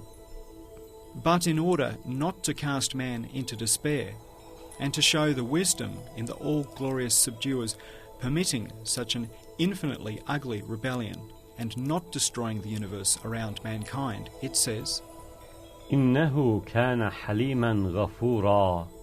Indeed, he is oft forbearing, most forgiving. It shows with this summary the wisdom in his postponing it, and leaves a door open for hope. Thus, you may understand from these 10 indications of miraculousness that in the summaries at the conclusions of verses are numerous sprinklings of guidance and flashes of miraculousness. The greatest geniuses among the scholars of rhetoric have bitten their fingers in absolute wonder and admiration at these unique styles, and declared, "This is not the word of man," and have believed with absolute certainty that إِنْ هُوَ إِلَّا وَحْيٌ يُوحَى. It is no less than revelation inspired. This means that, together with the above-mentioned indications, numerous further facets not included in our discussion are contained in other verses in the arrangement of which such an impress of miraculousness is apparent that even the blind may see it.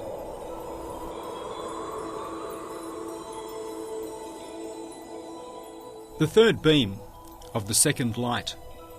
The Qur'an cannot be compared with other words and speech. This is because speech is of different categories, and in regard to superiority, power, beauty, and fineness, has four sources. One is the speaker, another is the person addressed, another is the purpose, and another is the form. Its source is not only the form, as literary people have wrongly shown. So in speech, one should consider who said it, to whom did they say it, why did they say it, in what form did they say it.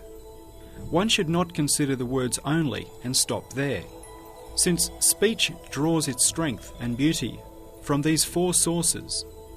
If the Qur'an's sources are studied carefully, the degree of its eloquence, superiority, and beauty will be understood.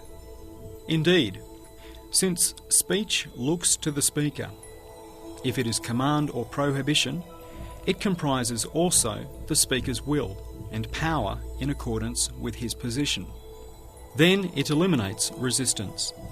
It has an effect like physical electricity and increases in proportion to the speech's superiority and power. Take, for example, the verse, يا أرض ابلعي ماءك ويا سماء أقلعي. O earth, swallow up your water, and O sky, withhold your rain. That is, O earth, your duty is completed. Swallow your water. O skies, no need now remains. Cease giving rain. And for example, فقال لها وللأرض ائتيا طوعا أو كرها قالتا أتينا طائعين. And he said to it and to the earth, come together willingly or unwillingly. They said, we do come together in willing obedience. That is, O earth, O skies, come whether you want to or not. You are anyway submissive to my wisdom and power. Emerge from non-being and come to the exhibition place of my art in existence. And they replied, we come in perfect obedience. Through your power we perform every duty that you have shown us.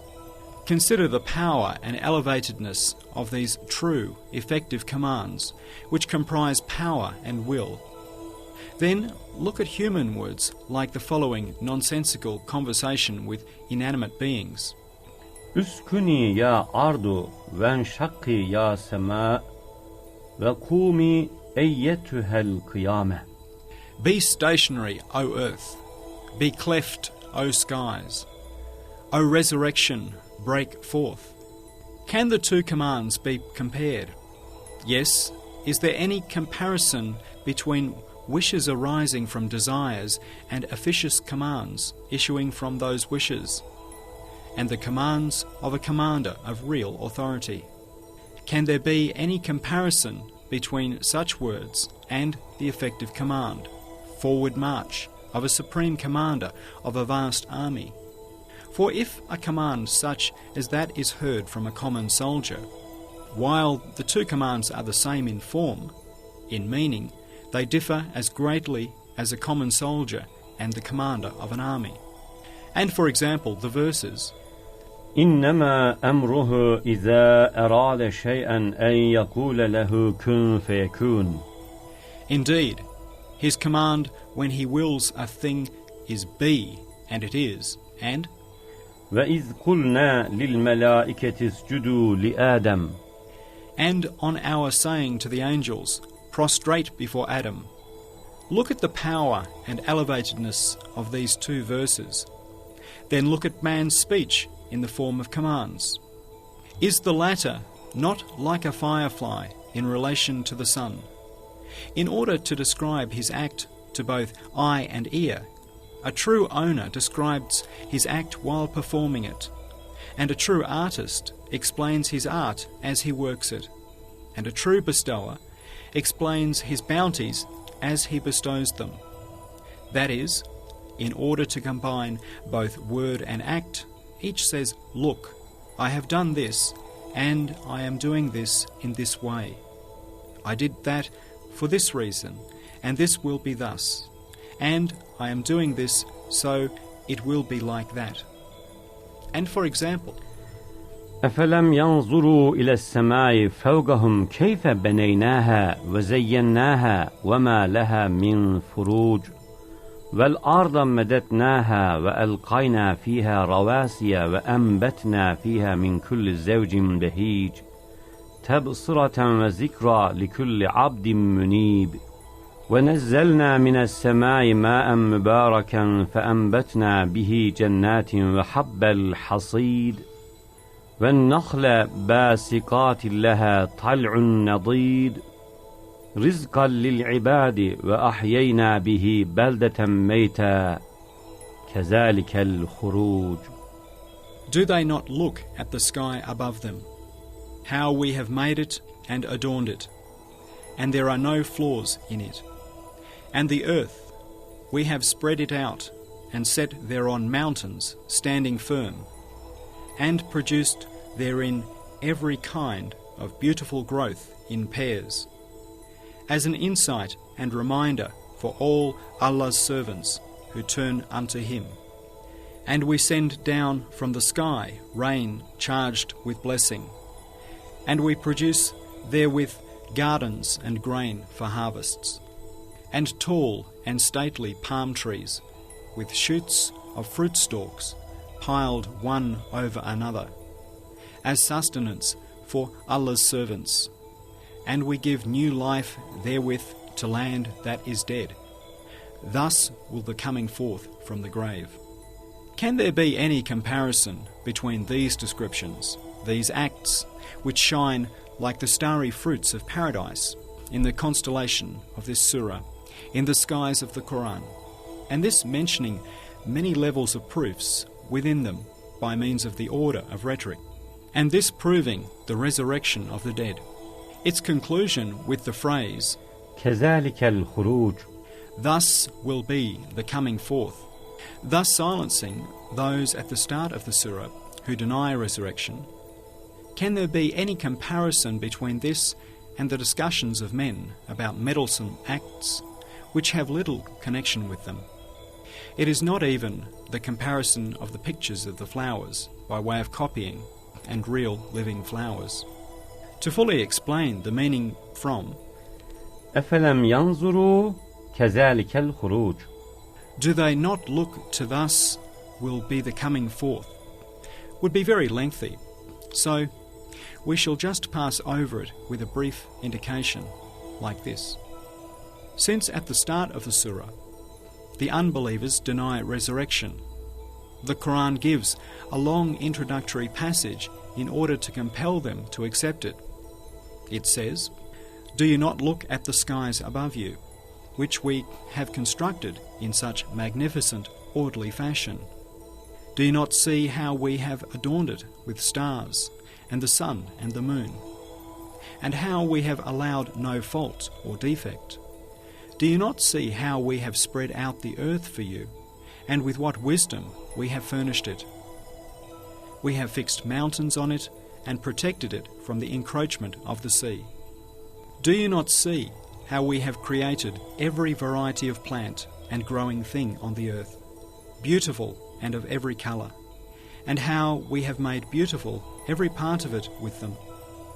And do you not see how we send down bounteous rain from the skies, and with it create gardens and orchards and grains, and tall fruit-bearing trees, like the delicious date, and how I cause them to grow and send my servants sustenance with them? And do you not see that I raise to life the dead country with the rain? I create thousands of worldly resurrections, just as I raise up with my power these plants out of this dead country. That is how your coming forth will be at the resurrection. At the resurrection the earth will die, and you will come forth alive. Can there be any comparison between the eloquent explanations these verses set forth in proving resurrection, only 1,000 of which we have been able to allude to, and the words man puts forward to support a claim? From the beginning of this treatise up to here, in endeavouring to make an obstinate enemy accept the Qur'an's miraculousness by way of impartial reasoning, known as ascertaining the truth, we have left secret many of the Qur'an's rights. We have brought that sun in among candles and drawn comparisons.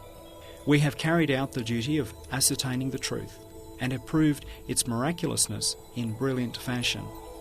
Now, in one or two words, not in the name of ascertaining the truth, but in that of reality, we shall point to the Qur'an's true station, which is beyond comparison. Indeed, the comparison of other speech to the Qur'an is that of minuscule reflections of stars in pieces of glass. How can the Qur'an's words, each of which depict and show a constant truth, be compared with the meanings man depicts through his words in the minute mirrors of his thoughts and feelings? How can the angelic, living words of the Qur'an, which inspire the lights of guidance and are the speech of the all-glorious Creator of the sun and the moon, be compared with man's biting words with their bewitching substance and sham subtleties for arousing base desires? Yes, the comparison of poisonous vermin and insects, and blessed angels and luminous spirit beings, is that of man's words and those of the Qur'an. The 25th word, together with the previous 24 words, have proved these truths. This claim of ours is not unsubstantiated. Its proof is the above-mentioned conclusion. Indeed, how can the words of the Qur'an, which are all the shells of jewels of guidance, and sources of the truths of belief, and springs of the fundamentals of Islam, and have come directly from the throne of the All-Merciful One, and above and beyond the universe look to man and ascend to him, and comprise divine knowledge, power and will, and are the pre-eternal address, how can its words be compared with man's vain, fanciful, futile, desire-nurturing words? Yes, how can the Qur'an, which is like a tree of tuba and spreads in the form of leaves, the world of Islam, with all its qualities, marks and perfections, all its ordinances and principles, and displays as fresh and beautiful through its water of life, its purified scholars and saints, each like a flower, and produces all perfections and cosmic and divine truths as fruits. And again, like a fruit-bearing tree produces numerous seeds within its fruits, each like a principle and program for actions, and displays truths in continuous succession. How can this be compared with man's speech, which we know about? Where is the ground, and where are the Pleiades? Although for 1,350 years the all-wise Qur'an has set forth and displayed all its truths in the market of the universe, and everyone, all nations, all countries, have taken some of its jewels and its truths, and they do take them, neither the familiarity, nor the abundance, nor the passage of time, nor the great changes have damaged its valuable truths and fine styles, or caused it to age, or desiccated it, or made it lose its value, or extinguished its beauty. This on its own is an aspect of miraculousness. If someone was to come forward now and put some of the truths the Qur'an brought into a childish order according to his own fancies, and if he was to compare these with some of the Qur'an's verses in order to contest them and say, I have uttered words close to the Qur'an's, it would be utterly foolish. Like in the following example, there is a common man, a builder of ordinary houses, incapable of understanding the elevated inscriptions of a master who has built a splendid palace, the stones of which are various jewels, and has decorated it with harmonious adornments which look to the elevated inscriptions of all the palace and their relation to the stones. If the common man, who had no share in any of the jewels and adornment of the palace, was to enter the palace, destroy the elevated inscriptions in the valuable stones, and give it a form and order similar to that of an ordinary house in accordance with his childish desires, and tack on a few beads pleasing to his juvenile view, and then say, "Look, I have greater skill and wealth and more precious adornments than the builder of the palace." In comparison, it would be the art of a crazy, raving forger. The third light consists of 3 gleams. First gleam. An important aspect of the Qur'an of miraculous exposition's miraculousness was explained in the 13th word. It has been included here so that it might take its place among the other aspects of miraculousness, its brothers. It is as follows. If you want to see and appreciate how, like shining stars, all the Qur'an's verses scatter the darkness of unbelief by spreading the light of miraculousness and guidance, imagine yourself in the age of ignorance and desert of savagery, where everything was enveloped in lifeless veils of nature, under the darkness of ignorance and heedlessness. Then suddenly, from the elevated tongue of the Qur'an, you hear verses like, سبح لله ما في السماوات والأرض وهو العزيز الحكيم يسبح لله ما في السماوات وما في الأرض الملك القدوس العزيز الحكيم. Whatever is in the heavens extols and glorifies Allah, for He is the mighty, the wise. Whatever is in the heavens and earth extols and glorifies Allah, the Sovereign, the Most Holy One, the Mighty, the Wise. See how those dead or sleeping creatures of the world spring to life at the sound of extols and glorifies in the minds of those listening. How they awake, spring up and mention Allah's names, and at the sound of تسبح له السماوات السبع والأرض. The 7 heavens and the earth, and all within them extol and glorify Him. The stars in those black skies, each a lifeless piece of fire, and the wretched creatures on the face of the earth, present the following view to those listening. The sky appears as a mouth, and the stars as wisdom displaying words, and truth uttering lights. The earth appears as a head, the land and sea as tongues, and all animals and plants as words of glorification.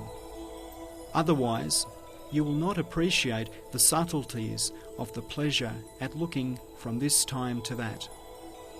For if you look at each verse as having scattered its light since that time, and having become like universally accepted knowledge with the passage of time, and as shining with the other lights of Islam, and taking its colour from the sun of the Qur'an, or if you look at it through a superficial and simple veil of familiarity, you will not truly see what sort of darkness each verse scatters, or how sweet is the recital of its miraculousness. And you will not appreciate this sort of miraculousness among its many sorts. If you want to see one of the highest degrees of the Qur'an of miraculous exposition's miraculousness, listen to the following comparison. Let us imagine an extremely strange and vast and spreading tree which is concealed beneath a veil of the unseen and hidden in a level of concealment. It is clear that there has to be a relationship, harmony and balance between a tree and all its members, like its branches, fruits, leaves, and blossoms. The same as between man's members. Each of its parts takes on a form and is given a shape in accordance with the nature of the tree. So if someone appears and traces a picture on top of the veil corresponding to the members of the tree, which has never been seen, then delimits each member, and from the branches to the fruit, and the fruit to the leaves, draws a form proportionately, and fills the space between its source and extremities, which are an infinite distance from one another, with drawings showing exactly the shape and form of its members.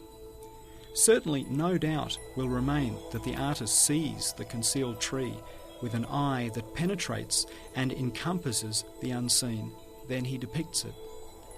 In just the same way, the discriminating statements of the Qur'an of miraculous exposition concerning the reality of contingent beings, that is, concerning the reality of the tree of creation, which stretches from the beginning of the world to the farthest limits of the hereafter, and spreads from the earth to the divine throne, and from minute particles to the sun, have preserved the proportion between the members to such a degree, and have given each member and fruit a form so suitable, that at the depictions of the Qur'an, all exacting scholars have declared at the conclusion of their investigations, what wonders Allah has willed, how great are Allah's blessings. They have said, it is only you who solves and unravels the talisman of the universe and riddle of creation. O all-wise Qur'an. وَلِلَّهِ الْمَثَلُ الْأَعْلَى. And Allah's is the highest similitude, and there is no error in the comparison.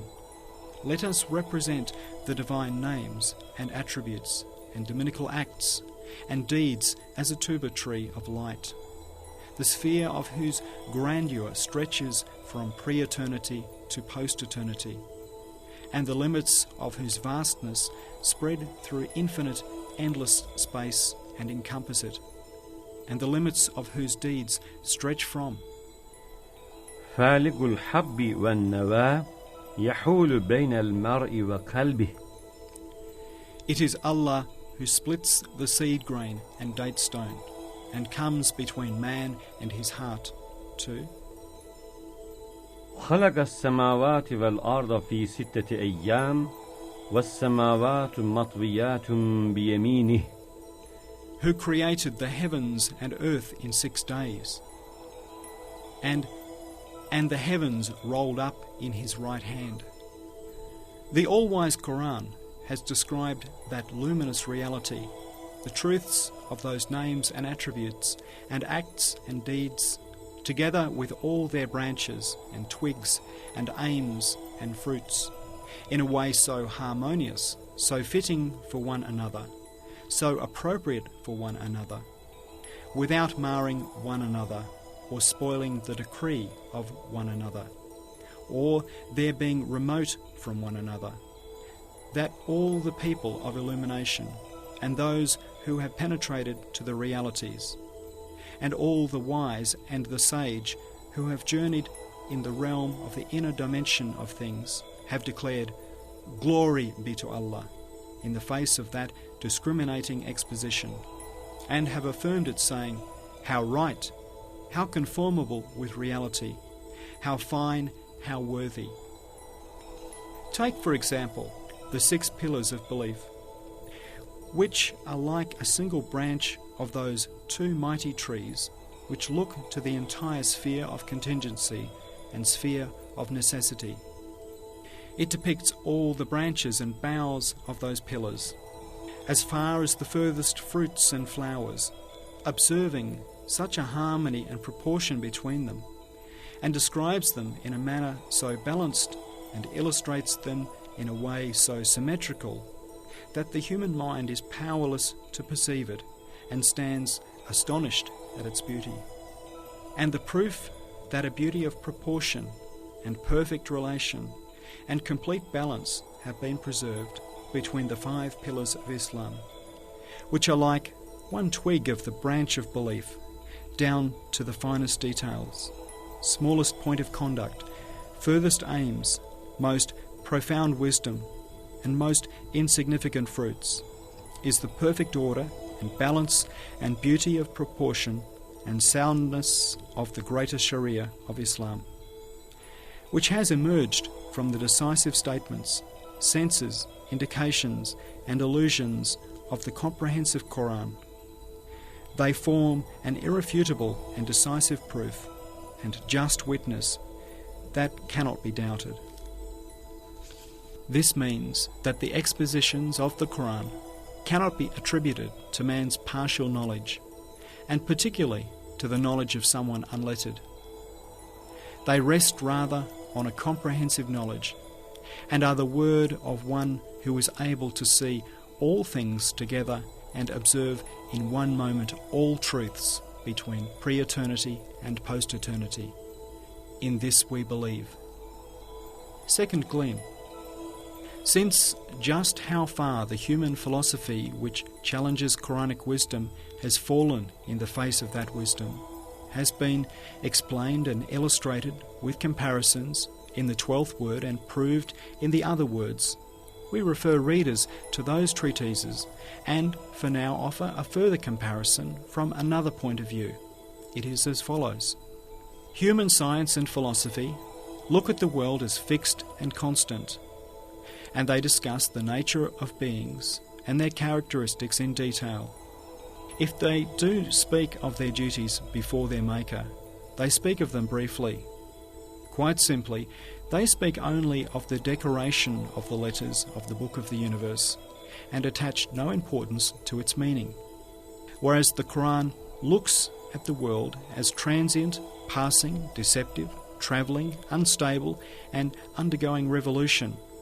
It speaks briefly of the nature of beings and their superficial and material characteristics, but mentions in detail the worshipful duties with which they are charged by the Maker, and how and in what respects they point to his names and their obedience before the divine creational commands.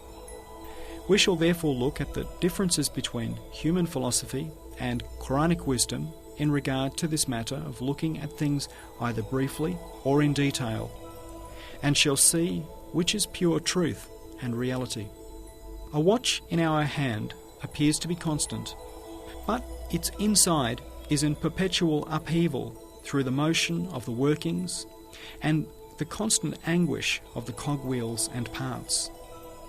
In just the same way, together with its apparent stability, this world, which is a huge clock of divine power, is perpetually revolving within upheaval and change, transience and evanescence.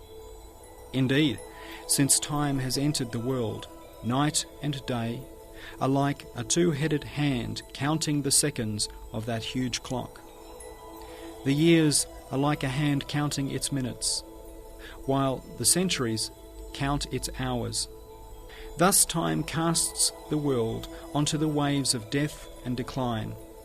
It assigns all the past and the future to non-existence, leaving in existence only the presence. Together with this form which time gives the world, with regard to space also it is like an unstable clock, undergoing revolution. For since the space of the atmosphere changes swiftly and quickly passes from one state to another, through being filled and emptied with clouds, sometimes several times a day, it causes change like a hand counting the seconds. And the space of the earth, which is like the floor of the house of the world, since with life and death and the animals and plants, its face changes very rapidly. Like a minute hand, it shows that this aspect of the world also is transient.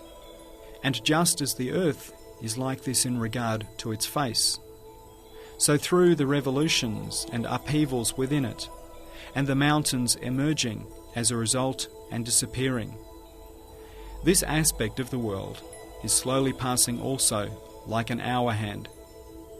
and through change like the movements of the celestial bodies, the appearance of comets, the occurrence of solar and lunar eclipses, and falling stars.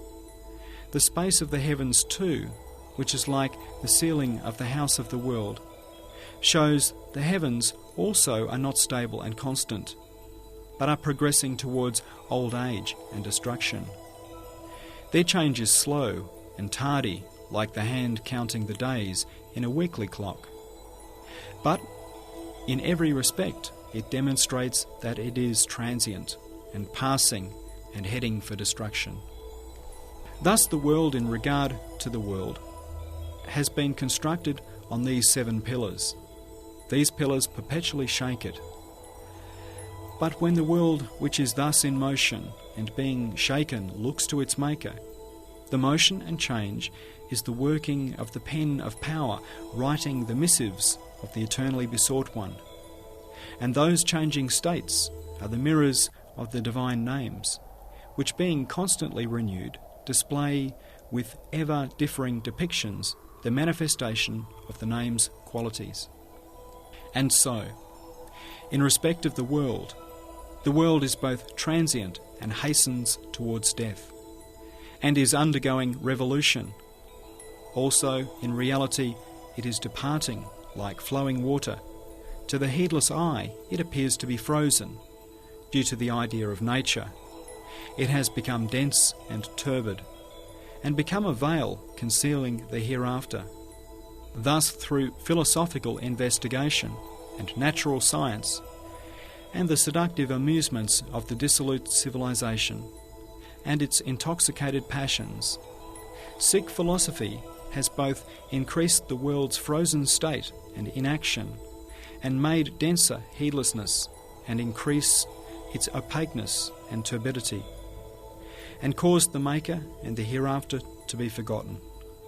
Whereas, with its verses, وَالتُّورِ وَكِتَابٍ مَسْتُورٍ إِذَا وَقَعَتِ الْوَاقِعَةُ الْقَارِعَةُ مَا الْقَارِعَةُ, by the Mount of Revelation, by a book inscribed, when the event inevitable comes to pass, the day of noise and clamour. What is the day of noise and clamour? The Qur'an cards the world in regard to the world like cotton, and casts it away through its expositions like أَوَلَمْ يَنْظُرُوا فِي مَلَكُوتِ السَّمَاوَاتِ وَالْأَرْضِ أَفَلَمْ يَنْظُرُوا إِلَى السَّمَاءِ فَوْقَهُمْ كَيْفَ بَنَيْنَاهَا أَوَلَمْ يَرَى الَّذِينَ كَفَرُوا أَنَّ السَّمَاوَاتِ وَالْأَرْضَ كَانَتَا رَتْقًا. Do they see nothing in the government of the heavens and the earth? Do they not look at the sky above them, how we have made it? Do the unbelievers not see that the heavens and the earth were joined together before we clove them asunder, and removes its turbidity through its light-scattering illuminations like Allahu nuru samawati wal ard wa mal hayatud dunya illa la'ibun wa lahu. Allah is the light of the heavens and the earth. What is the life of this world but play and amusement? It melts the frozen inactive world through its death-tainted expressions like إذا السماء انشقت ونفخ في الصور فصعق من في السماوات ومن في الأرض إلا من شاء الله. When the sun is folded up, when the sky is rent asunder, and the trumpet will be sounded, and all that are in the heavens and all that are on the earth will fall down senseless, except such that it pleases Allah to exempt. It smashes the delusion that the world is eternal through its thunderous blasts like يعلم ما يلج في الأرض وما يخرج منها وما ينزل من السماء وما يعرج فيها وهو معكم أينما كنتم والله بما تعملون بصير وقل الحمد لله سيريكم آياته فتعرفونها وما ربك بغافل عما تعملون. He knows what enters within the earth and what comes forth out of it, what comes down from the skies and what mounts up to them. And He is with you wheresoever you may be. And Allah sees all that you do. And say, Praise be to Allah, who will show you His signs that you shall know them. And your Sustainer is not unmindful of all that you do. It scatters the heedlessness born of the notion of nature. Thus, from the beginning to the end of the Qur'an's verses, which are turned towards the universe, proceed according to this principle. They reveal and display the reality of the world as it is, through showing just how ugly the ugly world is. It turns man's face from it and points out the beautiful world's beautiful face, which looks to the Maker. It fastens man's eye on that. It instructs in true wisdom and knowledge, teaching the meanings of the book of the universe, and looking infrequently at the letters and decorations. It does not cause the meaning to be forgotten like drunken philosophy, nor make man enamoured of the ugly and waste his time.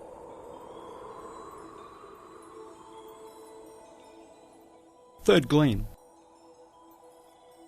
In the second gleam, we pointed to the fall of human philosophy before Quranic wisdom, and to the miraculousness of Quranic wisdom. Now in this gleam, we shall show the degree of wisdom and science before Quranic wisdom of the purified scholars, the saints and the enlightened among philosophers, the Ishrakiyun, who are all students of the Qur'an, and shall make a brief indication to the Qur'an's miraculousness in this respect.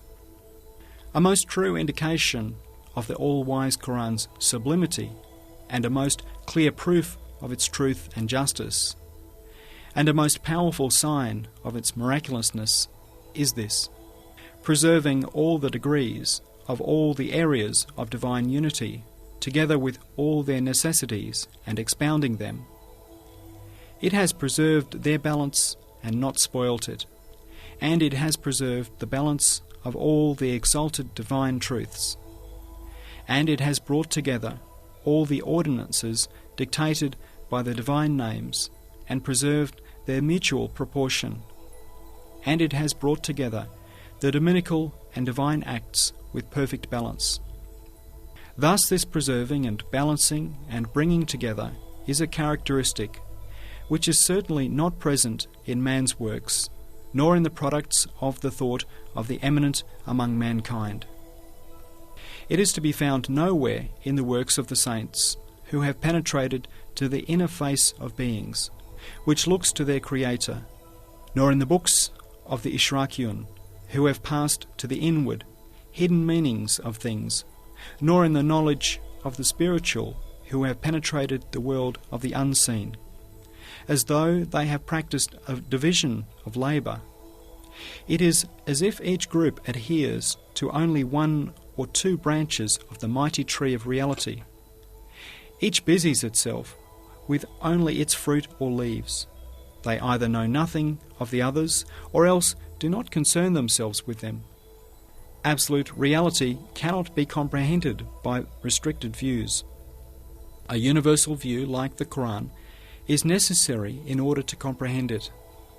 For sure, they are instructed by the Qur'an, but with a particular mind they can only see completely one or two sides of universal reality, are preoccupied with them, and are imprisoned in them. They spoil the balance of reality through either excess or negligence, and mar its proportion and harmony. This truth was explained with an unusual comparison in the second branch of the 24th word. And now we shall point to the matter with another comparison. For example, let us suppose there is some treasure under the sea, full of innumerable jewels of various kinds. Divers are plunging to the depths to search for the jewels of the treasure. Since their eyes are closed, they understand what is there through the dexterous use of their hands. A longish diamond comes into the hand of one of them. The diver assumes that the whole treasure consists of a long pillar-like diamond. When he hears of other jewels from his companions, he imagines that they are subsidiary to the diamond he has found, and are facets and embellishments of it. Into the hand of another passes a round ruby, while another finds a square piece of amber, and so on. Each of them believes that the jewel he sees with his hand is the essential major part of the treasure, and supposes that the things about which he hears are additional parts and details of it. So then the balance of the truths is spoilt, and the mutual proportion too is marred. The colour of many truths changes, and in order to see the true colour of reality, they are obliged to resort to forced interpretation and elaborate explanations. Sometimes even they go so far as denial and rejection. Anyone who studies the books of the Ishraqian philosophers and the works of Sufis, who rely on illuminations and visions without weighing them on the scales of Sunnah, will doubtless confirm this statement of ours. That is to say, although their works concern truths similar to those of the Qur'an, they are taken from the Qur'an's teachings because they are not the Qur'an. They are defective in that way. The Qur'an's verses also, which are oceans of truths, are divers for that treasure under the sea. But their eyes are open and encompass the treasure. They see what is there in the treasure and what there is not. They describe and expound it with such harmony, order and proportion that they show the true beauty and fineness. For example, just as they see the vastness of dominicality expressed by the verses, وَالْأَرْضُ جَمِيعًا قَبْضَتُهُ يَوْمَ الْقِيَامَةِ وَالسَّمَاوَاتُ مَطْوِيَّاتٌ بِيَمِينِهِ يَوْمَ نَضْوِي السَّمَاءَ كَطَيِّ السِّجِلِّ لِلْكُتُبِ. And the whole of the earth will be but his handful, and the heavens will be rolled up in his hand. The day that we roll up the heavens like a scroll rolled up for books completed, so too they see the all-encompassing mercy expressed by these. إِنَّ اللَّهَ لَا يَخْفَى عَلَيْهِ شَيْءٌ فِي الْأَرْضِ وَلَا فِي السَّمَاءِ هُوَ الَّذِي يُصَوِّرُكُمْ فِي الْأَرْحَامِ كَيْفَ يَشَاءُ مَا مِنْ دَابَّةٍ إِلَّا هُوَ آخِذٌ بِنَاصِيَتِهَا وَكَأَيٍّ مِّن دَابَّةٍ لَا تَحْمِلُ رِزْقَهَا اللَّهُ يَرْزُقُهَا وَإِيَّاكُمْ. Allah. There is nothing hidden from Him on the earth or in the heavens. He it is who shapes you in the wombs as He pleases. There is not a moving creature, but He has grasp of its forelock.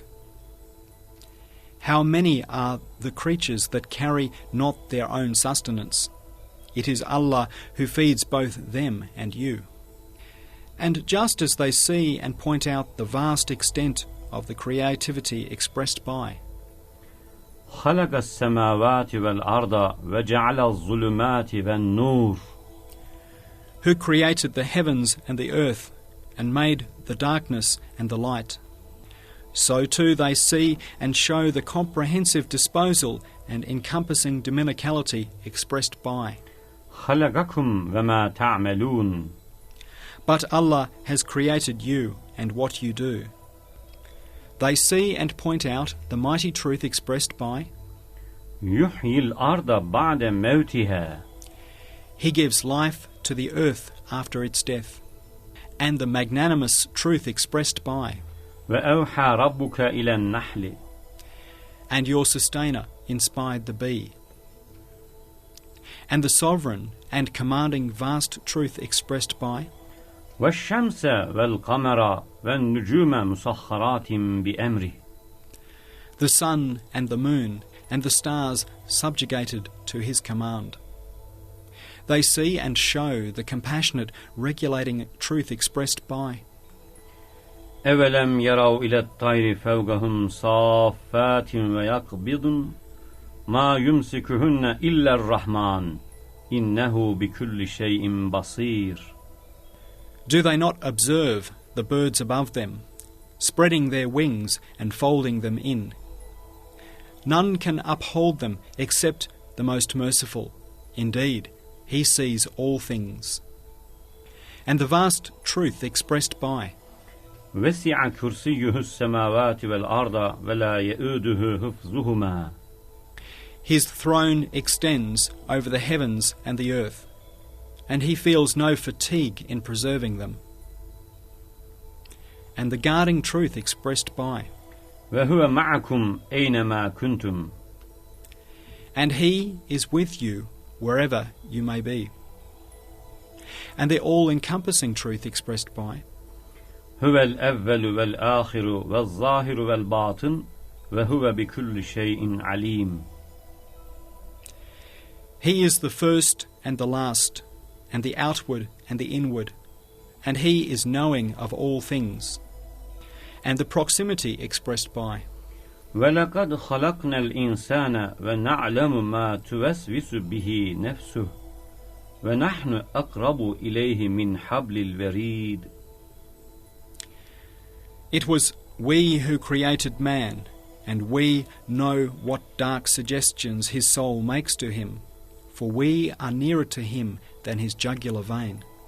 And the elevated truth indicated by تعرج الملائكة والروح إليه في يوم كان مقداره 50,000 سنة.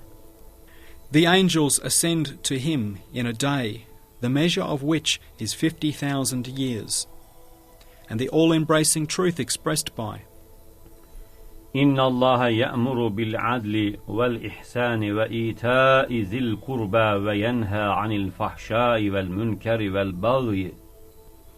Allah commands justice, the doing of good, and liberality to kith and kin, and he forbids all shameful deeds and injustice and rebellion.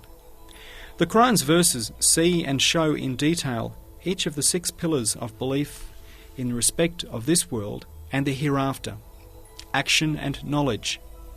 They see and show intentionally and seriously each of the 5 pillars of Islam, and all the principles which ensure happiness in this world and the next. They preserve their balance, perpetuate their proportion, and a form of the Qur'an's miraculousness comes into being from the source of the beauty, which is born of the mutual proportion of the entirety of those truths. It is due to this great mystery that although the scholars of theology, Kalam, are students of the Qur'an, and one section of them has written thousands of works of 10 volumes each on the pillars of belief, because like the Mu'tazili, they preferred the reason to revelation. They have not been able to express with clarity so many as 10 of the Qur'an's verses, or prove them decisively, or convince persuasively concerning them. It is quite simply as though they have dug tunnels under distant mountains, taken pipes with the chains of causes to the ends of the world, there cut the chains, and then demonstrated knowledge of Allah and the existence of the necessarily existent one, which are like the water of life. The Qur'an's verses, however, can all extract water from every place like the staff of Moses, open up a window from everything, and make known the all-glorious Maker. We have actually proved and demonstrated this fact in the Arabic treatise Qatra, and in the other words which flow forth from the ocean of the Qur'an. It is also due to this mystery that since all the leaders of the heretical groups who have passed to the inward nature of things, batin, who not following the sunnah of the Prophet, peace and blessings be upon him, but relying on their visions, have returned having gone halfway, and become leaders of a community, have founded sects, and have been unable to preserve the proportion and balance of the Quranic truths. They have fallen into innovation and misguidance, and driven a community of people down the wrong road. Thus the complete impotence of all these demonstrates the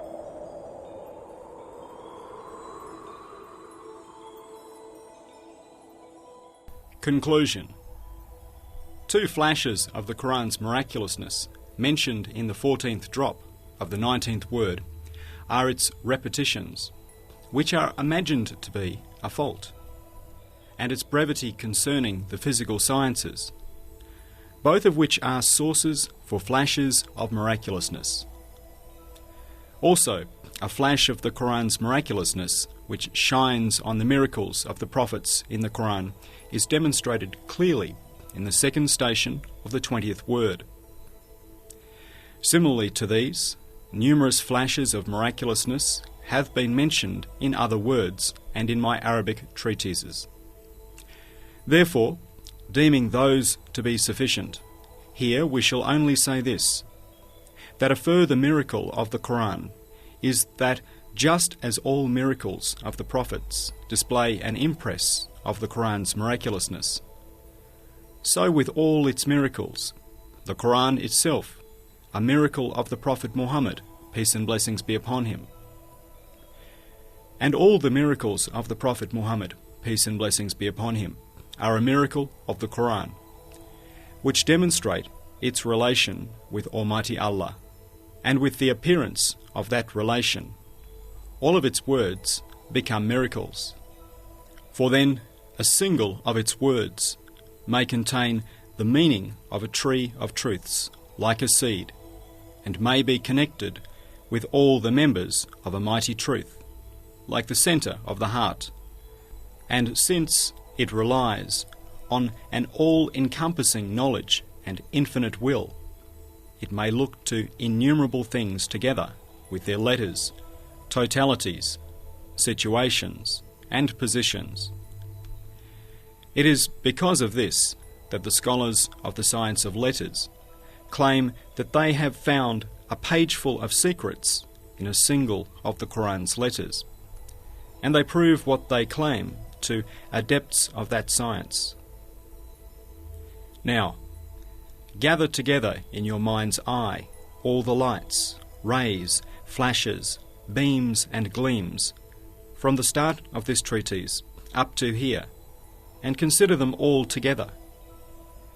As a decisive conclusion, they recite and proclaim in resounding tones the claim made at the beginning, that is, قل لئن اجتمعت الإنس والجن على أن يأتوا بمثل هذا القرآن لا يأتون بمثله ولو كان بعضهم لبعض ظهيرا.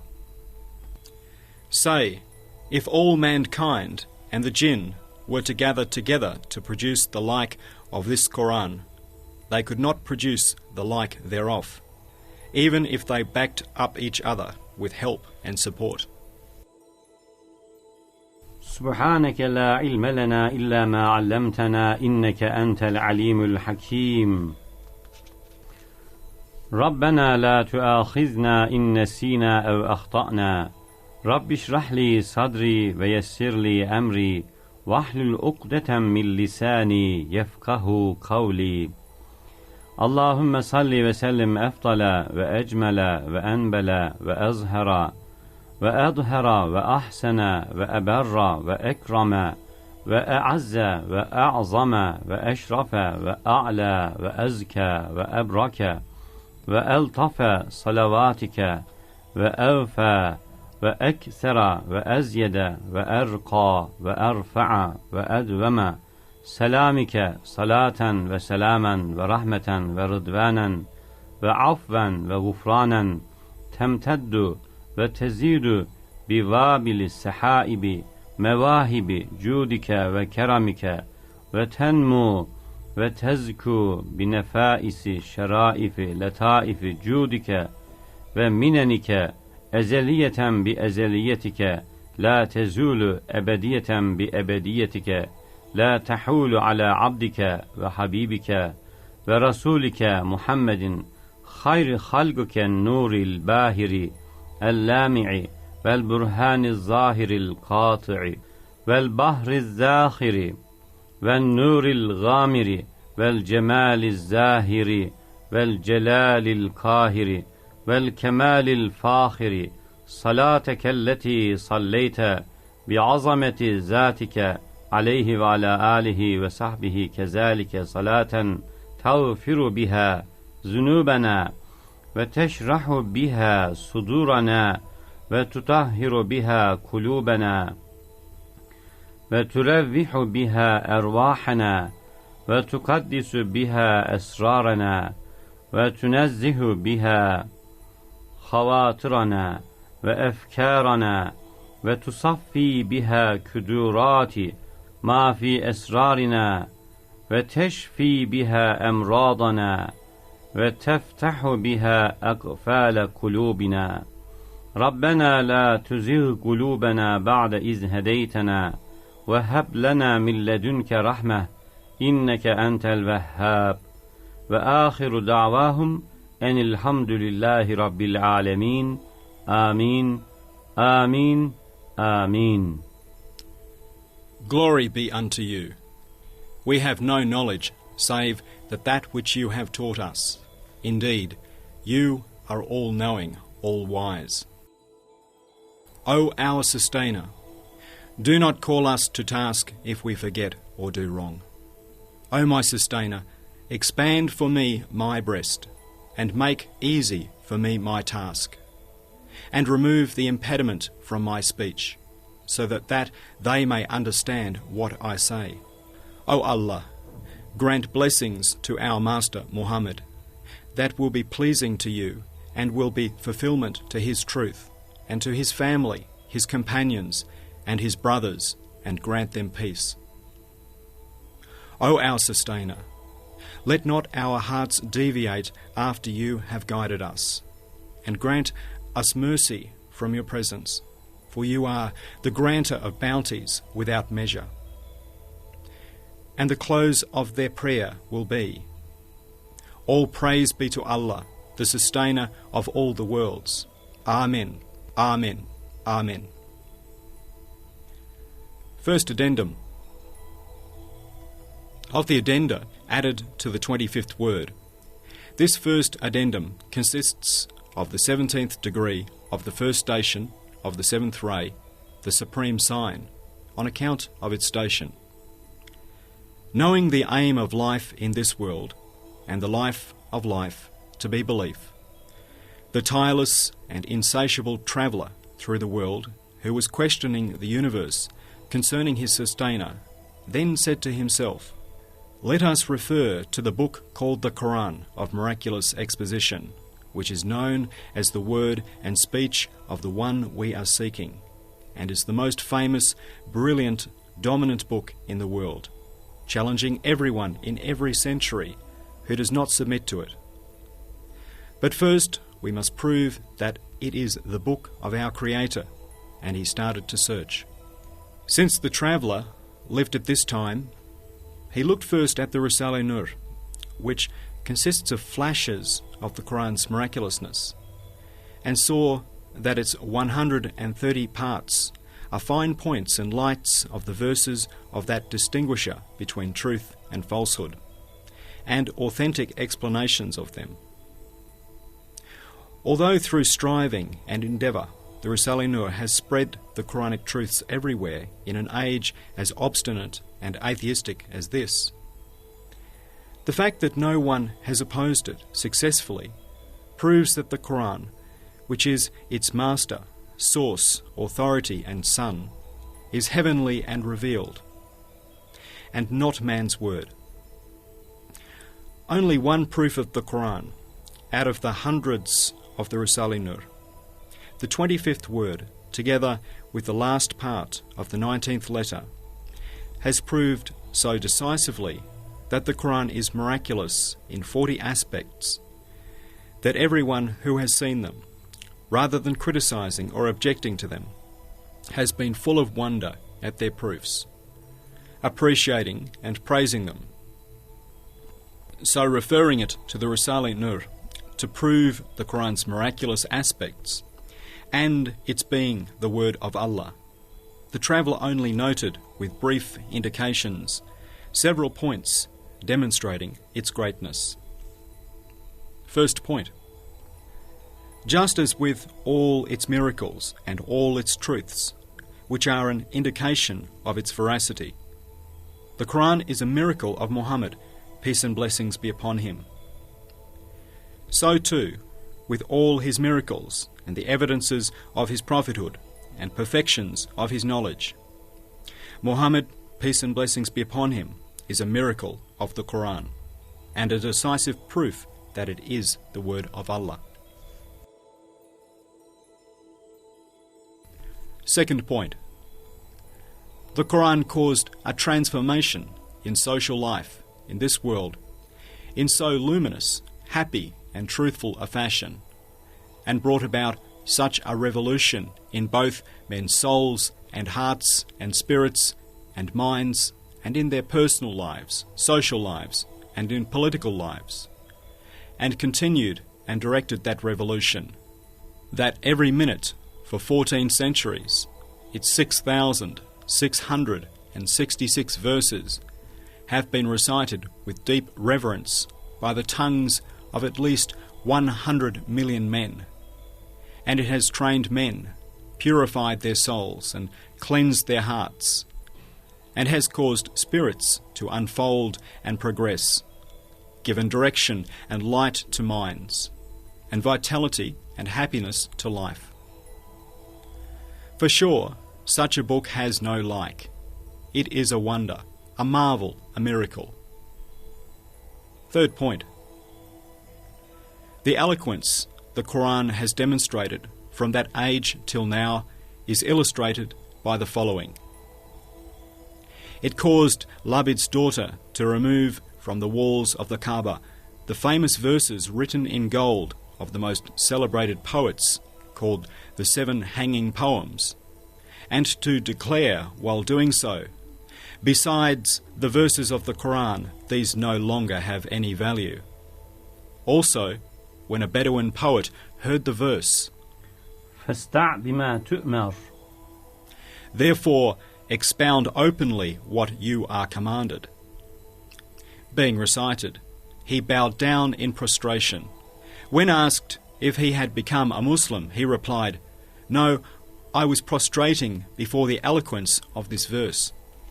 Also, thousands of brilliant scholars and learned literary figures, like the geniuses of the science of rhetoric, Abd al-Kahir Jurjani, Sarkaki, and Zemashri, all reached the conclusion that the Qur'an's eloquence is beyond man's power. He could not achieve it.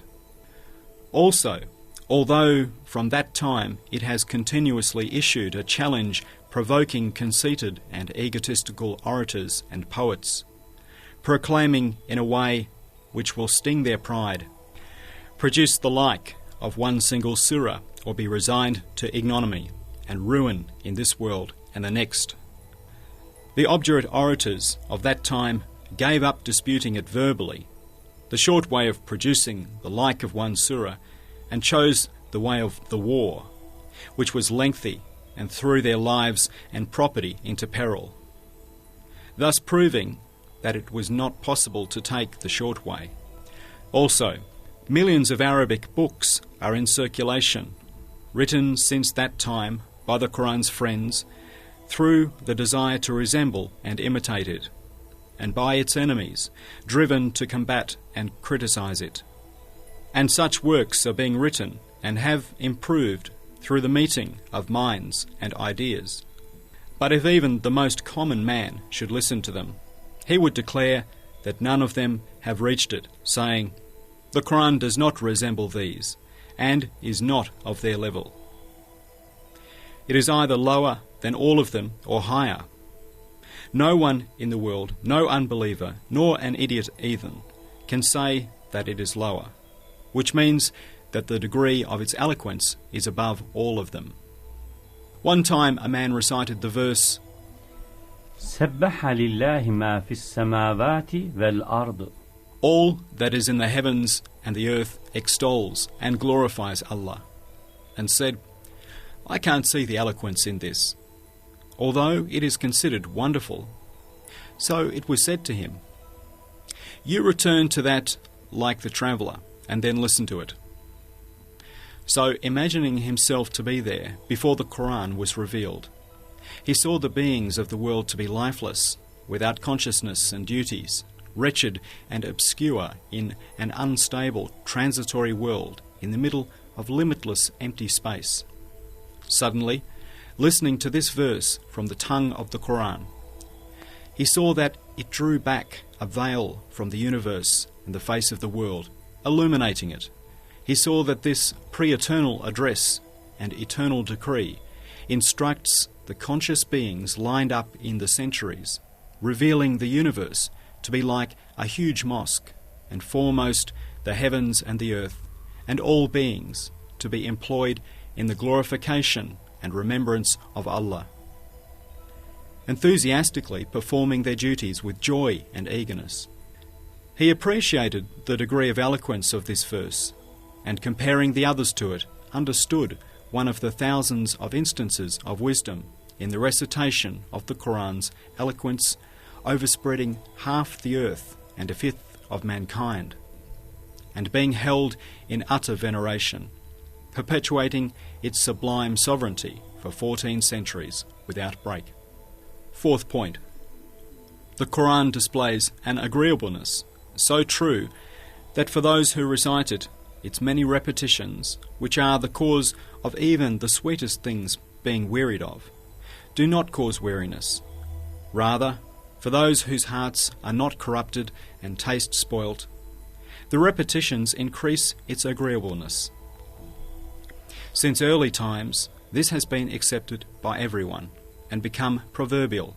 Furthermore, it demonstrates such a freshness, youth, and originality that, although it has lived for 14 centuries and has been freely available to everyone, it has preserved its freshness as though newly revealed. Each century has seen it to be young as though it was addressing that century in particular. And although in order to benefit from it, all the time, all the branches of scholars have always had copies of it present with them in large numbers, and have followed and emulated its style and manner of expression. It has preserved the originality in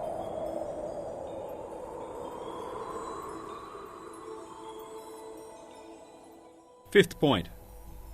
One wing of the Qur'an is in the past, and one is in the future. And just as its root and one wing are agreed truths of the former prophets, and it confirms and corroborates them, and they too confirm it with a tongue of unanimity, so too all the true Sufi paths and ways of sainthood, whose fruits the saints and purified scholars who receive life from the Qur'an show their vital spiritual progress, that their blessed tree is living, effulgent, and the means to truth. They grow and live under that protection of its second wing, and testify that the Qur'an is pure truth, and the assembly of truths and its comprehensiveness is a matchless wonder. Sixth point. The Qur'an's truthfulness and veracity show that its 6 aspects are luminous. Indeed, the pillars of argument and proof beneath it, the flashes of the stamp of miraculousness above it, the gifts of happiness in this world and the next before it, its goal, the truths of heavenly revelation, its point of support behind it, the assent and evidence of innumerable upright minds to its right, and the true tranquility, sincere attraction, and submission of sound hearts and clean consciences on its left, all prove that the Qur'an is a wondrous, firm, unassailable citadel of both the heavens and the earth. Similarly, the universe's disposer, who has made it his practice to the foremost always exhibit beauty in the universe, protect good and right, and eliminate impostors and liars, has set his seal on its being sheer truth and right on 6 levels, and not being man's word, and its containing no error, and by giving it the most acceptable, highest, and most dominant place of respect and degree of success in the world, has confirmed and endorsed the Qur'an. So too, the one who is the source of Islam and interpreter of the Qur'an. His believing in it and holding it in greater respect than everyone else, and being in a sleep-like state when it was revealed, and other words and speeches not resembling or coming near it, and that interpreter describing without hesitation and with complete confidence through the Qur'an's true cosmic events of generally the past and the future from behind the veil of the unseen, and no trickery or fault being observed in him, while being under the gazes of the sharpest eyes, and his believing and affirming every pronouncement of the Qur'an with all his strength and nothing shaking him, is a stamp confirming that the Qur'an is revealed and true and the blessed word of his own compassionate Creator.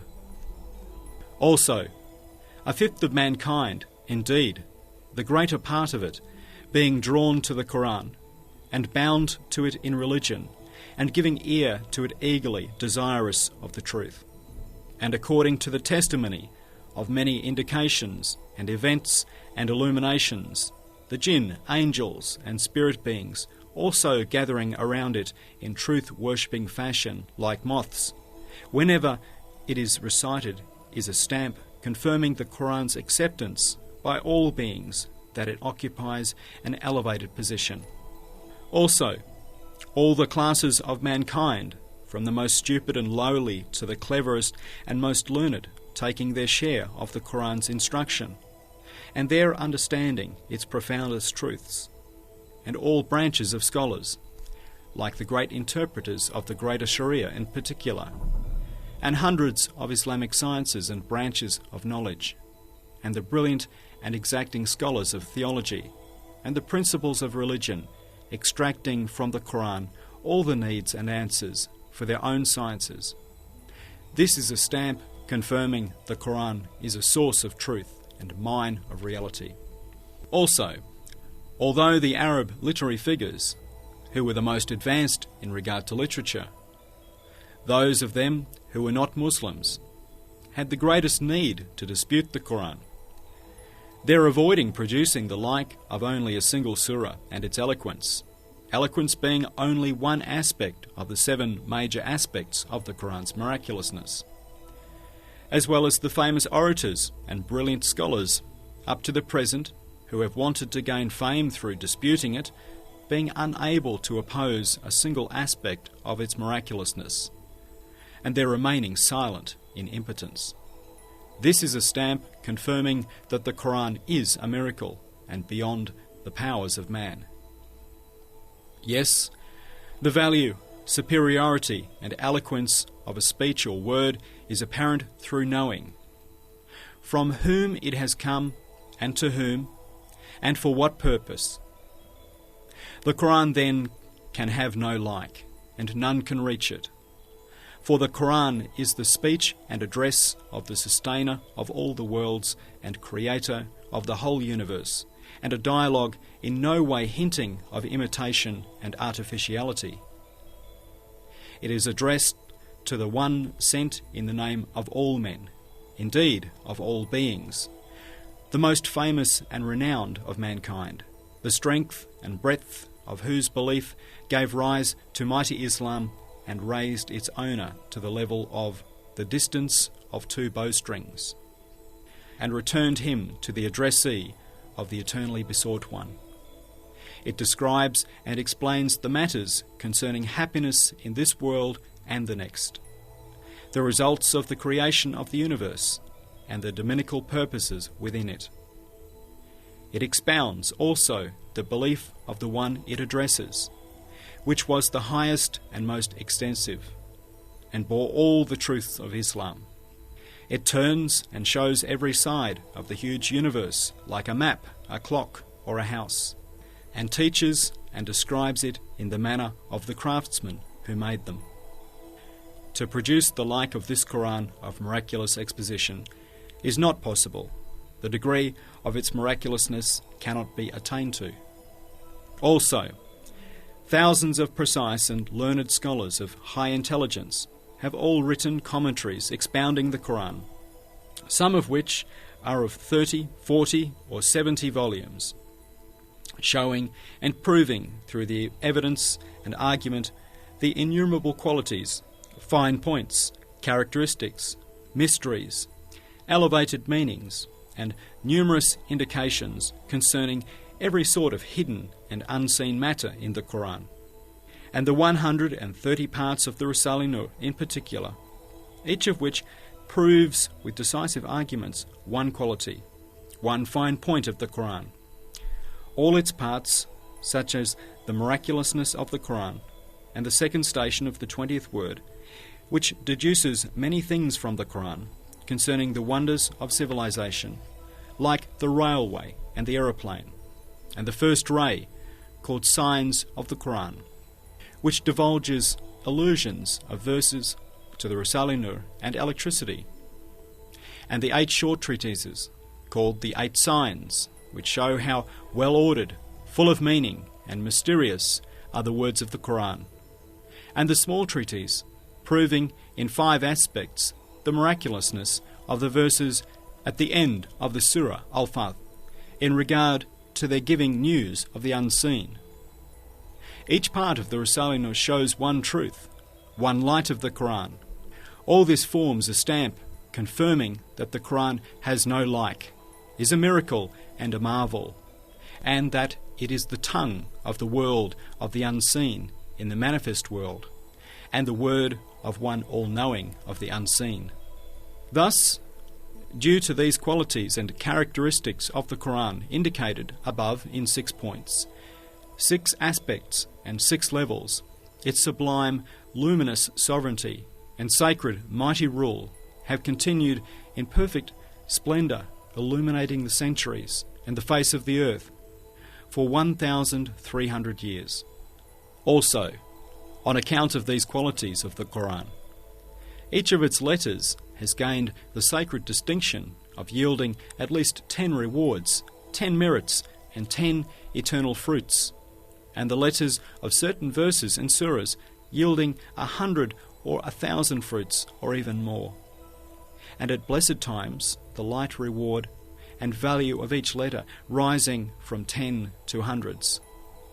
The traveller through the world understood this and said to his heart, the Qur'an, which is thus miraculous in every respect, through the consensus of its surahs, the agreement of its verses, the accord of its lights and mysteries, and the concurrence of its fruits and works, so testifies with its evidences in the form of proofs to the existence, unity, attributes, and names of a single necessarily existent one, that it is from its testimony that the endless testimony of all the believers has issued forth. Thus, in brief indication to the instruction in belief and divine unity that the traveller received from the Qur'an, it was said in the 17th degree of the first station, لا إله إلا الله الواجب الوجود الواحد الأحد الذي دل على وجوب وجوده في وحدته القرآن الموجز البيان المقبول المرغوب لأجناس الملك والإنس والجان المقروء كل آياته في كل دقيقة بكمال الاحترام بألسنة مئات مليون من نوع الإنسان الدائم سلطنته القدسية على أقطار الأرض والأكوان وعلى وجوه الأعصار والأزمان والجاري حاكميته المعنوية النورانية على نصف الأرض وخمس البشر في 14 عصرا بكمال الاحتشام وكذا شهد وبرهن بإجماع صوره القدسية السماوية وباتفاق آياته النورانية الإلهية وبتوافق أسراره وأنواره وبتطابق حقائقه وثمراته وآثاره بالمشاهدة والعيان. There is no God but Allah, the one and unique, necessarily existent, to whose necessary existence in unity points the Qur'an of miraculous exposition, the book accepted and desired by all species of angel, men and jinn, whose verses are read each minute of the year with the utmost reverence by hundreds of millions of men, whose sacred sovereignty over the regions of the earth and the universe and the face of time is permanent, whose spiritual and luminous authority has run over half the earth and a fifth of humanity for more than 14 centuries, with the utmost splendour. Testimony and proof is also given by the unanimity of its sacred and heavenly surahs, the agreement of its luminous divine verses, the congruence of its mysteries and lights, the correspondence of its fruits and effects.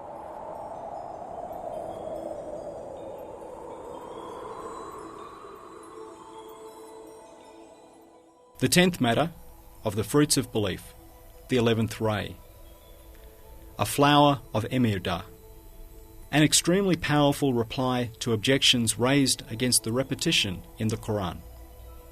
My dear and loyal brothers, due to my wretched situation, this matter is confused and graceless. But I knew definitely that beneath the confused wording was a most valuable sort of miraculousness, though unfortunately I was incapable of expressing it. But however dull the wording, since it concerns the Qur'an, it is both worship in the form of reflection and the shell of a sacred, elevated, shining jewel. The diamond in the hand should be looked at, not its torn clothes. Also, I wrote it in 1 or 2 days during Ramadan, while extremely ill, wretched and without food. Of necessity, very concisely and briefly, and including many truths and numerous proofs in a single sentence. Its deficiencies then should be overlooked. A footnote. As the 10th matter of the fruit of Denizli prison, it is a small shining flower of Emirda, and of this month of Ramadan. By explaining one instance of wisdom in the repetitions of the Qur'an, it dispels the poisonous, putrid illusions of the people of misguidance. My true and loyal brothers, while reading the Qur'an of miraculous exposition in Ramadan, whichever of the 33 verses that I came to that in the first ray describe the allusions to the Risale-i, I saw that the page and story of the verse also look to the Risale-i and its students to a degree, insofar as they have a share of the story, particularly the light verses in Surah Al-Nur, just as they point to the Risale-i with 10 fingers. So the darkness verses following it point directly at those opposing it. These afford a further share. Quite simply, I understood that this station rises from particularity to universality, and that one part of the universality is the Risale-i and its students. Indeed, in regard to the breadth, exaltedness, and comprehensiveness that the Qur'an's address receives from firstly the extensive station of the universal dominicality of the pre-eternal speaker, and from the extensive station of the one addressed in the name of mankind, indeed of all beings, and the most extensive station of all mankind's guidance in all the centuries, and from the station of the most elevated, comprehensive expositions of the divine laws concerning the regulation of this world and the hereafter, the heavens and the earth, pre-eternity and post-eternity, and the dominicality of the Creator of the universe, and of all beings.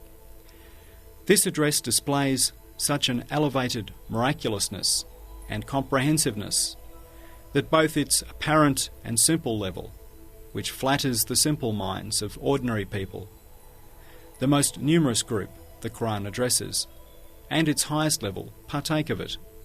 It is as though addressing every age and every class of people, not as one share of the story or one lesson from a historical story, but as parts of a universal principle it is newly revealed.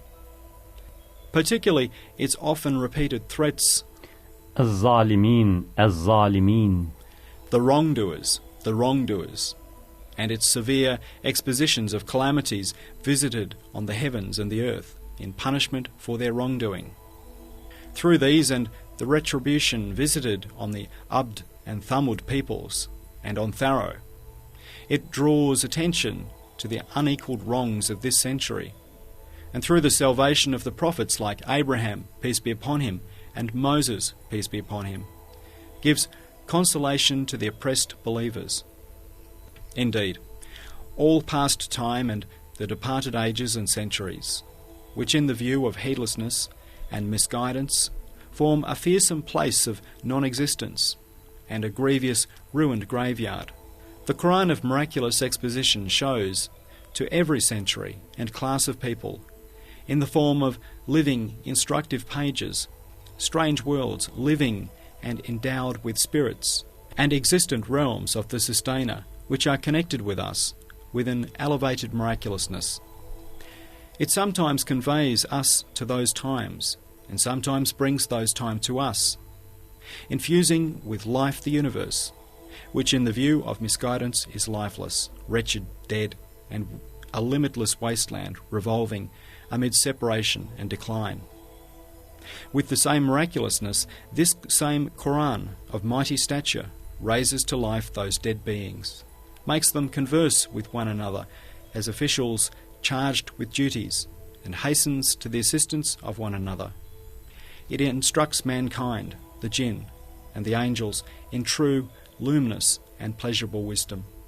For sure, then, it gains sacred distinctions, like there being 10 merits in each of its letters, and sometimes 100, 1,000, or thousands of merits. And if all men and jinn were to gather together, their being unable to produce the like of it, and its speaking completely appropriately with all mankind and all beings, and its all the time being inscribed with eagerness in the hearts of millions of hafizes, and its not causing weariness through its frequent and numerous repetitions, and despite its many obscure passages and sentences, its being settled perfectly in the delicate and simple heads of children, and its being agreeable like Zemzem water in the ears of the sick, the dying, and those distressed by a few words, and its gaining for its students happiness in this world and the next. Its smoothness of style, which, observing exactly its interpreters being unlettered, allows for no bombast, artificiality, or affectedness, and its descending directly from the heavens demonstrate a fine miraculousness. So too it shows a fine miraculousness in the grace and guidance of flattering the simple minds of ordinary people, the most numerous of the classes of men, through the condescension in its expression, and mostly opening the clearest and most evident pages like the heavens and earth, and teaching the wondrous miracles of power and meaningful lines of wisdom beneath those commonplace things, by making known that it is also a book of prayer and summons, and invocation and divine unity, which require repetition. It demonstrates a sort of miraculousness through making understood in a single sentence and a single story, through its agreeable repetitions, numerous different meanings to numerous different classes of people.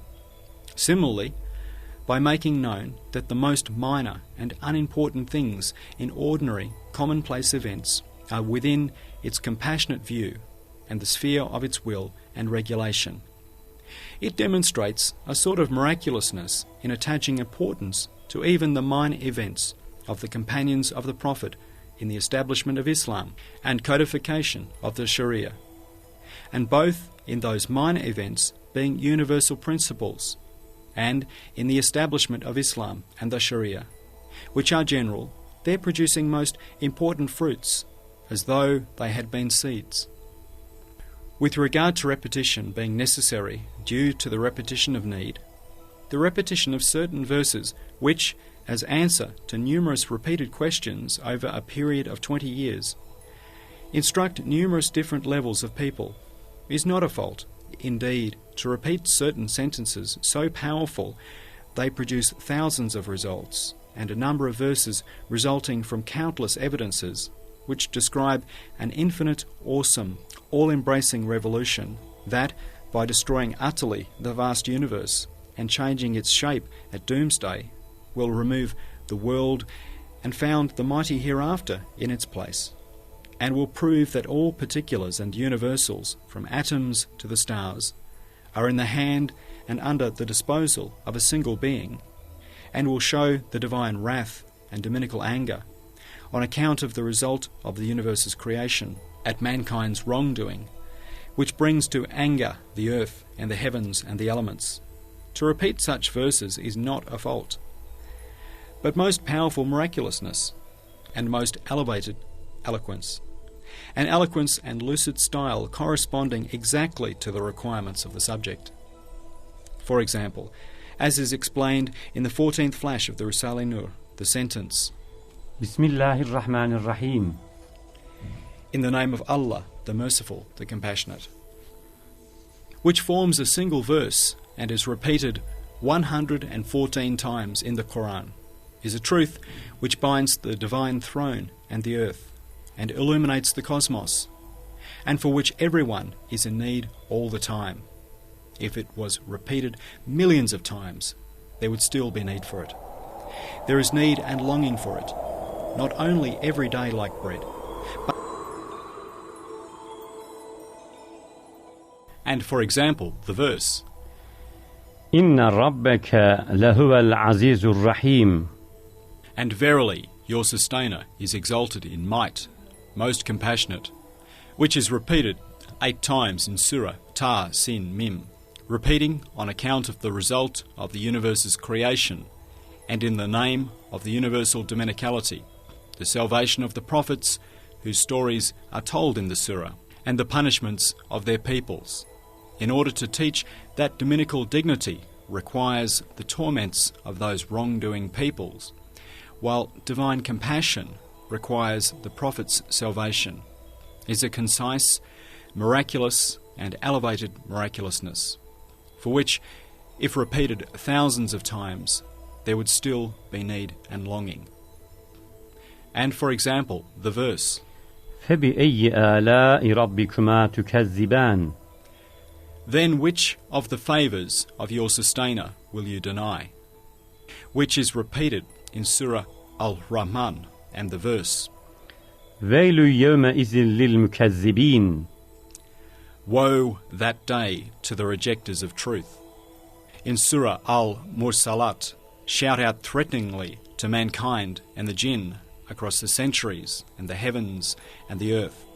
The unbelief, ingratitude and wrongdoing of those who bring the universe and the heavens and earth to anger, spoil the results of the world's creation, and deny and respond slightingly to the majesty of divine rule, and aggress against the rights of all creatures.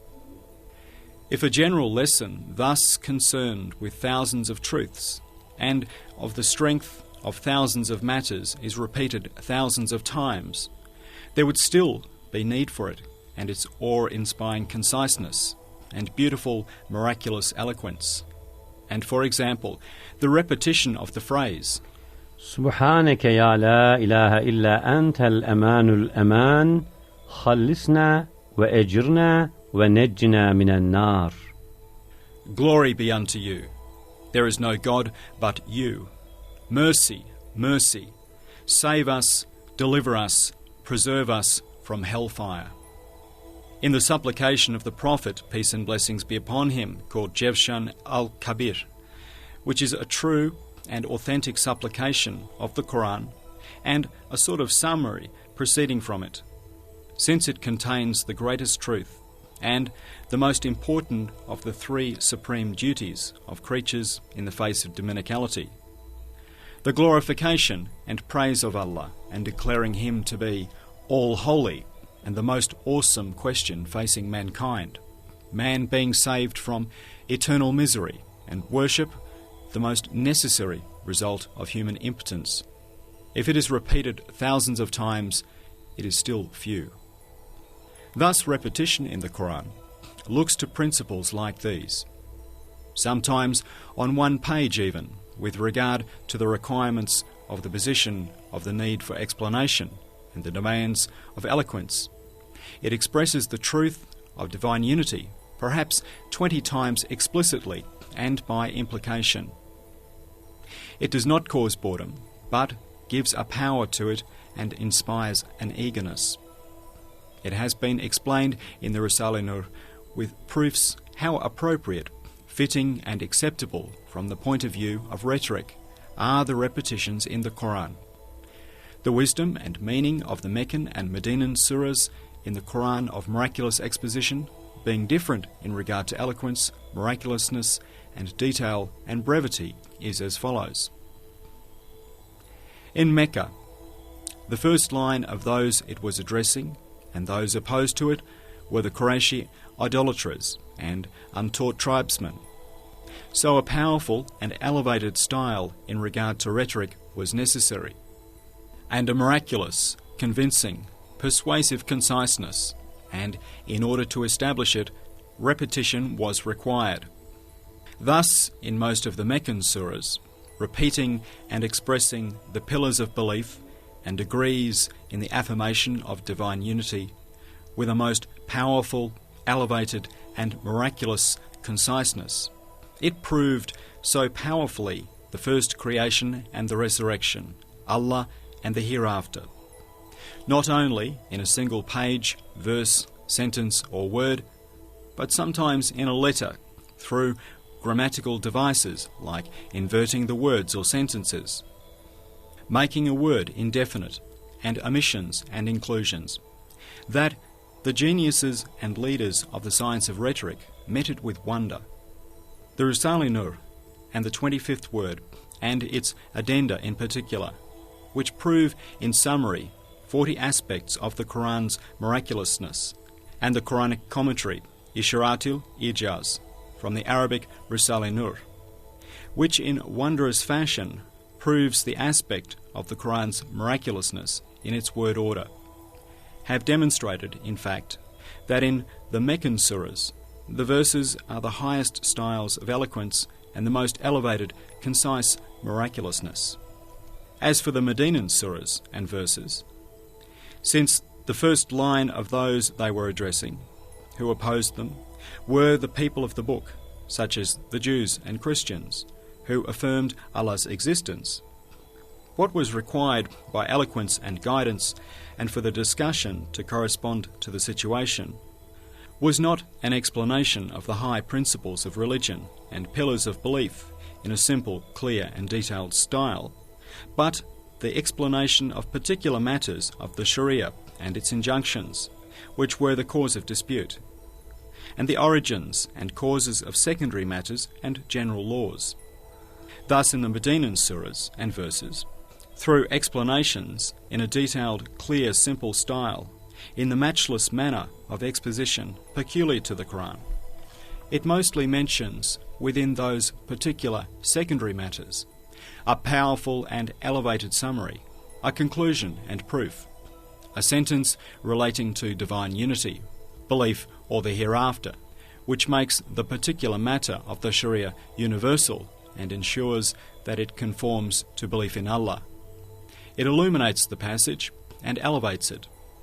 The Risale-i has proved the qualities and fine points and elevated eloquence in the summaries and conclusions, which express divine unity and the hereafter, and come mostly at the end of verses like Inna Allaha ala kulli shay'in qadir, Inna Allaha bi kulli shay'in alim, ve huvel azizul hakim, ve huvel azizul rahim.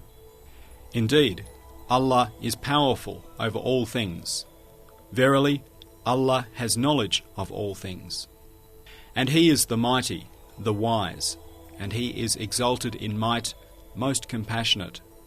In explaining, in the second beam of the second light of the 25th word, 10 out of the many fine points of those summaries and conclusions, it has proved to the obstinate that they contain a supreme miracle.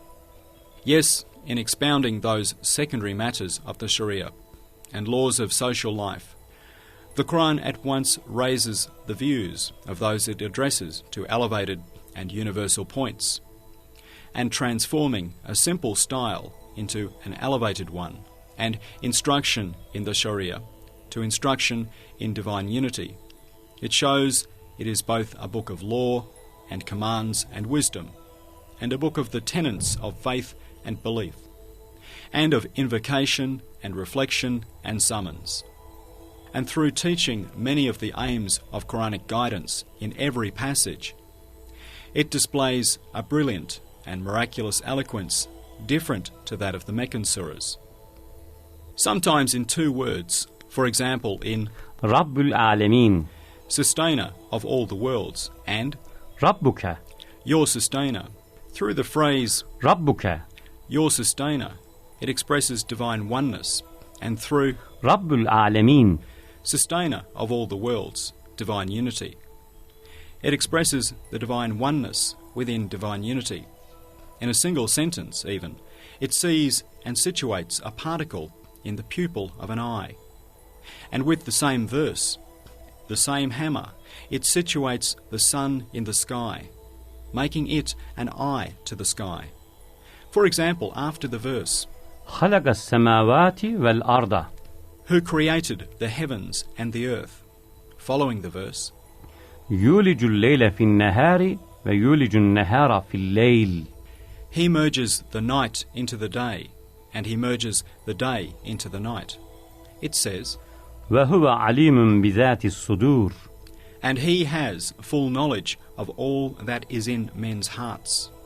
It says, within the vast majesty of the creation of the earth and the skies, he knows and regulates also the thoughts of the heart, and through an exposition of this sort, transforms that simple and unlettered level and particular discussion which takes into account the minds of ordinary people into an elevated, attractive and general conversation for the purpose of guidance. A question. Sometimes an important truth is not apparent in a superficial view, and in some positions the connection is not known when an elevated summary concerning divine unity or a universal principle is drawn from a minor and ordinary matter, and it is imagined to be a fault. For example, to mention the extremely elevated principle, وفوق كل ذي علم عليم, and over all endued with knowledge, one knowing. When Joseph, peace be upon him, seized his brother through subterfuge, does it not appear to be in keeping with eloquence? What is its meaning and purpose? The answer. In most of the long and middle-length surahs, which are each small Qur'ans, and in many pages and passages, not only 2 or 3 aims are followed, for by its nature the Qur'an comprises many books and teachings, such as being a book of invocation, belief and reflection, and a book of law, wisdom and guidance. Thus, since it describes the majestic manifestations of divine dominicality, and its encompassing all things as a sort of recitation of the mighty book of the universe, it follows many aims in every discussion, and sometimes on a single page, while instructing in knowledge of Allah, the degrees in divine unity, and the truths of belief. With an apparently weak connection, it opens another subject of instruction in the following passage, joining powerful connections to the weak one. It corresponds perfectly to the discussion and raises the level of eloquence.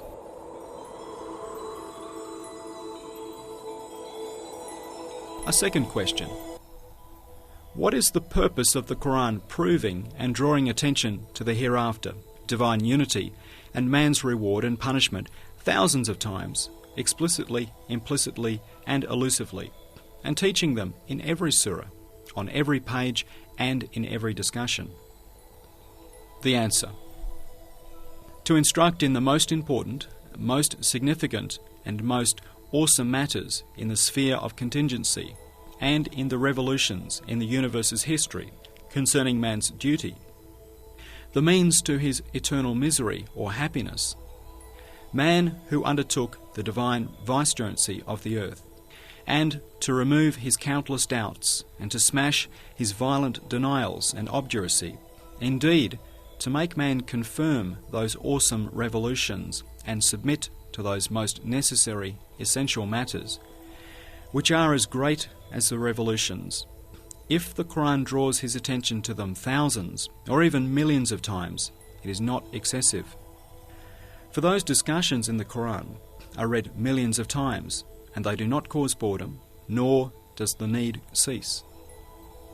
For example, since the verse, إن الذين آمنوا وعملوا الصالحات لهم جنات تجري من تحتها الأنهار خالدين فيها أبدا. For those who believe and do righteous deeds are gardens beneath which rivers flow. They will dwell there forever. Shows the truth of the good news of eternal happiness, which saves from the eternal execution of the reality of death, which every moment shows itself to wretched man, both himself and his world and all those he loves, and gains for them an everlasting sovereignty. If it is repeated thousands of millions of times and given the importance of the universe, it is still not excessive and does not lose its value. Thus, in teaching the innumerable, invaluable matters of this sort, and endeavouring to persuade, convince, and prove the occurrence of the awesome revolutions which will destroy the present form of the universe, and transform it as though it was a house, the Qur'an of miraculous exposition certainly draws attention to these matters thousands of times, explicitly, implicitly, and elusively. And this is not excessive, but renews the bounty which is like an essential need, the same as the essential needs of bread, medicine, air, and light are renewed. And for example, as is proved decisively in the Risale-i, the wisdom in the Qur'an, repeating severely, angrily, and forcefully, threatening verses like, إن الكافرين في نار جهنم والظالمين لهم عذاب أليم. For the wrongdoers there is a grievous penalty, but for those who reject Allah, for them will be the fire of hell. Is that man's unbelief is such a transgression against the rights of the universe and most creatures that it makes the heavens and earth angry and brings the elements to anger, so that they deal blows on these wrongdoers with tempest and storm. According to the clear statement of the verses, إذا ألقوا فيها سمعوا لها شهيقا وهي تفور تكاد تميز من الغيظ. And when they are cast therein, they will hear the terrible drawing in of its breath as it blazes forth, almost bursting with fury. Hell so rages at those iniquitous deniers that it almost disintegrates with fury. Thus, through the wisdom of showing, not from the point of view of man's smallness and insignificance before such a general crime and boundless aggression, but the importance of the rights of the monarch of universe's subjects before the greatness of the wrongful crime and the awesomeness of the unjust aggression, and the boundless ugliness in the unbelief and iniquity of those deniers. In accordance with the wisdom of showing this, if repeating in his decree most wrathfully and severely the crime and its punishment, thousands, millions, or even thousands of millions of times, it still would not be excessive and a fault, because for 1,000 years, thousands of millions of people have read such verses every day, not with boredom, but with complete eagerness and need. Indeed, every day, all the time, for everyone, one world disappears and the door of a new world is open to them. Thus repeating, لا إله إلا الله. There is no God but Allah, 1,000 times out of need and with longing in order to illuminate each of those transitory worlds, it makes لا إله إلا الله. There is no God but Allah, a lamp for each of those changing veils.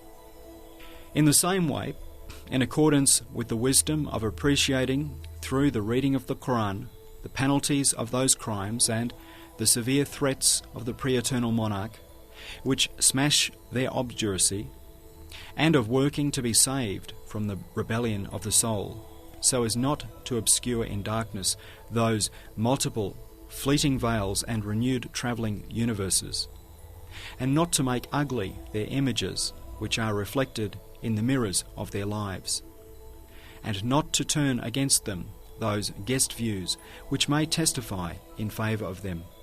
The Qur'an repeats them in a most meaningful fashion. Even Satan would shudder at imagining to be out of place these so powerful, severe and repeated threats of the Qur'an. It shows that the torments of hell are pure justice for the deniers who do not heed them.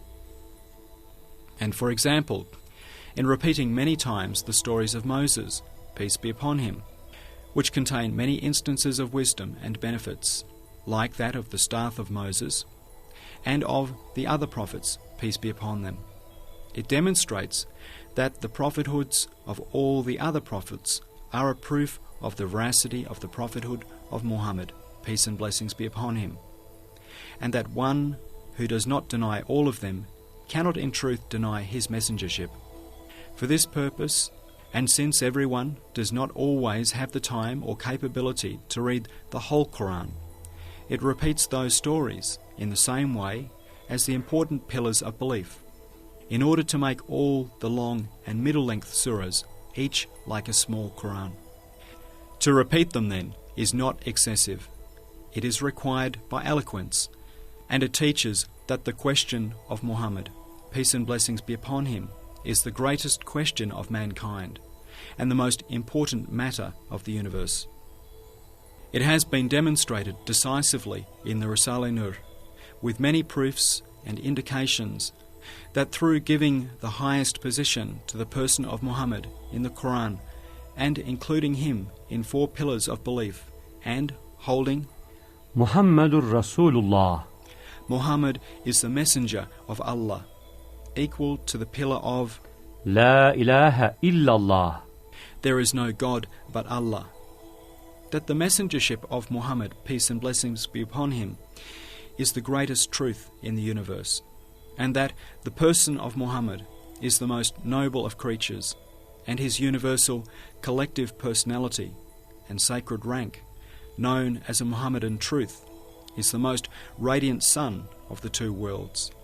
His worthiness for this extraordinary position has also been proved.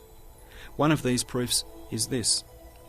According to the principle of Es-sebebu kel-fa'il, the cause is like the doer, with the equivalent of all the good works performed by all his community, at all times entering his book of good works, and the light which he brought illuminating all the truths of the cosmos, and his gratifying not only the jinn, mankind and animate beings, but also the universe and the heavens and the earth, and the supplications of plants offered through the tongue of disposition, and the supplications of animals offered through the tongue of their innate need, and the righteous of his, peace and blessings be upon him's community, every day bequeathing to him their benedictions and supplications for mercy and spiritual gains, whose millions, and together with spirit beings, even millions of unrejectable supplications are accepted, as we actually witness with our eyes.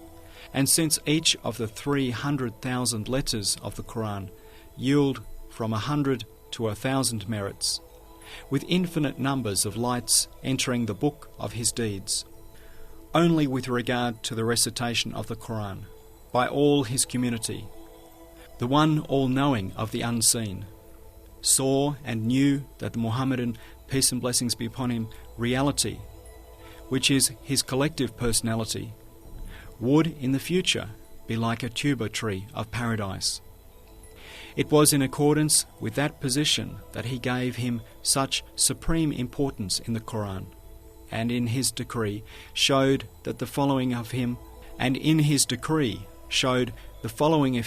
and receiving of his intercession through adhering to his illustrious sunnah to be one of the most important matters concerning man. And from time to time he took into consideration his human personality and human state in his early life, which was a seed of the majestic tuber tree. Thus, since the truths repeated in the Qur'an are of this value, all sound natures will testify that in its repetitions is a powerful and extensive miracle.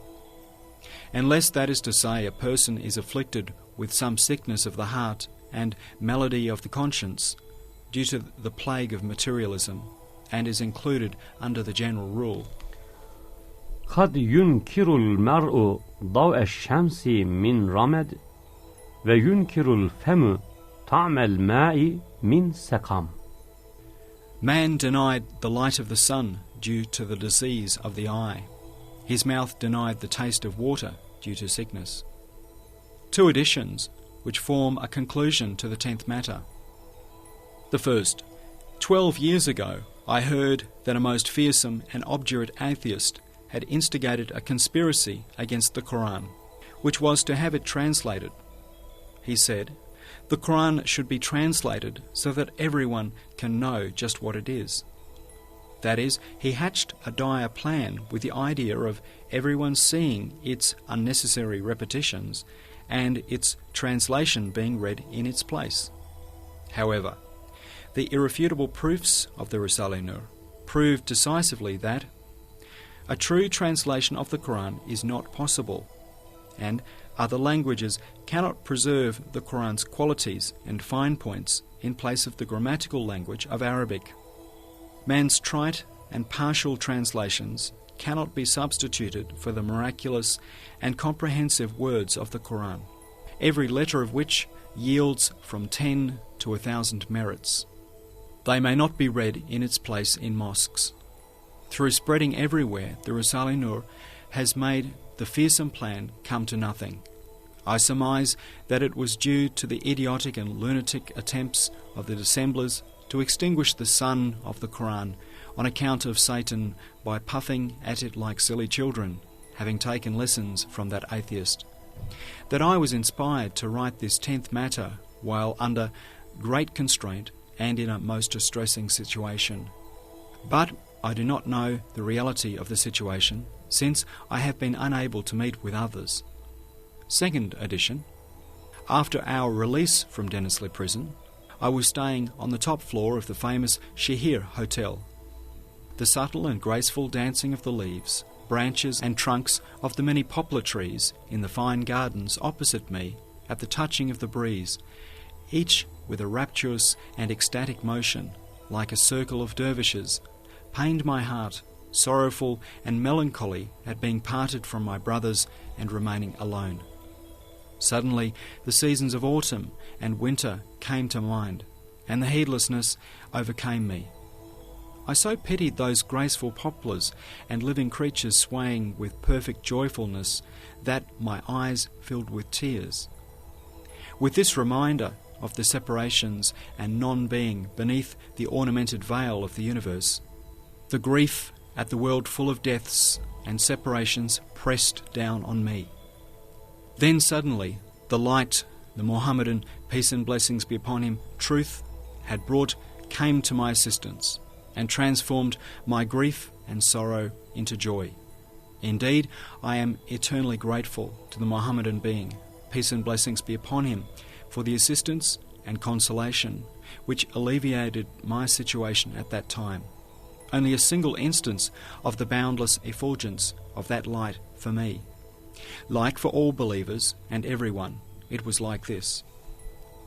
By showing those blessed and delicate creatures to be without function or purpose, and their motion to be not out of joy, but as though trembling on the brink of non-existence and separation, and tumbling into nothingness, that heedless view so touched the feelings in me of desire for permanence, love of good things, and compassion for fellow creatures and life, that it transformed the world into a sort of hell and my mind into an instrument of torture. Then, just at that point, the light Mohammedan, peace and blessings be upon him, had brought as a gift for mankind, raised the veil. It showed in place of extinction, non-being, nothingness, purposelessness, futility and separation, meanings and instances of wisdom to the number of the leaves of the poplars, and is proved in the Risale-i, results and duties which may be divided into three sorts. The first sort looks to the all-glorious Maker's names. For example, if a master craftsman makes a wondrous machine, everyone applauds him, saying, "What wonders Allah has willed! Blessed be Allah."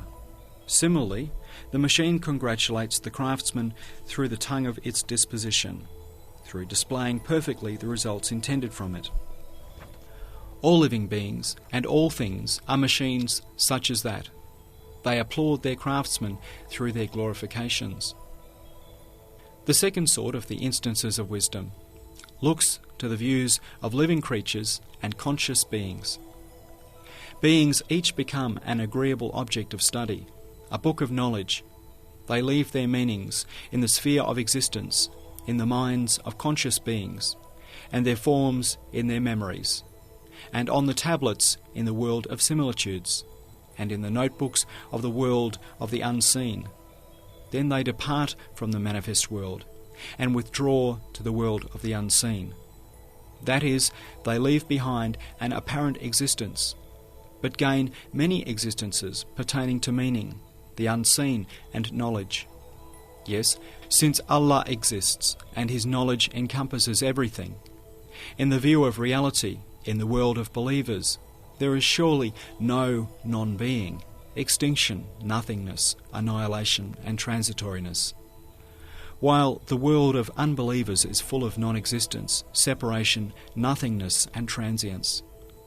This is taught by the saying, which is on everyone's lips: for those for whom Allah exists, everything exists, and for those for whom He does not exist, nothing exists. For them there is nothing. In short, just as belief saves man from eternal annihilation at the time of death, so it saves everyone's private world from the darkness of annihilation and nothingness. Whereas unbelief, and especially if it is absolute unbelief, both sends man and his private world to non-existence with death, and casts him into infernal darkness. It transforms the pleasures of life into bitter poisons. Let the ears ring of those who prefer the life of this world to that of the hereafter. Let them come and find a solution for this, or else let them embrace belief and be saved from those dreadful losses. سبحانك لا علم لنا إلا ما علمتنا إنك أنت العليم الحكيم. Glory be unto you. We have no knowledge save that which you have taught us. Indeed, you are all-knowing, all-wise. From your brother, who is in much need of your prayers and misses you greatly, Sayyid Nursi.